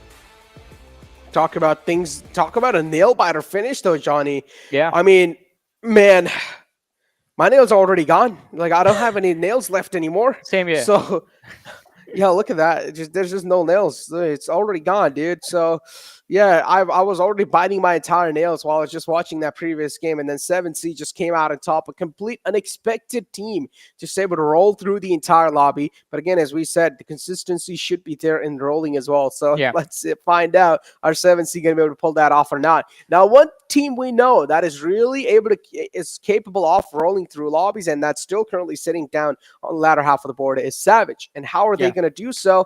I mean, I don't know. They do have a lot of caliber. They do have a lot of potential, but they're just not able to show themselves up to the occasion. And it's not just Savage Esports in a position like that. I mean, talk about Vibes Esports as well. Team doing so well in the league stages. Again, it's the same story. It's the same words being repeated. Top 3 in the league stages and outside the top 10 in the finals. That was something no one expected to happen. But ladies and gentlemen, what we do expect is the next game to be live and on our screens in a few short moments. So before we head towards the match, we do, of course, have a wonderful tradition of having a look at the faces of the players. Oh, I see a wonderful smile right there. That's it. Just keep on smiling and keep pushing through. And look at who is the guy in the mid lane? In the bottom, he's completely sitting in a dark room, and the only thing we see is his face because there's a there's a phone light. One of the lads from the side of DRS, I guess. Oh, that's quite interesting. That's funny. That's hilarious. But yeah, I mean, that's the gamer mode right there. Yeah, it's right. Yeah, that's the gamer mode right there. But again, I mean, ladies and gentlemen, do not do that though. I would personally not recommend playing like that. It's really bad for your eyes because there's also harmful rays coming out from the device. So do not do that. But yeah, we do have currently the planned fly path in front of us, starting all the way from La Cabrera, or Oasis if you'd like to call it, and ending all the way towards Puerto Paraiso. Now, Los Leones is currently going to be heavy contested without a doubt because it's right in the path as well as Skylightz Gaming. They're going to go back to their old drop spot, La Cabrera. I do want to see. My eyes are going to be locked on Savage. Savage, this is your floor. Just take it away. And this has to be their game. Let's see. They're going to try the level best as well to secure a few extra points for themselves from this matchup, but it is definitely not going to be an easy feat for them to accomplish. But let's see what is going to happen. JyanMaara, Skylightz, Raw, Stalwart Esports, DRS, ElementriX, T2K, 7C Esports. We're seeing all of these teams take early exits from the plane. But again, it is Miramar, so my expectations of seeing early game action, they are going to be close to nil. So let's see where the circle is going to be shifting to, though. I want to see a circle that's going to put every single player in the discomfort. But look at Nima. He dropped onto Oasis. Oh, interesting spot to drop in. Can we please spectate Nima? Oh, we might just see a city ending right here. A Los Leones ending. I couldn't ask for a better ending in this game. In the second last game, I could not ask for a better ending. I mean, it is definitely going to be quite amazing to see those urban area collisions towards the end of the match, but in order to get there, we have to go through the entire 20-plus minute ordeal of the rest of the game. But let's see who makes it through the other side so far. I mean, look at this. An interesting drop clash between Train to Kill and Savage Esports. It's a 2v1 that Legend finds himself in. But oh, the one game where I say I don't expect early game fights is where a lot of the teams from the bottom of the table are going for early game collisions. And look at that. 7C Esports finding the first blood. Memo just getting a pick onto Alex from the side of IHC. And then IC2 now is going to retaliate back on Ripson. A reply back right there, and we'll also get the confirmation without any trouble. So IC, at least he's able to get the fair trade. So IT is still down to a 3-man squad. Same thing goes with 7C too. But the problem is I'm worried for 7C here. Is because Godless's position currently is really good, and Godless is just going to give all the info away to his teammates. Yeah. And that, in turn, could cause a lot more trouble for the lads of 7C Esports. But let's see what is their game plan going to look like. Again, not looking too solid in the overall ranking. 7C Esports right now do have the opportunity of just trying to force this fight against the players of IHC. Now, Zeol is also completely isolated, so IC and Godless will have to just, well, keep that distance from the entire fiasco. They can't really abandon their teammate in this early stages and risk taking a massive disadvantage to the late game if they make it after losing 2 players like this so early in the match. Look at Legend now. He's on run. Hershey spots Legend out. Legends do not want any sort of early collisions at this point in time. But the nade from the side of Hershey might just catch Legend off guard, but that's not going to be the case. Legend now exactly knows what's going on around him.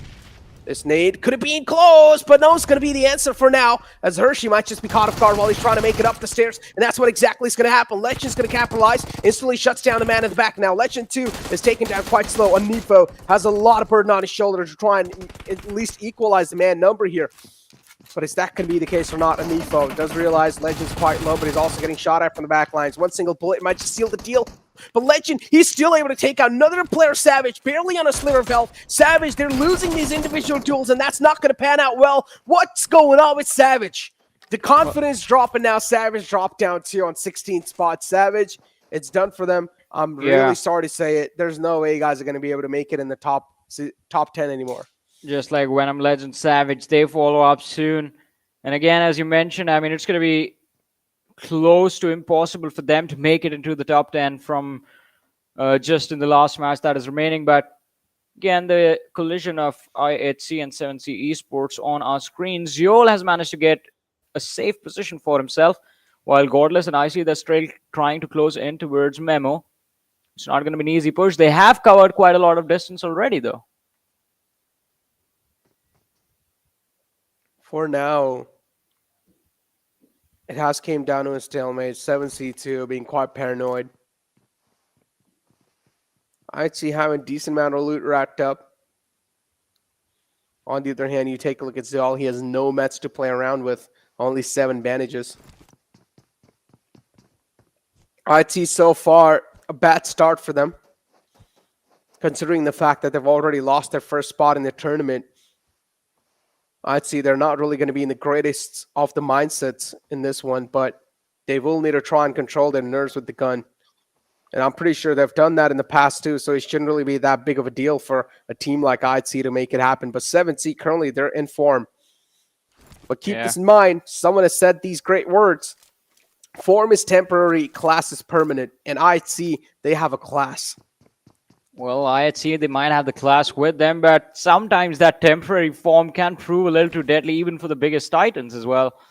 So, I think, again, it's going to be quite important for IHC to be extremely careful about how they approach the situation in front of them. And they are being extremely patient about this. This is quite rare sight to see. IHC pacing themselves in a team fight. But let's see, Precious, it looks like, has used the free look close to the window and figured out exactly where the players of IHC are positioning themselves, but we'll come back to that later, ladies and gentlemen. As Skylightz Gaming, Galzin just takes a few shots towards the players of Raw, and well, Galzin is also in an isolated spot, so it's not going to be easy for him to survive if Raw actually go for an all-in push into this team fight. Whew. Speaking about Raw, what's your favorite cold drink? How do you get from Raw to cold drink? I don't know. What is that segue right there? I mean, I want to hear more about that, but I don't know, man. It's just popped up in my mind out of nowhere, you know? Yeah. I mean, you do know what my favorite drink is. I mean, not cold drink exactly. I do not really like to consume a lot of cold things apart from just water. But I have to say, just love having a lot of lemon tea. Good for your throat right before a broadcast as well. Just keeps It's not a cold drink. It's not a cold drink. It's just a drink. My favorite cold drink is just going to be a cold glass of water. Well, that's cap, ladies and gentlemen. And Johnny, man, not gonna lie, Johnny's currently on a complete, like, you know what they say, is trying to go for a complete transformation. Oh, yeah. Yeah, he's having that protein shake in him, too. I'm lifting weights. Muscles. Yeah, he's been lifting weights. He's been gaining some weight, too. We're going to be seeing a complete new Johnny with some six-packs and some, I don't know, some muscles and stuff, you know? Johnny would not be Johnny anymore. He would be, I don't know, something else. Super Johnny. It was right there. It was right there in the name, Necro. You missed it. Ooh. I mean, nah, not really. I mean, you're Super Johnny right now, but we need to find you another name. Yeah. I guess we'll talk about it when I actually grow some muscles. I mean, it's not easy. It's going to take me like almost an entire year. Probably, I think, by the Global Championship, I'll be in shape. Ooh, Hopefully. Okay. That's a statement being made, ladies and gentlemen. Clip that. If it's not in shape, by the Global Championship. I have a lot of time. We're going to take a huge treat from Johnny. If it's not going to be in shape, we'll take a huge treat from Johnny. So, yeah. I mean, free treat, right? Who doesn't like free food? I love it. So, Johnny, I'm down for it. But, yeah, I'm also thinking of, like, you know, losing some weight. Hit me up, dude. Just give me some tips, you know? Maybe I'll try to do that. But for now, let's find out. Both of us are headed in the opposite directions, Necro. Oh, but let's meet in the sweet spot, you know? Yeah. Just completely jacked. Yeah. Muscles everywhere. Oh, and the circle, too, is going to center on up, Johnny. So that means teams that are not really going to be that worried anymore. Circle centering up. Not a lot of sign of worry for teams, and we might just see Los Leones ending, and that's one of my favorites. But taking a look at the airdrop one this time, it's going to be the MG3, and we know how detrimental this gun have proven throughout the entire PMPL. Well, let's see. I mean, it has been quite impressive, but let's see if even in this game we're going to see the MG3 just packing that incredible punch along with it. And also, which player will actually go for the airdrop, since it's quite close to Picardo and none of the teams are close enough to actually fall back and recover it. I think Skylightz Gaming might just take that route and just pick up the weapon along the way, but it looks like they are trying to push through Chumacera right now towards the zone. So there might be a little bit of a collision between Skylightz Gaming and the players of Raw as they try to approach the circle from the southern edges. Apart from that, ladies and gentlemen, a lot of the teams, I believe 5 to 6 different teams have actually made their way towards the city of Los Leones and have in fact found a lot of decent cover for themselves. Venom Legends, though, one of those teams that's currently completely out of nowhere. In no man's land. I mean, I don't really see any other teams close to Venom Legends, so at least they're looking great for now. It's going to be T2K if you do look a bit more north side from them. So, Venom Legends, they will need to make sure they're currently going to be moving out from under the radar because they're all the way in the 16th spot. As I said, at this point, I'm going to rule Venom Legends out. Unless if Venom Legends gets 2 chicken dinners back-to-back, they're going to be able to make it in the top 16. If that's not going to be the case, then Venom Legends, they're pretty much down and dusted. When it's not just 2 chicken dinners, it's 2 chicken dinners with a lot of eliminations. I mean, they're going to have to pull off like 20 eliminations every single game along with the wins, and even then it's going to be a coin flip whether they make it or not until we have the overall rankings, which basically is going to just solidify all the points for these teams. But let's see. We still have a long way to go. I mean, still have to get through this game first, and then the next Erangel is going to be there as well, ladies and gentlemen. So far, I mean, we did have a little bit of an early action. We had one squad wipe, Savage Esports being the only team to take a massive hit till now in the matchup. Other than that, 7C Esports have lost one lad. IHC have lost one of their players, and no other losses inside of the match. Oh, Steel Shot sees a buggy moving in the distance, but can't really shoot at that distance with the M249. The M249, indeed, yeah, as you said, he cannot really shoot in that range because the recoil is going to go crazy all over the place. Venom Legends right here. Again, as I said, this is something they really need. They want to make sure they're being under the radar, not really catching a lot of eyes on themselves. And yeah, playing as safe as possible has to be the name of the game. And Murado is not a vehicle I personally love in the map of Miramar because it just blows up way too quick. You need a tanky vehicle in these kind of maps, and that's what I personally feel like bus or a normal truck can be the best. Well, let's see. Again, Killer YT. Oh not no! looking... It shifts away. Yeah, shifts. Well, the city is still in there, so there's going to be a possibility that, well, we're just going to pray for it to happen. The circle shifting towards the southeastern edge, where Seal Esports are currently, but this shift benefits the players of Raw and Skylightz Gaming. Look at that. All of a sudden, from just running way too deep towards Los Leones to struggle for center control of the zone, now they just turn left, go north, and find easy entry inside the zone. Trouble in paradise for the players of IHC, who will be the last team entering in from the western edge of the circle, and will also have a lot of teams blocking their way as they move forward. Talk about IHC, though. Unfortunately, the rookie's already down and out, so IHC already starting this game off with a handicap moment, but they still did get the elimination trade onto the players of 7C. 7C2 is one of those teams that we want them to put on some great numbers in the final two games, and they're also starting it off with a handicap moment. They do have 1 point wrapped up, though, but that's not going to mean quite a lot. I would say that engagement right there against the players of IHC wasn't really worth it because 7C, they got shook away. What I'm really going to be eyeing out for here has to be Skylightz Gaming now. I mean, even though they're looking pretty safe inside the top 10, still Skylightz Gaming is one of those teams that I know that can be a potential threat for the top 3. Well, let's see. I mean, the potential is going to be there, but it's not going to be easy to make it happen. ElementriX. Sauce has been spotted out. DRS from the distance rules is the one keeping him pinned down in the corner of that window. Otherwise, Sushant, I think his intentions were pretty clear. He wants to get away from this position, or maybe just take a few shots of his own towards the players of DRS, as Wives also from the flank are going to apply some pressure, and Sushant finding the opening with the Mini 14, taking rules down. Impressive shots indeed. Impressive shots. Calm, cool, collected taps. And he's going to keep on tapping away. He's trying to light things up on fire in the front. But DRS so far, they have found themselves in a safer compound. They're going to make sure ElementriX, they're not really going to have any more eyes locked onto them. Again, just the stalemate. Talk about the slot zones. This is one of those we're not really seeing a lot of just actions going on. We do hear those gunshots ring in time to time, but we're just not really able to find an action. We're not really able to look at a collision, and that's what I want to look at, right? Because this is the second last game. I was expecting a lot of targeting. We did see a target at the start, but then it was Savage Esports who got wiped out.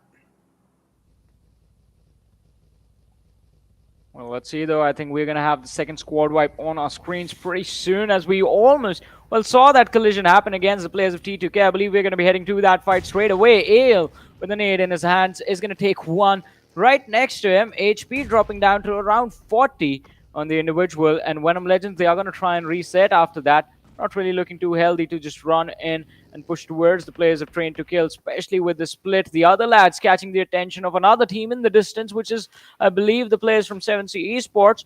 And they have managed to find an opening over there as well. Just keeping them at bay, keeping them in the distance, and making sure that they have the information as to where the flank can come from. A little bit of a slowdown between the action. Train to Kill also looking to readjust. Now, T2K won't have the information of where the players of 7C are, so they might be the ones getting caught off guard. But Venom Legends, they are out in the open and quite exposed as well. Talk about players being exposed. Venom Legends, all 4 players up, a team in the front of them. They're trying to hold them off at bay. And now look at High Voltage, inflicting some pain and hurt in the players of Raw. One of the players taken down quite low, is barely alive on a sliver of health, and is also going to straight up book it with the bus. And now Raw, another man falls down. As it's High Voltage, they're just stacking these bodies on top of each other. Raw, how are they going to put a full stop to this entire domination that currently High Voltage is possessing on top of them? Now Molotov 2 will be tossed on in. Maybe the final man will fall on top of the flames, but Cooney is still barely able to survive. 3 players taken out. The confirmation should be there too on the side of Raw. And now I don't know how Raw are going to be able to play the upcoming games too, because now ElementriX charging on in against the players of Vibes. It's all down to the final man alive. Or scratch that. Jiggle is right there in the compound. Jiggle should be taken down soon, but no, that drop shot just medicates everything, and Jiggle's able to make a comeback. Well, barely left with any HP, and Jiggle finds a way out of the sticky situation that his team just ran towards.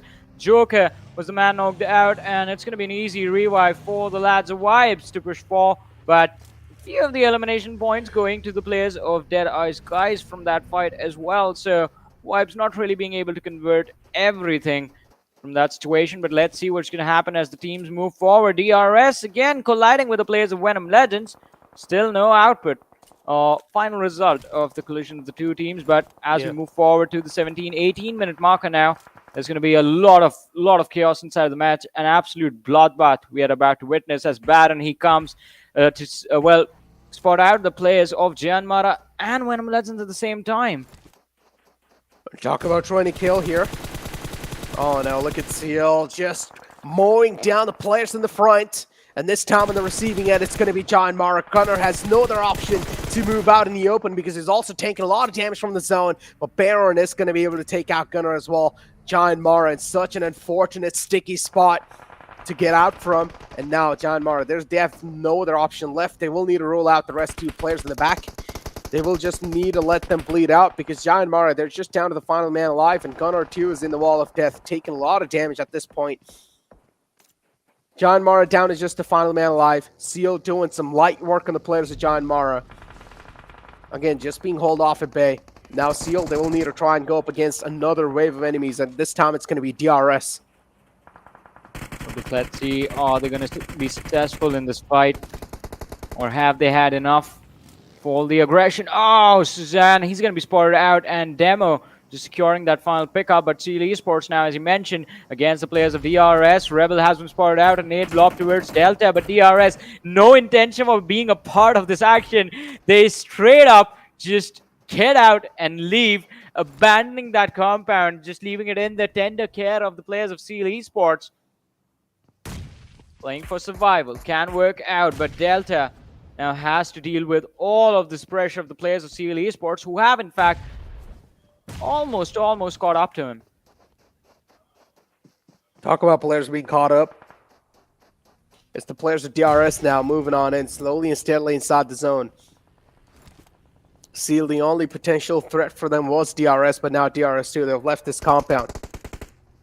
This is where we wonder, do Seal need to make it inside the next zone though? Because we do have the players of IC too trying to hold the players of Phantom off at bay, but Phantom with a great reply onto IC. IC is now going to melt in the hot summer day of Miramar.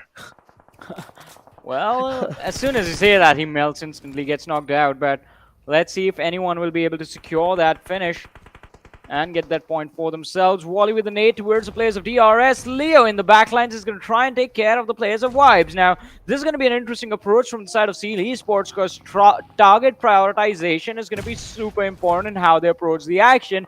But on the other side, though, let's see. Phantom Esports, Slipknot making a push towards Godless. IC, as we talked about him, was knocked out. Mad Max and Vexy going from the flank.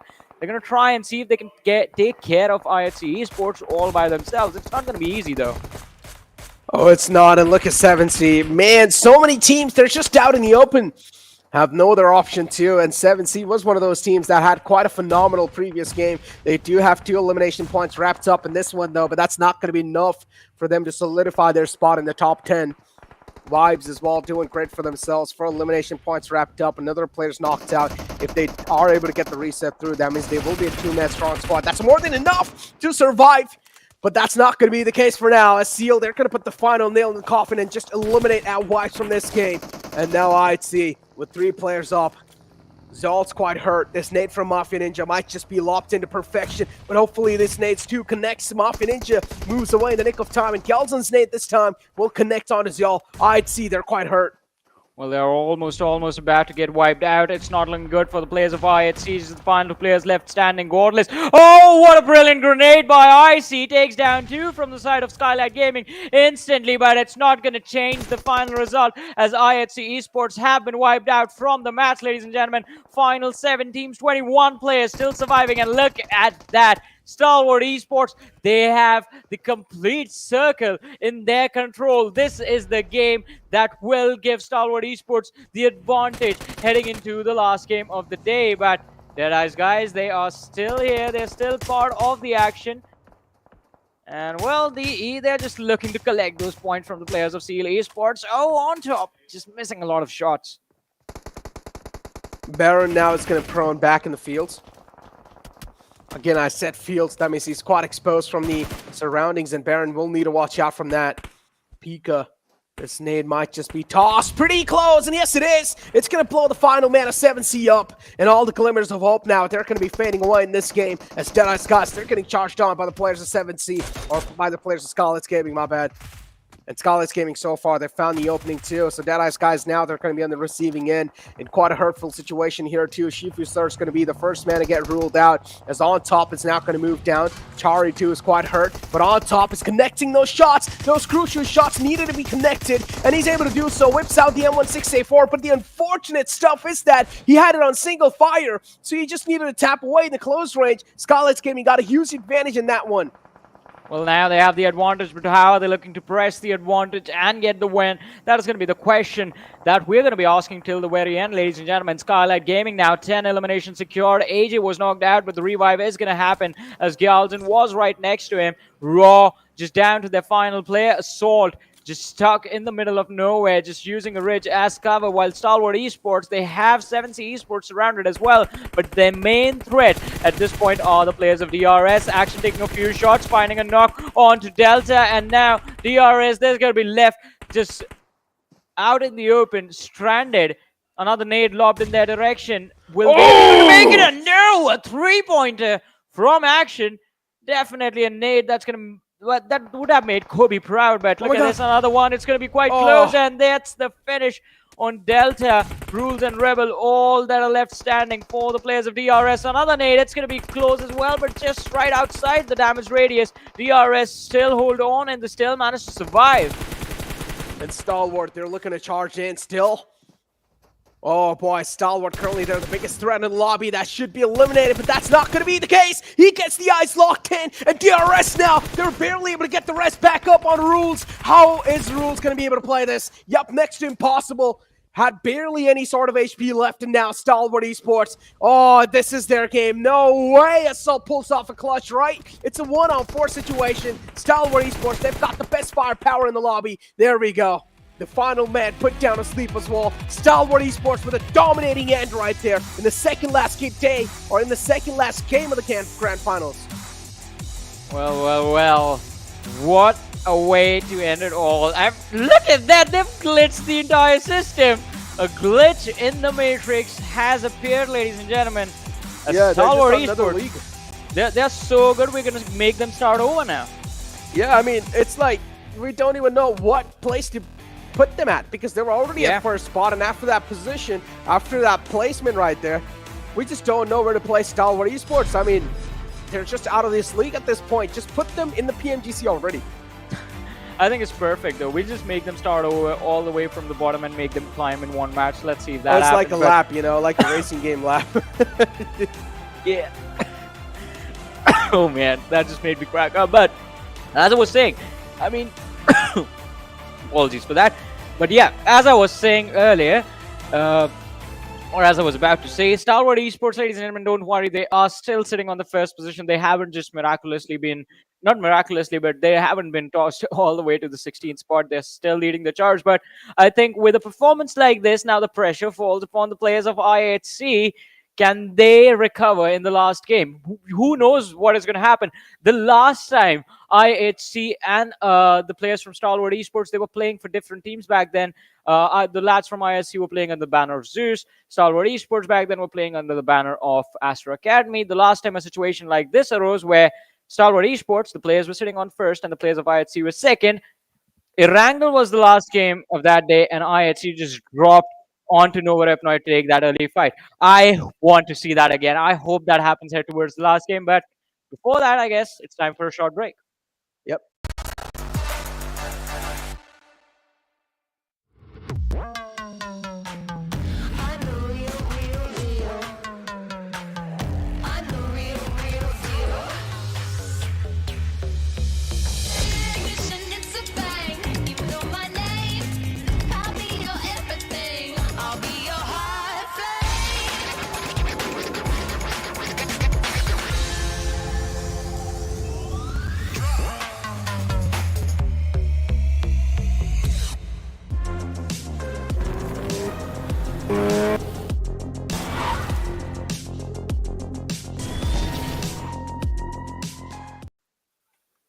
Welcome back, ladies and gentlemen, to PMPL South Asia 2022 with Oppo F21 Pro as our sponsors. And now, of course, moving on in, Johnny, has been a phenomenal day so far. The final day, the expectations and teams are actually living up to it too. But unfortunately, had a lot of expectations coming inside this game from 7C, but they weren't really able to deliver it up to the mark. Yeah. But it's okay. Stalwart Esports, they've got our back, and they're going to provide us with some content. I mean, definitely, Stalwart Esports is living up to all the hype that was there about them since the start of the tournament. They might have missed out on just securing the trophy a few times earlier, but this time they're back and they are hungry for blood, securing the first position. Now, I want to see what exactly is the difference between Stalwart Esports and the team right underneath them, because that is going to be quite interesting to see now exactly what the target is for IHC to achieve in the last Erangel. I mean, the target here for IHC has to be quite a lot, because Stalwart Esports even doing so great in the previous game to this one, and then even doing great job in the previous game. So I don't know, man. Stalwart Esports, they got second spot in the Erangel game, and now even coming inside the Miramar, the first spot with a lot of elimination points wrapped up too. So it's going to be quite a lot of cushion for that Stalwart Esports FCon. At this point, I might as well just conclude them as the winners. Before now, let's take a look at the MVP of the entire tournament, or the entire game, my bad, or the previous one. And let's find out who is it going to be, and why do I even question it? Of course, it has to be Action. I mean, an incredible performance. 5 eliminations secured, 881 damage dished out, and a single assist. But hey, we're not going to talk about those assists. I mean, the individual brilliance from the set of Action, again, resulting in Stalwart Esports getting a winner chicken dinner. But I believe this time it wasn't him alone. It was the entirety of the team coming together for that win. And it was an incredible job done by everyone from the lineup of STE.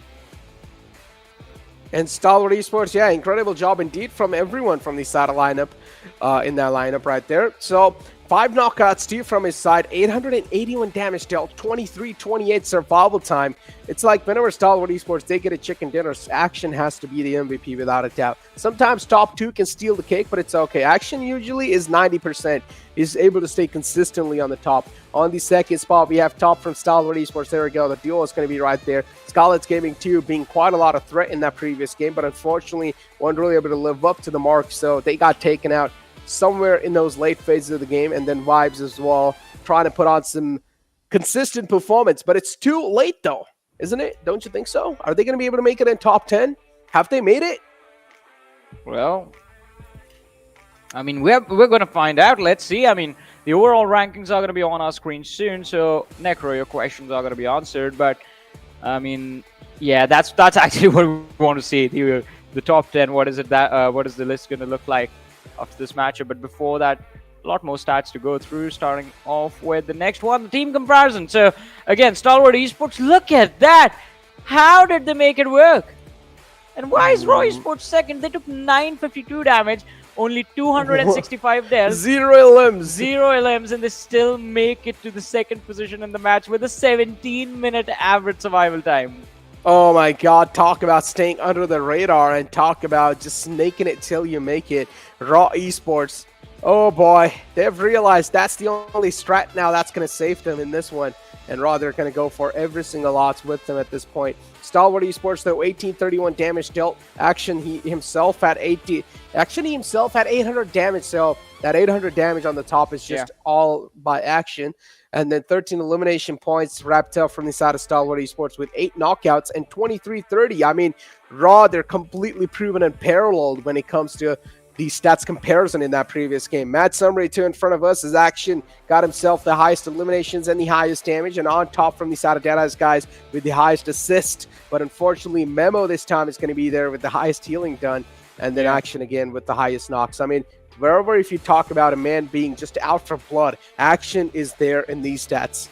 Yeah, I mean, every single time Stalwart Esports have a game like this, there are two people who are the usual suspects of making it happen. One is Top, the other one is Action. One of these two lads is definitely going to be present in the list of the top performers if Stalwart Esports are doing that, and sometimes even when they aren't doing so well inside of the match. But I mean, props to Raw Esports. That has to be one of the best survival runs we have seen in a while, apart from the Extremes performance from a few days earlier, the last few days of the league stages. If you remember the clutch the man had for himself, absolutely beautiful. But looking at the match rankings for now, ladies and gentlemen, Stalwart Esports, 28 points secured by them. IHC only getting 2. The difference before this game was 9 points. So yeah, Stalwart Esports, I guess, now have a massive advantage in the overall leaderboard. Talk about the advantage, though.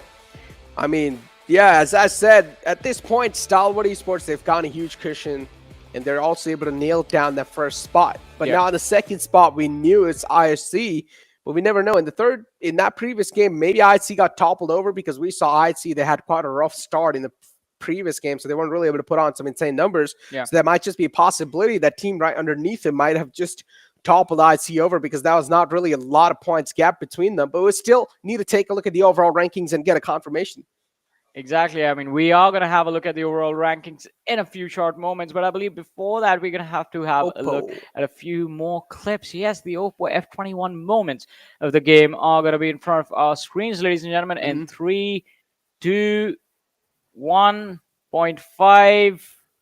Yeah, we're going to get there soon.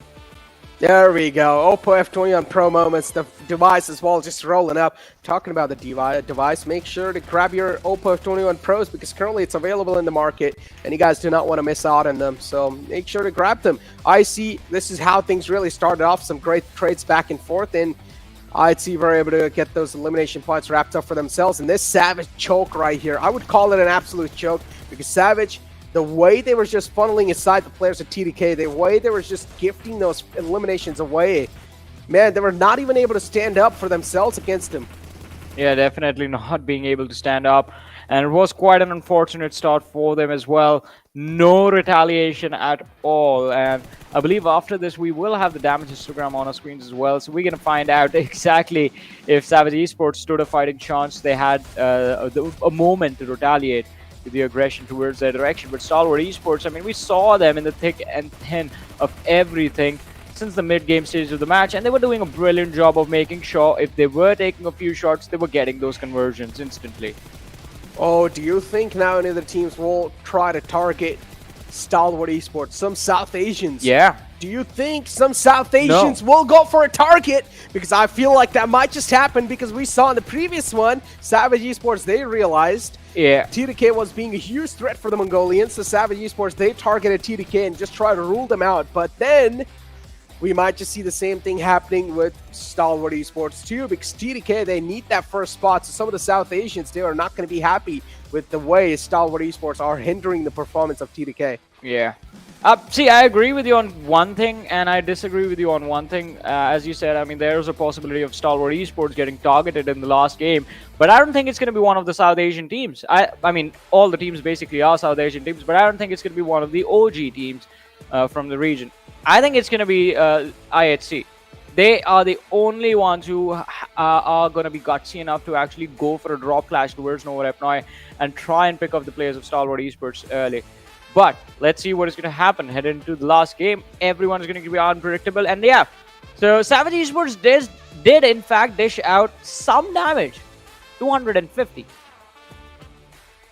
Oh boy. Do you think So- Savage will target TDK again? Maybe. I mean, a high chance of that happening. But Necro, look at the comparison right now. So 250 damage by Savage Esports, no eliminations, and they finished last. 265 damage by Raw Esports, no eliminations. They made it to the second position. I mean, talk about survival instincts right there. Yeah. And then, yeah, as you said, talk about the survival instincts, and then you have players of DRS coming in as well with 9 elimination points and 1491 damage wrapped up. Skylightz Gaming too, we saw them in the MVP page, or at least in the top 5 players. Yeah, there were Galzin and Mafia Ninja available in the top 5 players with 1388 damage dealt and 10 elimination points wrapped up too. So Deadeyes Guys there too with 3 elimination points and then 1348. Overall, teams, they had quite a lot of high damage game in the previous one, but they were just not able to get the conversion with the eliminations. But if you take a look at a team like Seal and look at their conversion into elimination points, they've been doing quite a phenomenal job so far. But Stalwart Esports, as we said, they're completely just a whole nother beast. It's going to be tough to take out a beast like Stalwart Esports from the top. Well, let's see what the uphill battle is going to look like as, well, the damage histogram has been in front of us long enough, and I believe the next thing on our screens, Necro, it is going to be the overall rankings. And here we go. Wait, what? We have the schedule now? You got skamazed. Oh, boy. Oh, boy. But yeah, are we for just now, going we to have keep the everything schedule. hush-hush into the last game? Wow. But yeah, here we go. Moving inside, it's going to be Erangel's. And now it's going to be the final game, too. Going to be quite interesting to find out how things are going to be looking like in this one. Because, again, we said this. It's going to be the final game of the final day of the entire Grand Finals, ladies and gentlemen. So brace yourself. Fasten your seatbelts because the play and fly pad's about to hit the deck soon. We don't have seatbelts, Necro. We're just going to have to grab onto our seats. You can just take off your leather belt and just attach yourself to the chair. Yeah, I don't think I'm skinny enough to fit that way, but let's see. I mean, I'll hold on to my desk. I'll just grab onto my desk and just make sure I don't move. You guys do the same. But again, I mean, so going into the last game, everything is just a speculation at this point, ladies and gentlemen. We know one thing is for sure that Stalwart Esports are first, IHC right behind them. Then there's going to be Train to Kill and Deadeyes Guys as well in the charge for the first position. But realistically speaking, IHC is one of those teams that stands the closest to the players of Stalwart Esports. So their probability of taking the first position away from them in this last match, it is going to be the highest. But we'll talk about probability, numbers, possibilities a little bit later, because all of that is just going to vanish as soon as the action is about to begin. And, well, it is about to begin because we will be having a look at the player cams first and then jumping right into the last game. But there's no time left. Let's just start heading towards the action now. Necro, before we jump to the game, though, yeah, what do you think is going to happen? Okay, so let me tell you. Who wins? Who wins? Okay. So the final game is going to be won by Deadeyes Guys. Alrighty. Okay, and we're going to see targeting right off the bat. I don't know which team's going to target who, but we are going to be witnessing potential targeting going on in this one. And I think it has to be at least some of the teams from the Mongolia, or at least Savage. I'm expecting them to target someone in the lobby. I don't know who is it going to be this time, though. But yeah, Savage, they do realize currently at this point there's no way they're going to be able to qualify anyway, so might as well just go for some target points, and that's what they'll go for.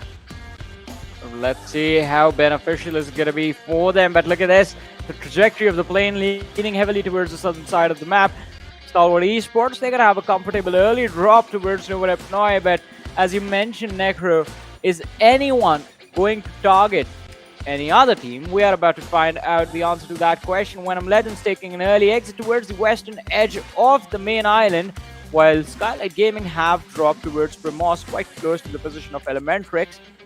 Another important thing about this match is going to be the circle.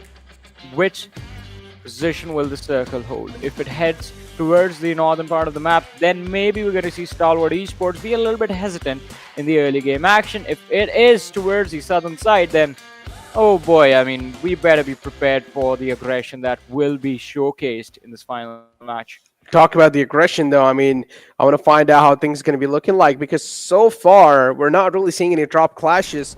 Stalwart Esports 2, they're currently going towards Nova Repnoy.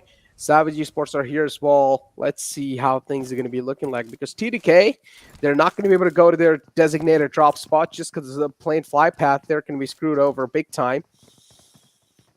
Now, what I'm wondering about is how are some of these teams going to target? Because even if they had the intentions to target, the plane fly path just completely spoiled those. Before now, it's Venom Legends getting dropped on by the players of IHC.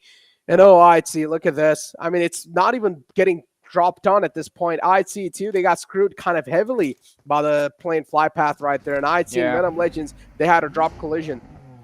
I mean, there was a little bit of a collision between the two teams, but IHC managing to find a way to come out on top, just using their numbers against the isolated individuals of Venom Legends. But that was just the first blood of the game.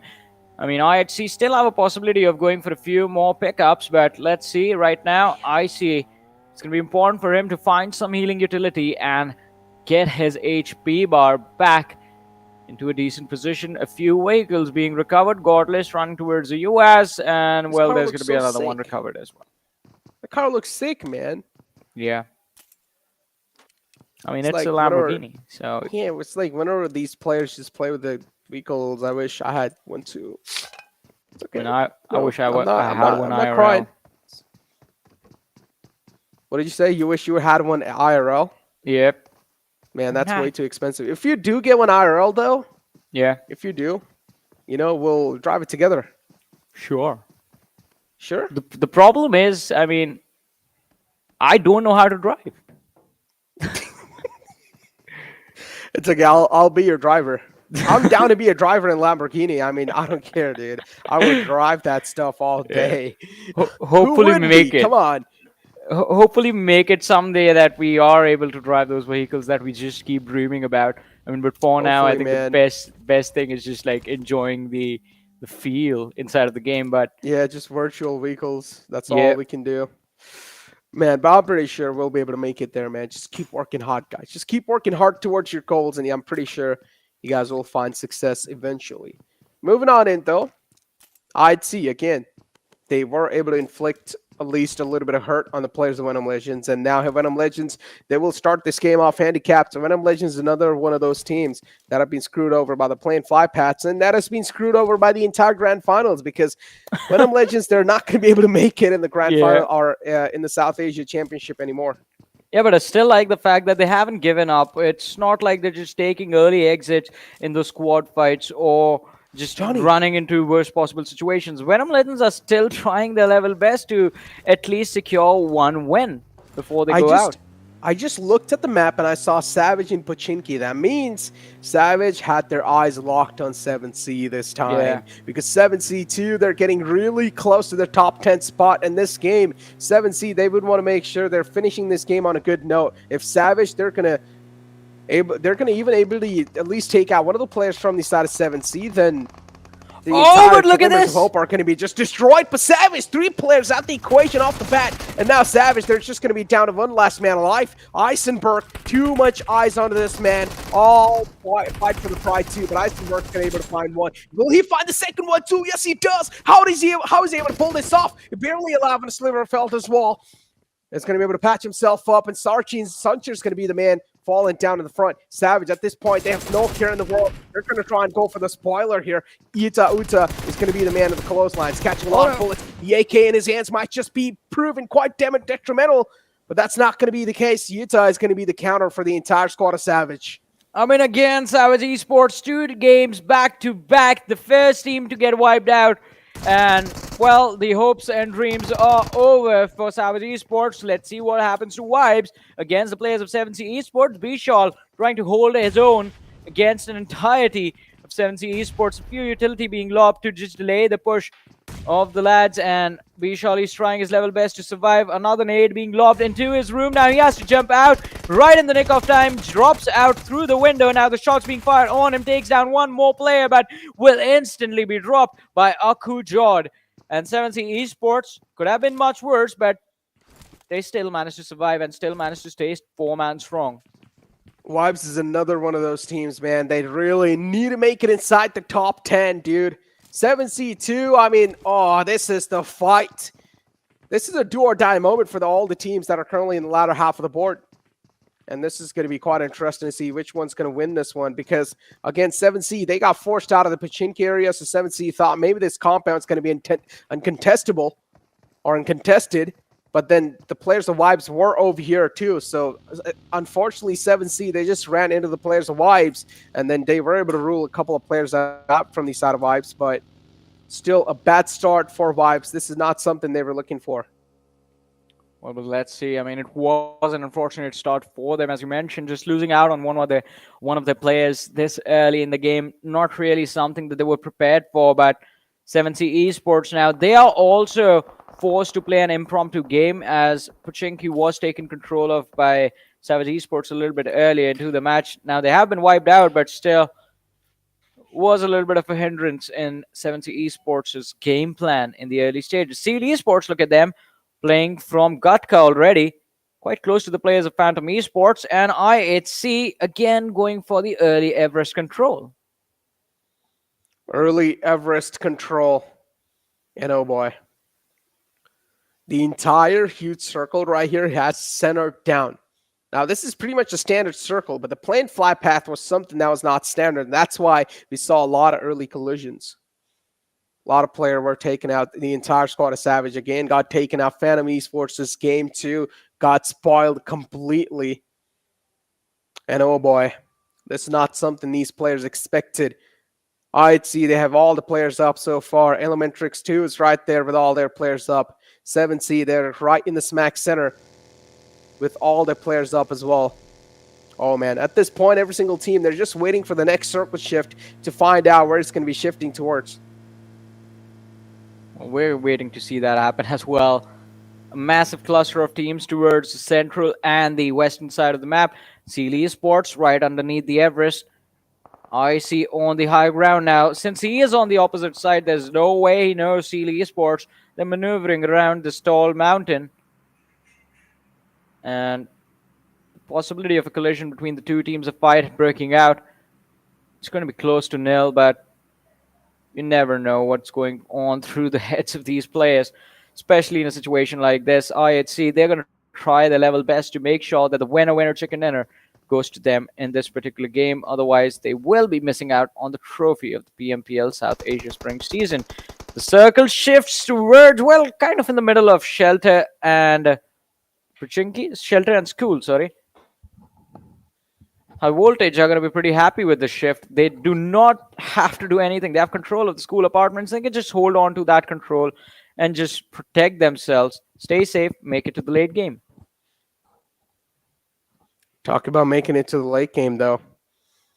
I mean, Stalwart Esports currently, they are just trying to edge their way in all the way from the coastlines. And ElementriX 2 are right there. A little bit up north. The airdrop this time is going to be taken away by the players of Deadeyes Guys, who was right next to him, so might as well would want to go for it. But what I want to know is which gun they've got their hands on. Godless, on the other hand, though, is going to find some elimination points on the players overall. As IHC, they're just not going to stop anytime soon. The pedals to the metal, and IHC, they're looking to confirm all these elimination points, and within a blink of an eye, Raw, they're down to just the one last man alive. Well, let's see. Raw not really looking too hot in this match now. As you mentioned, down to the final player surviving for the team. It's not going to be easy for them to make it out to the other side, but the same thing happened to them in the previous game as well, and they made it to the second position. Had a few extra players that time, so it's going to be much more tougher than the performance they delivered on Miramar. But let's see, IHC now, 4 elimination points secured. They're going to need a lot more if they want to be first at the end of the game. Oh boy, the suspense is just absolutely killing me in the overall rankings. What's going to happen? Oh, we saw quite a lot of early clashes. Now coming inside this one, we're seeing quite a lot of early bodies hit the deck too, and we don't even know how things are looking like in the overall rankings, because even in the previous after game segment, we did not see the overall graphic, and we were told by the Puppet Master it's to keep the suspense. So you guys are only going to be able to find that out after the last game. So you guys will have to stick around. And yes, we are going to be evil ones. We're not going to let you guys find out. You guys will have to live in a suspense. Well, there's a lot of suspense right now. Again, Johnny, can you do one of those demonic laughs, because currently we're controlling the suspense, and The audience, they cannot do anything. They can just sit there and watch, and they will have to live in suspense. I don't have a demonic laugh. I think it just sounds insane. Like if I go like, "Bah, ha, ha, ha, ha, ha, ha." Yeah, it just sound. I sound like I just escaped from a madhouse. You sound like a kid who just watched a cartoon off, or who just watched a horror movie or something. I don't know. Yeah, that as well. Yeah. Look at this Wiko. Why are they doing this? It's like they know I like these cars and they keep on showing these. Stop, observers. You guys are teasing me at this point. It's not good to tease people, you know? You know, karma hits you back sometimes. I'll tease you guys more. Smoking as well, so it would have a double heartbreak just to see it blow up. Oh boy. But yeah, high voltage now. That was the final man up too from the side of Raw. Come on, just let him go. Why are you guys just isolating that man? And a great nade placement coming through from the side of Assassin to seal the deal on the entire squad of Raw now. They're going to be eliminated out in the 15th spot. Unfortunately, Raw, were they able to make it in the top 16? Man, look at the suspense. We just don't know what's going on. Well, let's see what is going on. We are about to find out. I mean, it's been quite an interesting scenario with how the teams are moving around in the game. The circle just completely shifting towards School and Rozhok.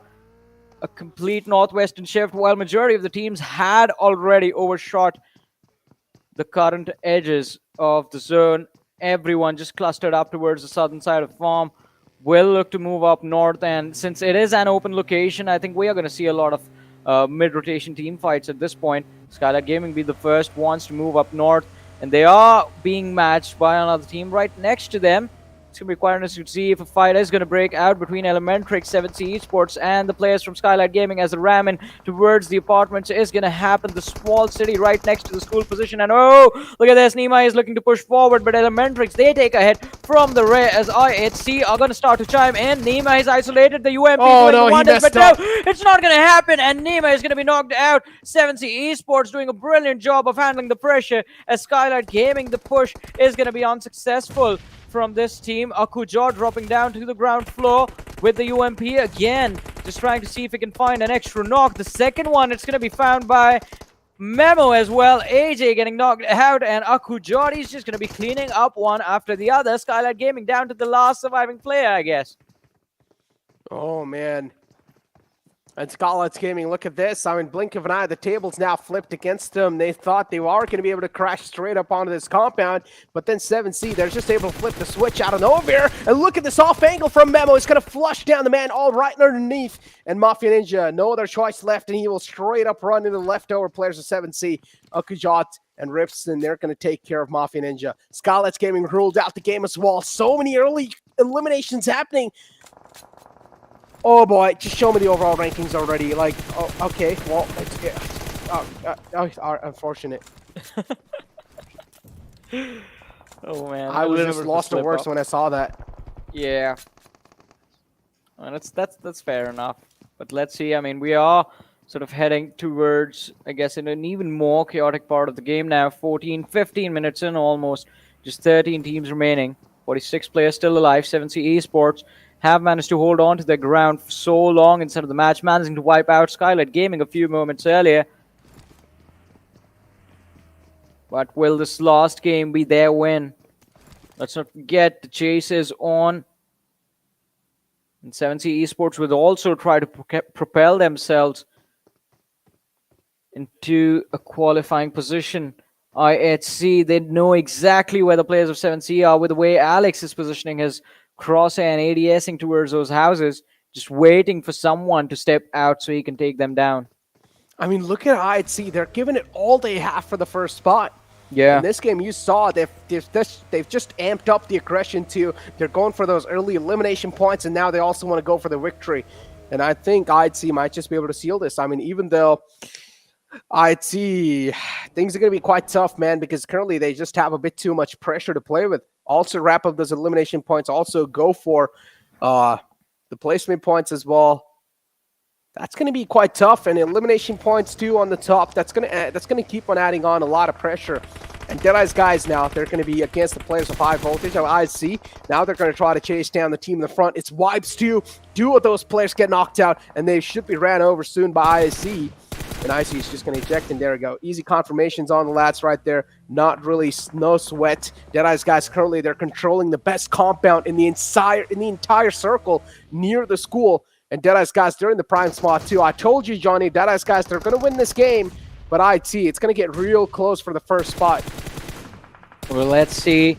Can they actually make it happen and go on to win this game as well? But for now, DRS on our screens have managed to take control of a building towards school apartments, with Stalwart Esports closing in from the rear, and they are moving quite quickly as well. DRS, they're going to have to be extremely careful to deter the initial assault, and in fact, High Voltage, look at them chiming in. Action is going to be the first knock from the side of Stalwart Esports, but Top retaliates with a knock and a finish of himself.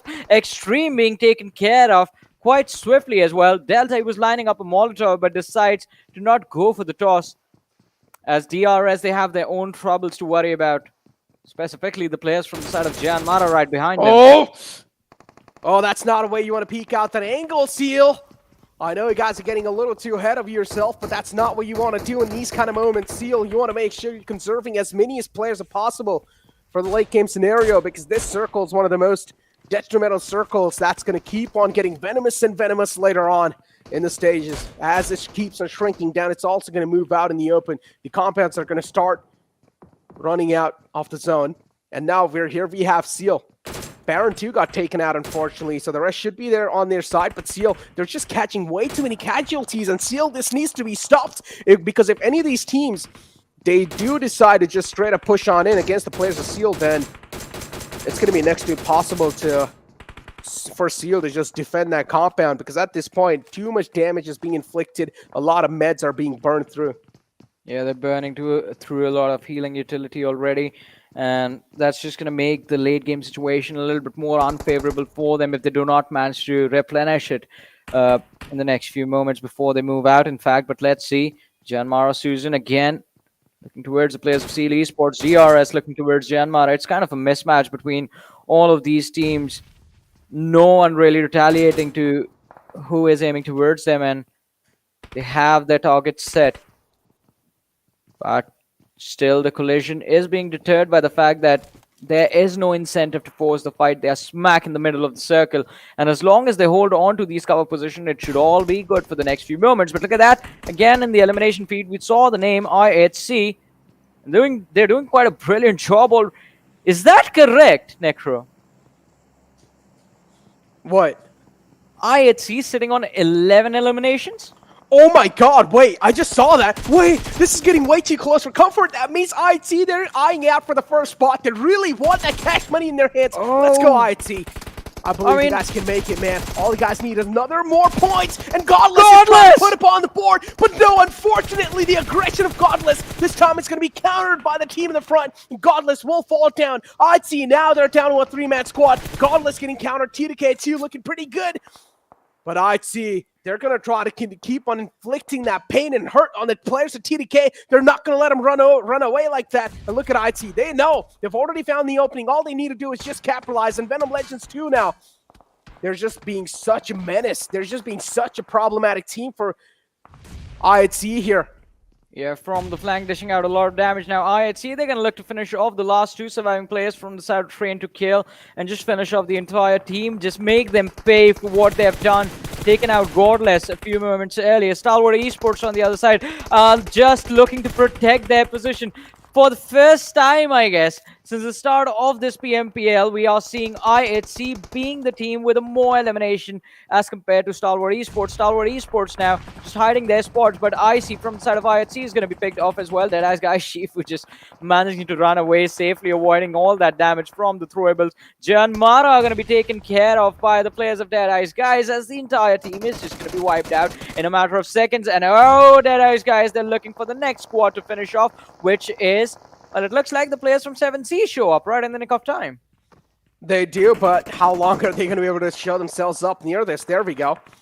Blink of an eye and Ripson's out the game. It's going to get ripped apart. And now 7C, they're just crumbling down on their knees. And one more nade lopped in on the other side of the compound wall. That should be it. That should be the end of the entire storyline for 7C here. IHC, unfortunately, they get eliminated out in the 11th spot. That means, the top spot's going to be way too close. They still got 12 elimination points, though, and that's all they're going to get in this game.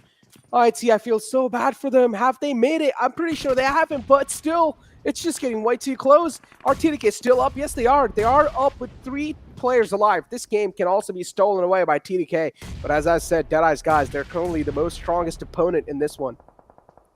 Well, let's see what is going to happen. I mean, they are still holding on to their position. Deadeyes Guys also doing a pretty phenomenal job in this one. Look at Akujor. He's going to be spotted out. On top, you need to peek out and take those shots. But no, he holds on for a little too long and loses out on 2 of his players. Now finally taking a few more shots on towards Akujor as the blue zone has finally started to close in. Shifu, he's trying to back off. And well, 7C Esports, I guess that's the recovery right there. Oh, Nade also getting delayed. On top, drops out into the blue zone. Stalwart Esports cleaning up the players of DRS as High Voltage comes in with a brilliant third party now. Big names have all been taken out. D2K, as you mentioned, Necro, they still might be able to take the win. The circle shift was right on top of the players of TDK and Venom Legends. It takes a huge northern shift, and now Deadeyes Guys, they're also going to be in such an uncomfortable spot. Some of the teams that are going to struggle to make it in, there has to be Seal, DRS, High Voltage. These are the teams that's going to be next to impossible for them to make it in. But Deadeyes Guys, they currently have all their 4 players up, so they're going to have the manpower to back them up. Seal, a great nade and a great opening also being found. That's going to open a lot of glimmers of hope for Seal to try and maneuver around and navigate their way in inside the next zone. As DRS, now they're looking quite hurt. The wall of death, too, is going to start to close in. DRS, the pressure is going to keep on increasing as the zone's going to keep on shrinking down. Seal, they're going to inflict a lot of pain. And DRS, they're eventually also going to fall down to the entire play zone. And that's what Seal realized. Now Seal, all they need to do is just move on in the open grounds and try and make their presence known in the next circle. Well, but let's see what is going to happen, ladies and gentlemen. The top 7 teams of this match on our screens now. And top 16 players still alive. Deadeyes Guys present with the entire squad in this matchup. Venom Legends doing quite a decent job in this game as well. Look at that, on top, picking off the players of Stalwart Esports. Still going ham in this fight. And in this game, trained to kill again, as we mentioned, the final 3 players surviving. Airdrop being picked off by the players of DES. Chari is going to be the man yielding that weapon. Stalwart Esports, they don't have a lot to do at this point. They're stuck in the blue. They're quite far away. It's an open area rotation. It's going to be tough for them to get themselves inside the zone from there, from the school walls. And well, Leo has been spotted out. Baron as well. A few more shots to do the trick, but Venom Legends from the distance just distracting the players of Deadeyes Guys. Leo has finally been taken down. Vibes Esports getting eliminated from this match. Final player from the side of Stalwart Esports. Baron behind the broken wall steps out and gets taken out instantly. Deadeyes Guys, look at that. 9 eliminations secured. Stalwart Esports are done. We're down to the top 4, ladies and gentlemen, in the final game of the day, in the final game of the PMPL South Asia Spring Season. Venom Legends with 3 players, trained to kill with 3, and Deadeyes Guys with all 4 still alive. Well, Shifu was knocked out, but he is going to be revived in a few more seconds. Yeah, there is another one of those teammates right next to him. So Deadeyes Guys currently, they're also controlling the majority of the zone. They are out in the open, though. They will need this hilltop control, and this is where TDK might just be a bit problematic for them. But Deadeyes Guys, if they do get this high ground control in their hands, then they're going to be unstoppable. I mean, I made this call saying that Deadeyes Guys are going to win this game, and this is going to happen. Trust me, my call is God's call. Okay, that's a bit too much. Well, but it's okay. Let's see. We can still enjoy this game, and well, the speculation is going to be there for the overall rankings as well, but let's see. Venom Legends stuck out in the open now. The push towards the zone, it's not looking good from their perspective. Chari already finding the opening. Ale slowly and steadily crawling towards this hill.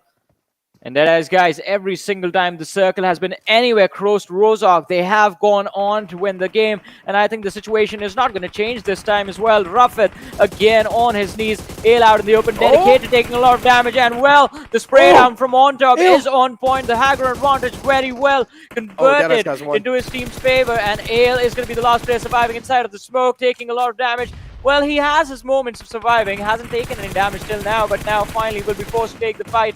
And a little bit of damage dished out. Last player from the side of Venom Legend. And he has been spotted out a few pixels outside the smoke. And that is it, ladies and gentlemen. Down to the final 2. Who will it be taking the ticket in the final game?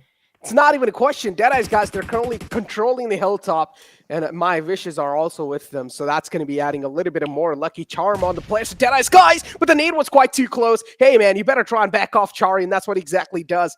He's going to try to crawl back to safety. Deadeyes Guys still, though, the 4 players, or at least the man advantage, is going to help them quite a lot. Look at the spread that they have, too. A huge spread. And TDK, they're currently just isolated in those compounds. They don't really have a lot of space to play around with. A huge rotation from them, and this might just cost them their game now. Deadeyes Guys, oh, don't change my blessings into a curse, please. Well, let's see. What is it going to be? A blessing or a curse, Necro? T2K, they're going to try and go for the push towards the hill. The smoke's being laid out by Sandesh. Syok sitting on the flank. TrueLove and Chari just trying to control the summit of the small little ridge, small little hill right here between Rozhok and School. Blue zone, just 30 seconds left before it closes in. Right now, 30 seconds feels like an eternity for Train to Kill to be absolutely pinned down in such a horrible position. Look at the nade. It crawls right next to TrueLove as well on the right side. Before now, TrueLove's going to be a bit safe. Deadeyes Guys, again, the high ground, something that's given them a huge advantage. And Deadeyes Guys, no overstep, please. Stay in your boundaries. You guys don't really need to be overconfident or cocky in these moments. Just let the game roll. Sundesh's position is something that TDK are heavily relying on. If Sundesh is able to find an opening, if Sundesh is able to find one of the players that Deadeyes Guys slip away, that's going to change the entire course of the game. Look at him just providing the smokes to the players of TDK, making sure they're not going to be spotted anytime soon. And also, he was passing on some healing utilities. TDK now, pretty close, getting real close and personal to Deadeyes Guys. Deadeyes Guys, they're just waiting for TDK to walk on in, and they are going to welcome him with open arms. Well, let's see, TrueLove, he's looking to find an opening. Just one good nade being lobbed towards the players of T2K, and that's going to be the entire story of this match. Deadeyes Guys, they will have 15 eliminations at the end of this game, but let's see. Train to Kill, Sandesh still holding on to the edge. The UMP finally being put to use. TrueLove taking a little bit of damage, and the nades are being lined up by the players of Train to Kill as well. They push them back. The nade is going to be lobbed, but will they find an opening? I don't think so, but a little bit of damage onto Chari as well. And finally, the pixels are going to be visible to Sandesh and his teammate right behind him. But TrueLove from the other side with the AKM priority weapon on him.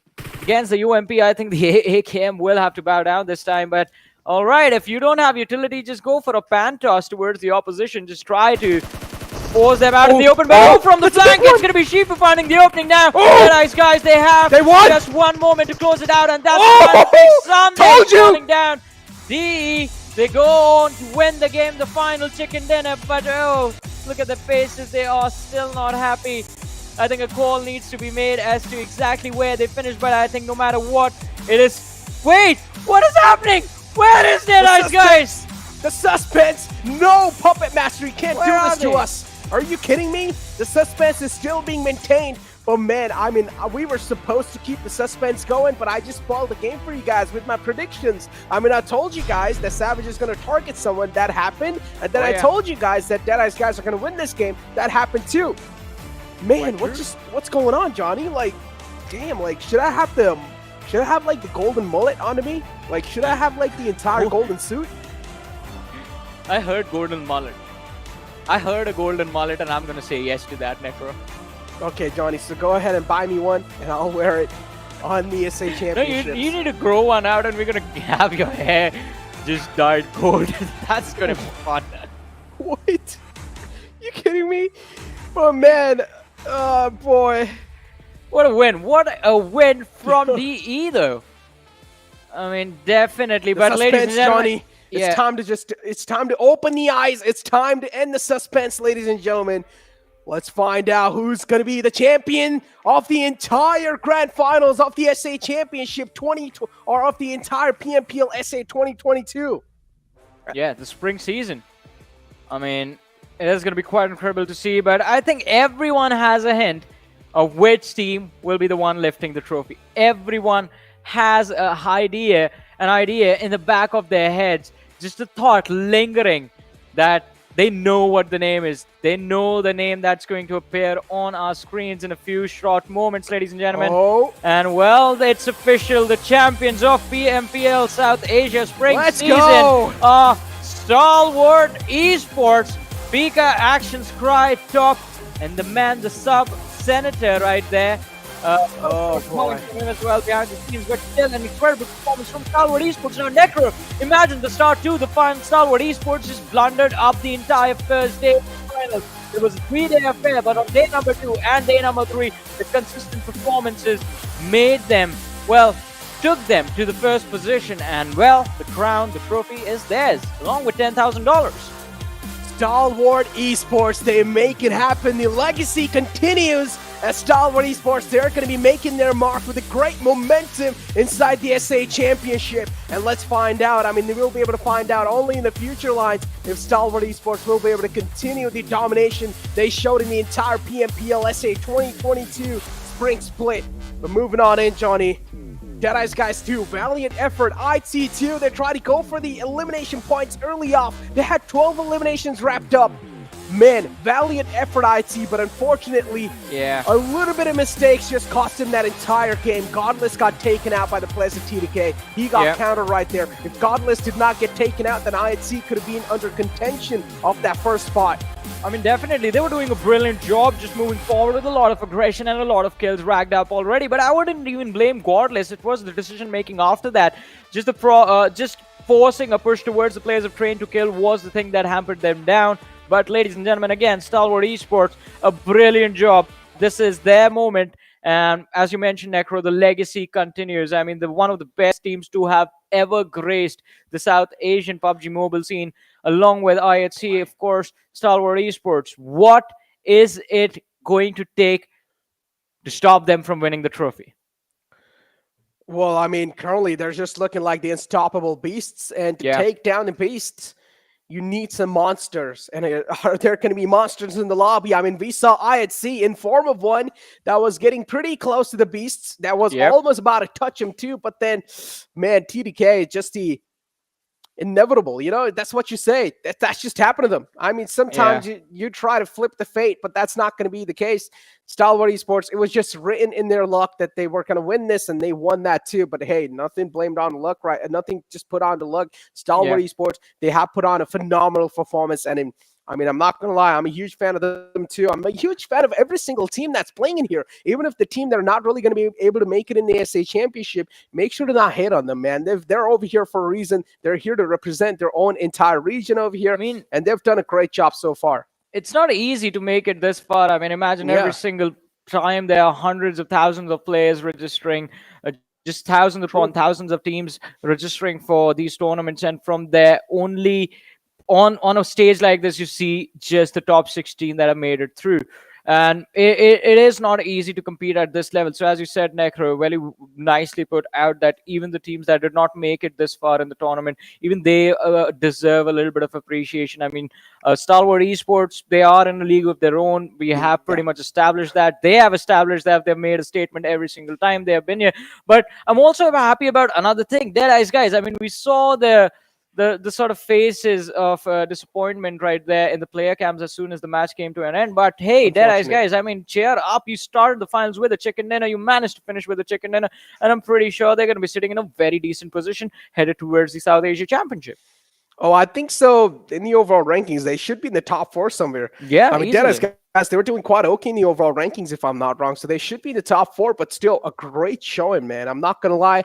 Deadeyes Guys have been able to live up to the mark. And as you said, the appreciation should be there even for the teams that did not even make it. So we will be able to take a look at the overall rankings soon in front of us. And I'm pretty sure the overall rankings are going to be in front of us soon. So this is where we should be able to take a look at the teams that are currently going to be in the latter half of the board and which of the teams were not able to make it in the next or in the upcoming SA Championship. As we do take a look, Stalwart Esports, they're currently going to be on the top, but oh my god, Deadeyes Guys, with that win, they boosted themselves up to the 2nd spot, Train to Kill on 3rd, and IHC on 4th. Man, that win, that previous game changed the entire course of the overall rankings. I mean, my thoughts were entirely focused on Deadeyes Guys and Stalwart Esports, but Train to Kill taking over IHC. I think that is something that we did not expect. Now, IHC pushed down to the 4th position. DRS, Skylightz Gaming, Esports, JyanMaara, all these top teams have made it through. But this is just the top 8. Boy. There are two more names that are supposed to join the list. 2 more names. Yeah, it's going to be on the latter half of the board, and let's take a look at the latter half of the board soon. I'm pretty sure it's going to be rolling up in front of us. JyanMaara too, though, one of those teams coming inside at the grand finals. We did not really have a lot of expectations from them, but they're currently sitting in the top 5, and that's so impressive. But man, after that previous game, the entire look of the overall rankings has changed. Seal too, they're going to be able to make it in the SA Championship. DRS there too, some of the top dogs from the SA Championship. And man, I want to see the upsets. I want to take a look at the latter half of the board because that's where we're going to be seeing some huge upsets, but it's okay. You know, they're going to be able to come back stronger even inside the next split next time. So there are ample amount of opportunities for you guys to try and strike back, and that's where you guys will try to do so. As you take a look at the latter half of the board, this time the teams haven't really made it. They haven't really made it in the top 10. Oh my God, wait, Raw?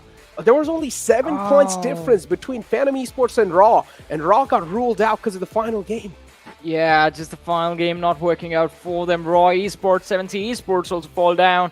And again, some of the biggest names that we saw in the league stage is Savage Esports, Vibes, missing out on the SA Championship.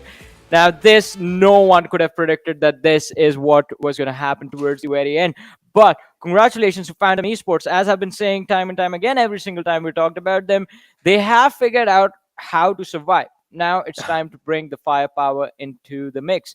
I think that's the only thing that Phantom Esports need to add to their playstyle, and then we can easily see them compete for the top 6, top 7, top 5, maybe even in certain positions, depending on what the rest of the teams in the lobby are going to be thinking. But I mean, again, it has been an incredible journey, this PMPL. I mean, even though the winners were a team that we predicted, I mean, a few other names have had an incredible run, one of which is Deadeyes Guys. And ladies and gentlemen, we're going to head towards an interview with the players from DE. In fact, Chifu sir is going to be the one joining us. Hello. Thank you, guys. Thank you. Right then final सकिएको छ 15 point अगाडिको इन्टरभ्यूमा हामीले कुरा गरेका थियौँ सिपु sir केवल 15 point भनेर अन्तिममा आएर त्यही 15 पोइन्टमा फेरि पनि यो रेस अड्किएको छ वेल देन सुरुवातमा त अमेजिङली कङ्ग्रेचुलेसन दिन चाहन्छु किनकि इन्टायर टुर्नामेन्टभरि नै जुन किसिमको पर्फर्मेन्स निस्किएको छ डिईको तर्फबाट हामी अपेक्षा गर्नेछौँ यो स्टार्ट मात्र हो यहाँबाट अगाडि नै बढ्छ टिम भनेर कस्तो रह्यो इन्टायर पिएमपिएलको जोर्नी समराइज गर्नुपर्दा अब खासमा त हामी सुरुदेखि नै फाइनल्सको लागि नै प्रिपेयर गरेका थियौँ अब हाम्रो मेन जुन गेम थियो हामीले चाहिँ फाइनल्सको लागि बचाएर राखेको थियौँ बट स्याडली अलिक गर्न सकिएन राम्रो गर्न सकिएन केही छैन अर्को अब छँदैछ राइट देन पक्कै पनि मौका सधैँ पनि आइरहन्छ केवल त्यो मौकालाई अब रिजल्टमा परिवर्तन गर्न बाँकी रहेको छ राम्रो पर्फर्मेन्स रहेको थियो इन्टायरली कतिको ह्याप्पी हुनुहुन्छ टिमको पर्फर्मेन्सबाट आफ्नो टिमको पर्फर्मेन्सलाई कति रेट गर्नुहुन्छ मेरो टिमको पर्फर्मेन्स त एकदमै बेस्ट सबैले एकदम आफ्नो बेस्ट दियो एन्ड योचोटि सबैको कन्ट्रिब्युसन एकदम राम्रो थियो इभन माइसेल्फ मैले पनि अलिक भनौँ न राम्रै दिए जस्तो लाग्छ but still not good enough होइन नेपालीको लागि अलिक फेरि टाइटल छुट्यो सो टिमको त राम्रो थियो एकदम राम्रो थियो राइट देन अर्को एउटा क्विक क्वेसन मैले थ्रो गर्न चाहेँ त्यस पछाडि एनालिस्टमा पनि आउनेछु म हामीले फाइनलमा फ्र्यागबोयको स्थानमा अन टपको इन्क्लुजनलाई देख्न पायौँ so what was the exact thought process on टपको इन्क्लुजन पछाडि सो टिम अलिक ब्यालेन्स्ड भइरहेको थिएन end then Fragboy he is like एकदम ग्रेट एसल्टर तर अलिकति टिममा चाहिँ अलिकति भनौँ न अलिकति नमिलेको कारणले चाहिँ ऊ चाहिँ पछाडि बसेर एकदम टिमलाई मोटिभेट गरिरहेको थियो सो सबैजना भनौँ न अब के भनौँ सबैजना बेस्ट नै हो मेरो प्लेयर्सहरू जस्ट म मात्र अलिकति अलिक कम भए तर मेरो टिमले एकदम राम्रो खेल्यो अब रिजनल्समा एकदम राम्रो अझै सुधार्ने छ आफूलाई राइट देन सिपु सरले म मात्र कम भएँ भन्दाखेरि हामीलाई त्यो अझै पनि होइन जस्तो लागिरहेको छ किनकि जुन फ्र्यागिङ क्यापेसिटी हामीले इन्टायर इभेन्टभरि नै देखेको छौँ आई गेस रश्मि र इन्फिक्ससँग पनि सिपु सरको लागि इनफ क्वेसन्सहरू रहेको छन् पुनः एकपटक ओके सिपु सर सँग प्रश्न भन्दा पनि उहाँसँगको जुन खुसी म अवश्य पनि रहेको छु किनभने धेरै अगाडिदेखि देखिरहेको उहाँको टिमको पर्फर्मेन्सेस रोस्टर चेन्ज भए तापनि आफ्नो गेम टिम टिम साइड तर्फबाट पनि लगिराख्नु भएको छ नट ओन्ली सिंगल प्लेयरलाई प्रेज गर्न चाहन्छु म होल टिमलाई पनि प्रेज गरिरहेको छु congratulations to the team represent गर्नुभएको छ आफ्नो देशलाई आफ्नो टिमलाई अगाडि ल्याउनु भएको छ एउटा टिम वर्क देख्यौँ होमवर्क पनि राम्रो रहेको थियो लास्ट मोमेन्टमा गएर अलिकति चुक्न पुग्नु भयो बट PMPL को जुन एसए च्याम्पियनशिप रहेको छ त्यसमा भने बेस्ट विशेस दिन चाहन्छु म राइट देन सिपु चाहिँ क्विकली अन्तिममा आएर एसए च्याम्पियनशिपमा के एक्सपेक्ट गर्न सक्छौँ हामी डीबाट अफकोर्स एसए च्याम्पियनशिपमा अझै मेहनत गर्नेछौँ हामी र एकदमै भनौँ न नेपालको झन्डा चाहिँ माथि नै सक्दो अब हुन्छ नि टप 3 तिरै फरफराउने नै हाम्रो उयो छ हैन सो हामी एकदम मेहनत गर्नेछौँ अब त्यही हो राइट बाकी त अब के हुनेछ राइट देन क्विकली फाइनल्स पछाडि फेरि पनि फ्यान्सको लागि केही स्पेशल मेसेज छ भने किनकि हजारौं समर्थक हुनुहुन्छ जसले डीलाई सपोर्ट गर्दै आउनु भएको छ so quick message to the fans Sipu sir फेरि पनि अब म चाहिँ एकदम सरी भन्न चाहन्छु हैन फेरि पनि दोस्रोचोटि सेकेन्ड भएको छु हार्ड लक भन्नु कि के भन्नु हैन अब सायद त्यो अगाडिको त्यो म्याच अलिक राम्रो भइदिएको भए आई थिंक गर्न सकिन्थ्यो होला तर हाम्रै अब भनौँ न कमी कमजोरीले गर्दा सकिएन सो अझै सपोर्ट गरिदिनु होला माया देखाइदिनु होला हिम्मत हारेको छैनौँ अब जर्नी स्टिल अन छ सो एकदम धेरै धेरै धन्यवाद सपोर्ट गर्नुहुनेहरूलाई मनबाटै एकदम साँच्ची नै है त Thank you so much, guys. Thank you so much. Thank you so much. It was awesome having you. Just really after performance. Man. Welcome back, ladies and gentlemen, to PMPL South Asia 2022. I see you, Johnny. You wanted to open there. I just stole it quickly. It's my turn to take the spotlight. I mean, I just wish you have it. I just wish I could have heard that interview. I mean, Shifu is a lovely, amazing person, and I mean, a lot of respect to the players of Deadeyes Guys. We saw them struggling for a long time now, and yeah, it has been an incredible run for the team. It's finally, like, I think, fulfilling to watch DE play to the best potential, especially players like Shifu, Chari, and on top as well. I mean, we've been watching since he started playing, and he's always been an incredible player all this entire time. No matter which roster he was a part of, he's always managed to be very consistent. So even though it wasn't a win for the trophy, a top 2 finish is not too shabby. But I understand. I mean, these players are competitive players. I mean, Necro, you have been in their feet before. Just winning the trophy means everything to professional players. It does mean quite a lot to them. And sometimes if you just have about, just accomplishing those trophies and making a certain amount of tournament, at that point, you don't even care about the prize pool because the only goal that you have in your front is just to secure that title underneath your belt. And if you're not going to be able to do so, that's something that really hurts you quite a lot. But ladies and gentlemen, it's time to reveal another suspense from the entire tournament to find out who is going to be the MVP of the entire tournament. And it's going to be Sandesh from the side of TDK. Oh my goodness. I mean, up until that last game, I believe Ziol was the man leading the charge, but Sandesh, oh boy, pulling off the incredible 40 eliminations, 7,778 damage dished out.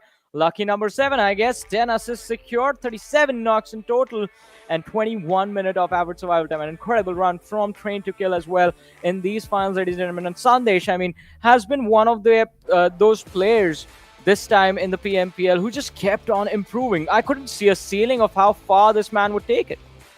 I mean, Sandesh, yeah. I mean, I'm surprised and impressed at the same time. Sandesh, coming inside the entire league stage, he wasn't really able to show himself up, but now he kind of preserved himself for the grand finals, and he shows the best skill set possible in the grand finals. And Sandesh, I'm impressed, man. This is the man I knew from back in the day, and Sandesh is able to just deliver on top of the boards without a doubt.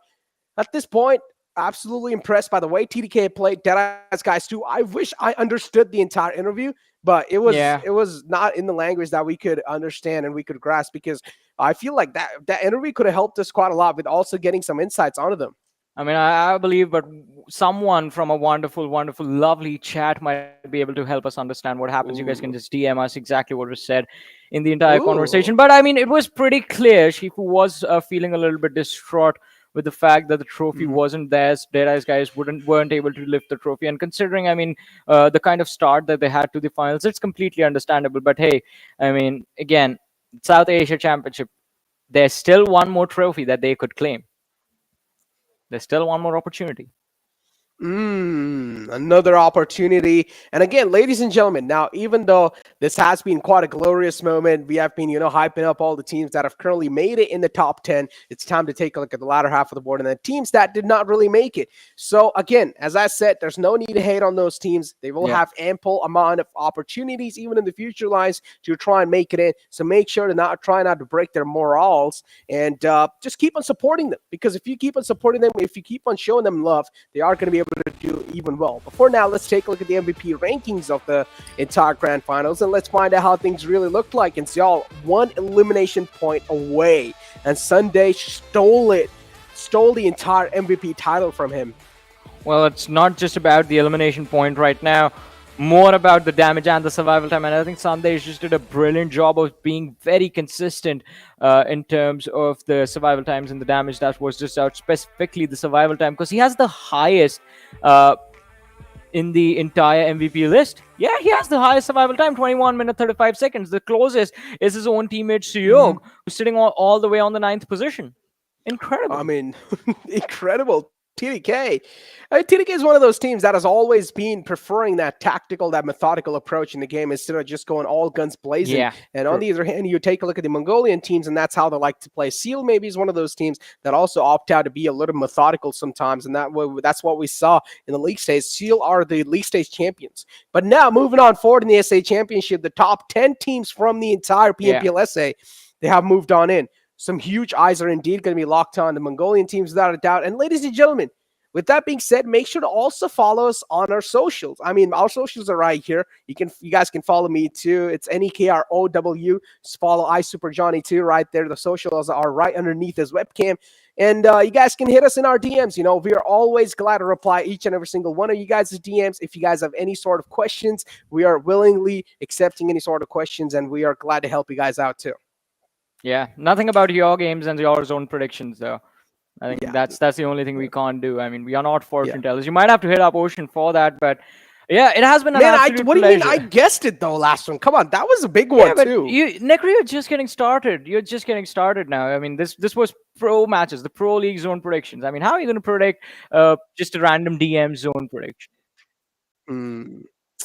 Well, you know what, man? You know what? Maybe a little bit more grind, man. Maybe a little bit more grind, and I'll be there on the level of Ocean. But for now, ladies and gentlemen, it's time for us to end the show. It's time for us to end the entire PMPL SA 2022. It has been an absolute pleasure. It has been an absolute roller coaster of emotions, and it has been an absolute pleasure to cast it for you guys too. Some amazing, cute people in the chat.